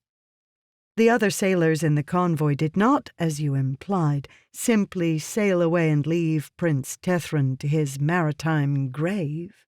They spent days scouring the waves for survivors, picking apart wreckage, and praying to find their prince yet alive. The Almighty, however, granted them no miracle. The sailors were forced to leave the area and sail for port, lest they be caught in yet another storm. I have included copies of testimonies taken from various crew members, as well as copies of the dock registers and docking schedules, both from the port of departure and that of expected arrival. I am confident that studying this evidence will set your heart at ease regarding the tragic events of my brother's demise. I understand your hesitance. You are Vaden at heart, and it is the nature of our people to hope and wish. In this matter, however, you must learn, as I have. Hopes for Tethrin's survival will only prolong the pain of mourning. Lady Shendaran Renar. Shinri set the letter aside, looking over the accompanying documents. They were, of course, in order. Though the captain's explanation of the ship's difficulties made little sense to her, she had little doubt that it was unimpeachable. The other testimonies were both clear and consistent. It was, of course, all fabricated. Shinri sat for a quiet moment, evidence spread before her on one of Lady Yasna's sitting-room tables. The letter was exaggeratedly defensive, the evidence was too abundant and too freely offered. Shendaran was far too quick to assure that the death lacked mysterious elements, especially considering all the questions she chose not to answer. Why would Tethrin endanger an entire convoy for one ship? Why didn't he move the crew from the beleaguered vessel to another ship, then sail safely to port? Did Shendaran really have so low an opinion of Shinri's political skills that she would use such obvious tactics? Did she not realize that her quick assurances that nothing was wrong would only provoke Shinri toward unwanted conclusions? Shinri reread the letter, and as she did so, an awareness grew within her. Shendaran wasn't trying to be obvious. To most women in Vedenar, such a letter would be considered an adequate response. Shinri, however, had been trained by a far better master. Even as she read, Yasna's lessons poked at her mind. This word was misplaced, that assurance offered too hastily. The text was like a puzzle with irregular pieces. Any one of the clues by itself was unremarkable. However, the whole, when arranged correctly, displayed a picture. Shandaran was hiding things. She herself didn't know the details of her brother's death, and she was trying very hard to cover up that ignorance. Yasna really is good at this, Shinri realized. Her training has become so innate to me that I can easily deconstruct the intentions of one of Vedanar's most prestigious politicians. Shinri knew about Yasna's skill, of course.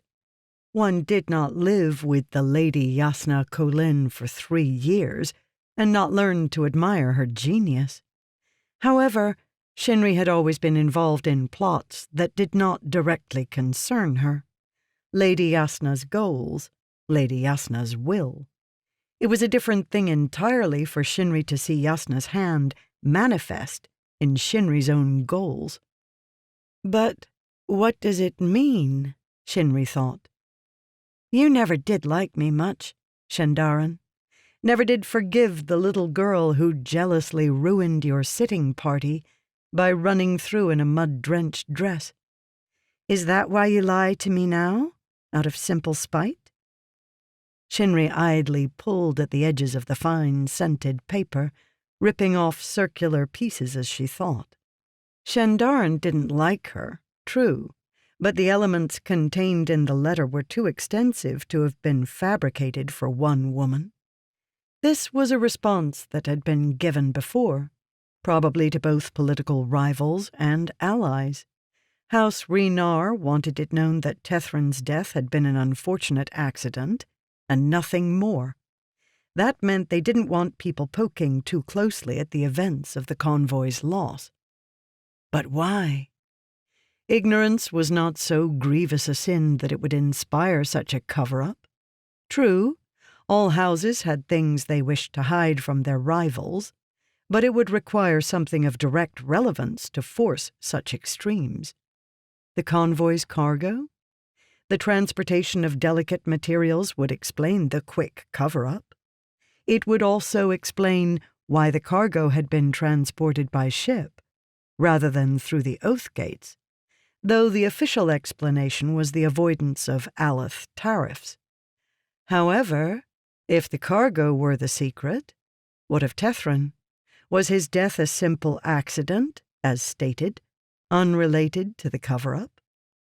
Perhaps there had been a mutiny. Rumors of a prince of the 3 houses being killed by common citizens could be dangerous to morale. Yakaved was organized far more martially than Alethkar, and such a loss of command would be a grave embarrassment to House Renar. What if one ship's crew had taken the prince captive, then been sunk by the rest of the convoy? Shinri shook her head at the extravagant speculation. She didn't have enough information to begin imagining complex mutinies or deep cover-ups. She had only a small set of lies, perhaps just cosmetic in nature. Though Lady Yasna was capable of making wild logical connections with very little information, Shinri didn't have her experience or intuition. Shinri would have to dig further, as she had been taught. Write to Renar's political rivals, sniff for rumors regarding the convoy, see if Tethran had made any odd alliances or enemies during the last 6 months. It would take time, but it felt strangely invigorating. Shinri rolled up her scraps of torn paper, idly flicking them across the room. She had worried about purpose. Well, she might not have the passion for intrigue that Lady Yasna boasted, but at least she was beginning to discover her own political goals. She no longer felt the powerful loss of Tethran's death. It had become more the latent ache of a promise unfulfilled, a pathway unexplored. However, searching out the truth of his death felt right to her. She would never serve as his scribe and wife, seeing to his political interests, but she could give him this one last offering. I should have been more suspicious, Shinri realized with amusement. I would have thought that living this long with Yasna would have made me paranoid, too. It had taken the questions of a madman to spur her curiosity, yet for that questioning, she found herself strangely indebted to the man who called himself Talinel the Herald. The door opened, and Yasna swept into the room, perfect in bearing, beauty, and poise.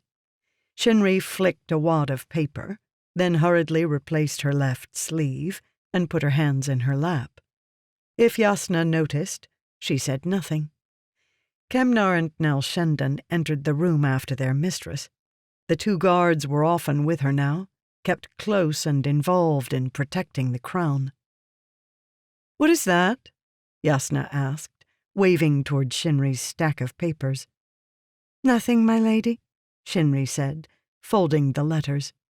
"Simply another list of condolences sent regarding the prince's death." Yasna nodded. "See that you answer them all respectfully, Shinri. Your wardship will end soon, and you will need allies in order to make another union for yourself." Shinri nodded. "I'm sorry, Yasna," she thought. "But if you knew the truth, my investigation would become yours instead. You do not become involved unless you can control. Tethrin was my fiancé. I will find out what happened to him." Letters of condolence made a good excuse. They were something Yasna would understand and encourage, for they saw the prince's death in the same way that Yasna did, as a political inconvenience, to be smoothed like any other bump in one's plans. Yasna herself had offered little in the way of sympathy. In this, despite their years together, Shinri knew that she and Yasna would never understand one another. Love, romantic love, was something Shinri doubted that Yasna would ever be able to comprehend. Yasna would encourage discovering House Renar's secrets for political gain or even to sate curiosity, but she wouldn't understand doing so out of duty to a man one had loved. And Shinri had loved Tethrin, even if the emotion had been that of a foolish young girl. Shinri glanced up, unconsciously seeking Nell Shendon. There he stood, eyes plain, with the sincerity of an honest and honorable man. He stood in his place, waiting beside Yasna's chair, a position he bore not just out of duty, but out of love as well. Sometimes, seeing the pain in his eyes was too much for Shinri to endure, and she had to flee. Yasna ignored the man, as usual. She conferred quietly with Kemnar, whom she had always found more useful, though there was nothing between them, of course. Kemnar was far more like Yasna, devious, capable of compromise, and efficient. However, he was fond of common women, the citizens he met in bars or on the street. The two schemed, while Nell Shendon stood slightly apart, wishing he could find a way to earn Yasna's respect and love, but knowing somehow that no matter what he did, he would only find her disapproval. Shinri knew that feeling well. "Shinri," Yasna suddenly said, "I need you."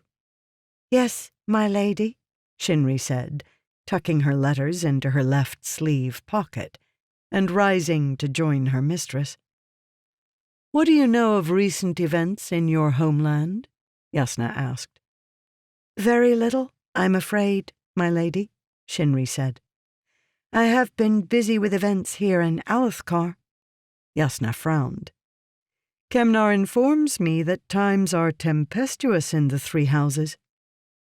"Times are always tempestuous in the Three Houses, my lady," Shinri replied.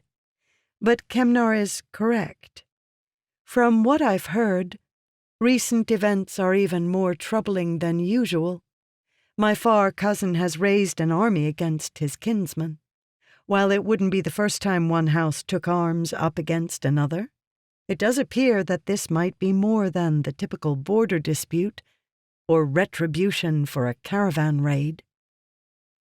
Yasna glanced at Kemnar, then sighed. "I can't watch everyone in every kingdom," she said, in an almost grumbling voice. "But a war on our southern border is hardly something that can be ignored. Shinri, perhaps you should deliver your responses to those letters in person." The implication was clear. Shinri was to visit her contacts in Vaden City and gather what intelligence she could. The command was not unwelcome. The Renar cover-up was likely linked to the constant struggles between the three houses. Perhaps she could serve multiple purposes with a single visit. "Yes, my lady," Shinri said. "It has been too long since I last paid my respects to King Avin, anyway. I should have visited long before." Yasna nodded, waving her away and immediately moving on to other plots. The idiot king sat pleasantly upon his throne. He nodded happily at those who approached him and bowed to pay their respects. His clothing matched his smile, rich, yet somehow lacking regality.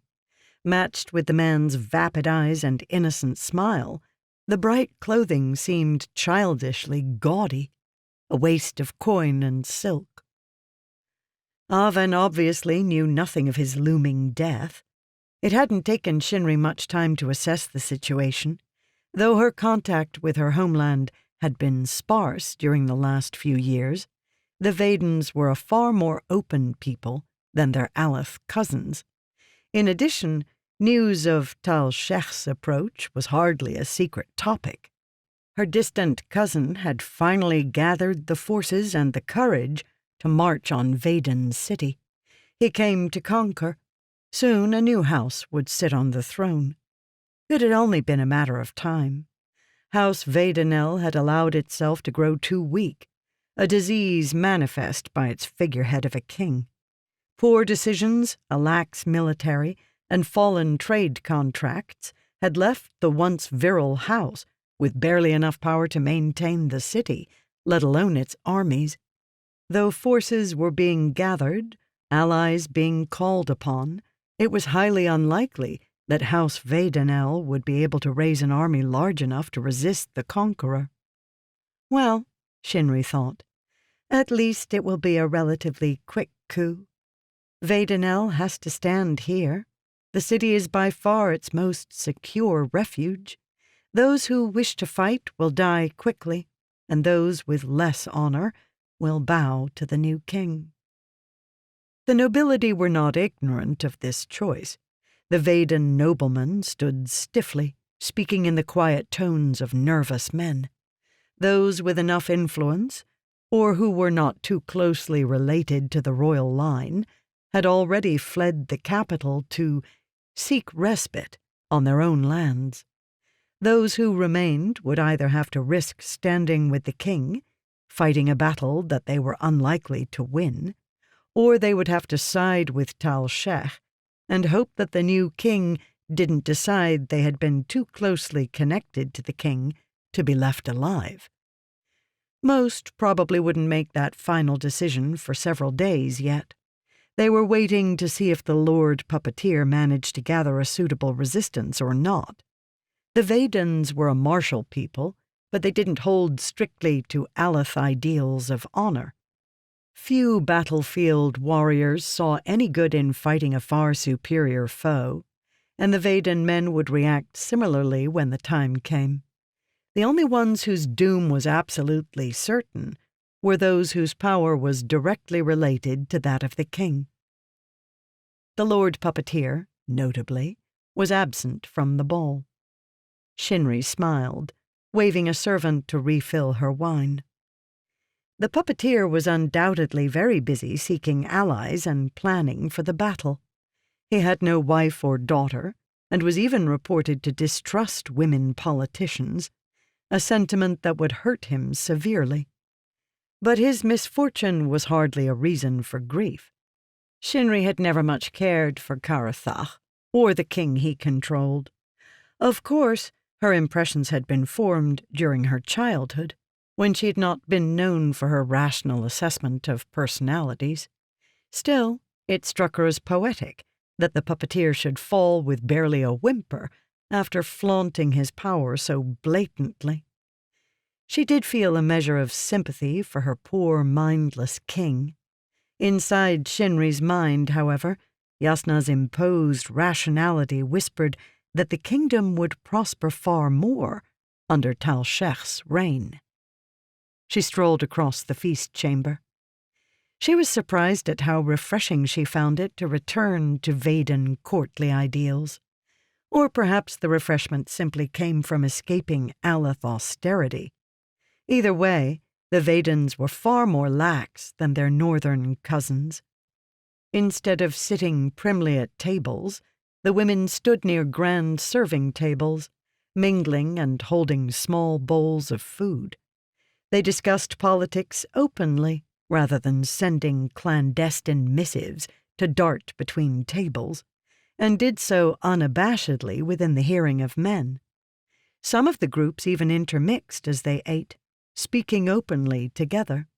Even with the extreme tension of an approaching army, their interactions were far more relaxed than what Shinri had grown accustomed to. She chose a group of women sprinkled with ladies of power, yet not too closely kinned to the royal line, and approached with a slow gait, selecting small pieces of sliced fruit from the dining table and placing them in her bowl. She wasn't really very hungry, but the fruit plates had been arranged so precisely and carefully that it was difficult to resist plucking slices from their patterns, if only to break them up a bit. The small group of women noticed her approach and immediately made room for her. Shinri held in her smile of pleasure. Her surname did not go unnoticed in Vadenar these days. Though her relationship to Tal Shech Davar was relatively distant, she was still of his line, too far removed to make a good hostage, but not so far removed that she wouldn't make a decent ally in the impending months.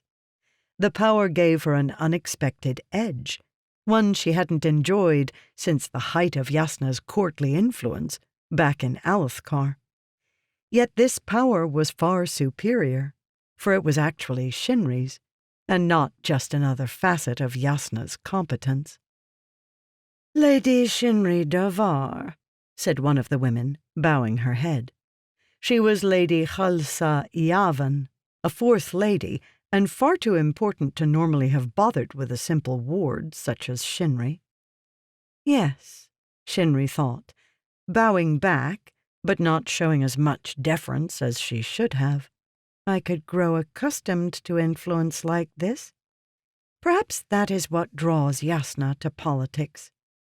We are graced by your unexpected visit, Lady Davar, Khalsa continued. Yes, Khalsa, we all heard my surname the first time. Thank you. It is I who am graced, Lady Khalsa, Shinri replied. I have been away from the Vaden court for such a long time that I feared a cold reception. Never for you, Lady Shinri, said another lady, Tamanan Iavan, Khalsa's distant cousin. Shinri smiled with closed lips.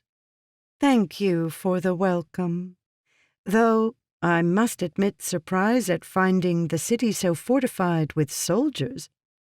Oh, it is not so defensible as one might think, Tamanan said quickly, obviously hoping Shinri would somehow relay the information and its source back to Tal Shech. Loyal allies to the king are strangely difficult to find. A most unpleasant state, I must say. Loyalty is always most strongly tested during times of strife, Shinri said. I'm sure the king's supporters will prove sufficient from their strength of heart, if nothing else. Indeed, Khalsa said. She was obviously the craftier of the two. Perhaps 50 years in age, her feminine braids were subdued and streaked with grey. Though the men preferred costumes far more simply cut than their Aleth counterparts, the women's dresses were virtually indistinguishable from northern designs. Of course, Shinri noted idly, the king's obvious success does not preclude us from discussing other outcomes for reasons of entertainment. Purely for logical enjoyment, Khalsa agreed. It was a flimsy excuse. However, Shinri suspected that it would compare rather soundly to the 10 sets of similar excuses being given by other ball-goers. Few of the king's more vital supporters had chosen to attend this particular function, and the puppeteer was in no position to begin alienating the numerous fence-sitters by striking against those who discussed his fall. Ironically, treason was about as easy to discuss as the next high storm. "I wonder," Shinri said, popping a rochefruit slice in her mouth, "what do you think of my cousin's ridiculous aspirations? If he is temerarious enough to march against the king, might he be foolish enough to move on to other interests as well?" Khalsa's eyes narrowed. Shinri placed her in a difficult position. The woman had to decide if she were speaking to Yasna's ward or Tal Sheikh's cousin. "I doubt he will look northward," Khalsa finally said. "Your cousin is an ambitious man, not an undesirable trait in a leader. However, the Aleth border is too strong to penetrate, and King Elokar's armies are still gathered from his campaign in Prala. Are they not?" "Indeed," Shinri agreed. "The treaty with Alethkar has been very favorable," said the final woman, Vedmaken Gentil. Short, with blondish southern hair, the woman was the least powerful in the group. She would hold her tongue for most of the conversation. Khalsa nodded. "I doubt Tal Sheikh would risk endangering trade with the North to start a war that he would be unlikely to win. I have this information from reliable sources. You may relate it with confidence." "Ah, so you choose Shinri the ward after all," Shinri noted. "Well played." Not that Khalsa didn't hope to gain influence from the conversation. She had given Shinri a potential gem of information and would expect a well-spoken word or two in return. Most of the evening's conversation had been along similar lines. Kemnar's worry about Vedanar was unfounded. There was unrest, true, but the idiot king would fall quickly. Tal Sheikh's ambition would stop there. He couldn't begin a march northward, not with the Searing coming and the Aleth borders so well patrolled. Once he took the throne, he would have to expend effort to secure his reign, not to mention be wary of yet another Lachenran revolt. Alethkar was safe for at least a few years, and that meant that Shinri had time to probe a few other questions. "I appreciate your candor, Lady Khalsa," Shinri said. "You appear to have enviable contacts." Khalsa smiled. "Some prepare better than others." "Indeed. My contacts in Vedanar are unenviable these days, especially considering recent losses. Prince Tethran's death was a tragedy for the entire kingdom," Khalsa said smoothly. The smile in her eye was almost gleeful. She knew something, but she wasn't about to share it. "So," Shinri thought with dissatisfaction, "the coin of my surname is that easily expended?" There was something else in Khalsa's face. Vengefulness? Shinri frowned, trying to remember if, as a child, she'd ever thrown anything at the woman. Unfortunately, by pure odds of probability, the chances were not in Shinri's favor. Lady Temanan frowned slightly. "Prince Tethran?" she asked. Indeed, to lose him, and in such a way. Khalsa paled almost imperceptibly as Temanan spoke, and Shinri sprang before the senior woman could deflect the conversation.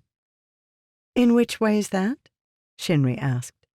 "Why," Temanan said, flushing slightly, "you know, that way, to one of them. I would never travel with one myself, and all the way to Thalena." "Ah, yes," Shinri said quickly. There was only one them in Vaden's society. "I warned him not to take an awakener with him on the ship." Khalsa frowned in dissatisfaction, studying Shinri's face, obviously trying to determine the extent of Shinri's bluff. In this area, however, she was outmatched. One of them had been trained by Lady Yasna Kholin, and the other had not. "Terrible indeed," Shinri said, to prompt Temanan. Her mind, however, buzzed. An awakener? On the ship? It was unlikely. Tethrin had been a pious Vorin, but, like most Vadens, he had been deeply superstitious. He would never have traveled on the same ship as an awakener. Temanan leaned closer. "I heard the creature went completely mad," she whispered. "As they often do, you know. It made the waters around its own ship burn, and the vessel was immolated completely. That's why all hands were lost.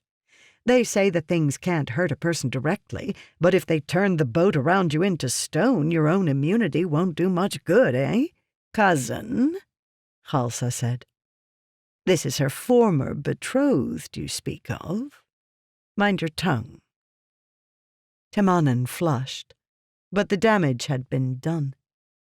"Perhaps it is you who should mind your tongue, Khalsa," Shinri noted. "If you want to keep a secret, you probably shouldn't tell it to your weak-minded cousin." "I think I will withdraw, ladies," Shinri said, bowing slightly and adopting a slightly ill look. Let them think that talk of Tethrin had left her morose. Perhaps they would be afraid enough of losing favor with her that they would volunteer more information at another date. She bid her other farewells as quickly as propriety allowed. She made a few subtle inquiries as she did so, now that she had some information she could tease. Getting others to volunteer what they knew in the hopes that she would be able to add something more was easier. She spent little time at it, but that little was enough. Those who had decent connections knew the same story. Tethrin had been transporting an awakener to Thalena. The Thalen king's fascination with awakeners and their arts was well known.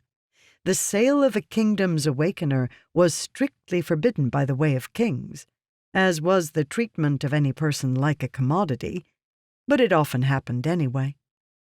King Amelin of Thalena would have paid richly indeed for an awakener. He probably would have even given Tethrin a sizable amount of the creature's awakening profits. Shinri knew Amelin, and the stories were true. He kept awakeners because of the novelty of their power, as much as for the wealth they could bring. Trading him one would have been a masterful deal. However, Shinri knew it never could have happened. Tethrin believed too strongly in Shenareth to do such a thing. Beyond that, he loathed awakeners. He had always cringed when someone told him a material had been awakened, and never even wanted to discuss the topic of awakeners. He would not have brought one on his ship. He wouldn't have even brought one in the same convoy. No matter what his father or brothers demanded, Tethrin would have had nothing to do with such a deal. Suddenly, Shinri felt a sharp blush of embarrassment. She was not so clever as she had thought. She had assumed that Lady Shendaran, Tethrin's sister, was simply her political inferior. Shinri had seen through the letter so easily, noticing its flaws and hidden content, all the while congratulating herself on her superior political savvy, and all the while being manipulated to do just that. Shendarin had expected her to dig. She had prepared for Shinri's suspicion and had known that Shinri was unlikely to accept any explanation from House Renar. This, the story about the Awakener, this was the true feint. This was the story spread unofficially, the patch used to underlay an obviously suspicious event. It was a very Vaden scandal. Shinri's people loved stories of poetic destruction via awakening or storm shade. They would quickly accept the second lie for its shameful and supernatural implications, especially if House Renar was smart enough to deny it as much as possible. But it was a lie. Shendarin didn't know two things. Shinri had known Tethran a relatively short time, but she had studied him with the obsessive eyes of a love-struck girl. She knew far more of him than she was expected to. Secondly, Shinri was no longer really a Vaden. She had spent too much time in Alethkar, and with the supremely Aleth Yasna, to retain many of her superstitions. She didn't accept the Awakener story because of its illogic. And that, unfortunately, left her where she had begun, save for one bit of information. She now understood that she wouldn't find her answers in Yakeved. The Vaden people couldn't be honest with her, even if they wished to. The lies had grown too convoluted. But what else is there? She thought. If I can't get the truth from them, then how do I discover it? What would Yasna do? The answer came to her immediately. Since Shinri couldn't find the answer at the source of Tethran's voyage, she would have to go to his destination. King Amelin probably didn't remember Shinri, and she doubted she wanted him to, for she hadn't exactly treated him with the dignity deserving of his situation. However, Thelena had dock registers and cargo masters. Perhaps she could borrow Kemnar for a short time and have him seek out the truth behind that convoy's cargo. Determined, Shinri left the mansion and ordered her litter-bearers to carry her to Vaden City's Oathgate Dome. Like the others, it was structured like a reverse fortress, designed to protect against the unlikely event of unwanted travelers coming through. There was no line. It was late in the day, and the Oathgates were closed to all but the most important of travelers. Her bearers put down the litter, and she swept into the building, intent on returning to Yasna with her news of Vaden politics. The guards waved her inside, into the circular room lined with glistening quartz and bright diamonds. The Oathgate itself was a twisting structure of pure quartz, designed like a natural arch of stone blown into formation by the winds. And it was already open. Shinri paused. She had expected that she would need to demand the services of the young awakener kept on premises, to open their side and send a message through the opal requesting that the other side be opened as well.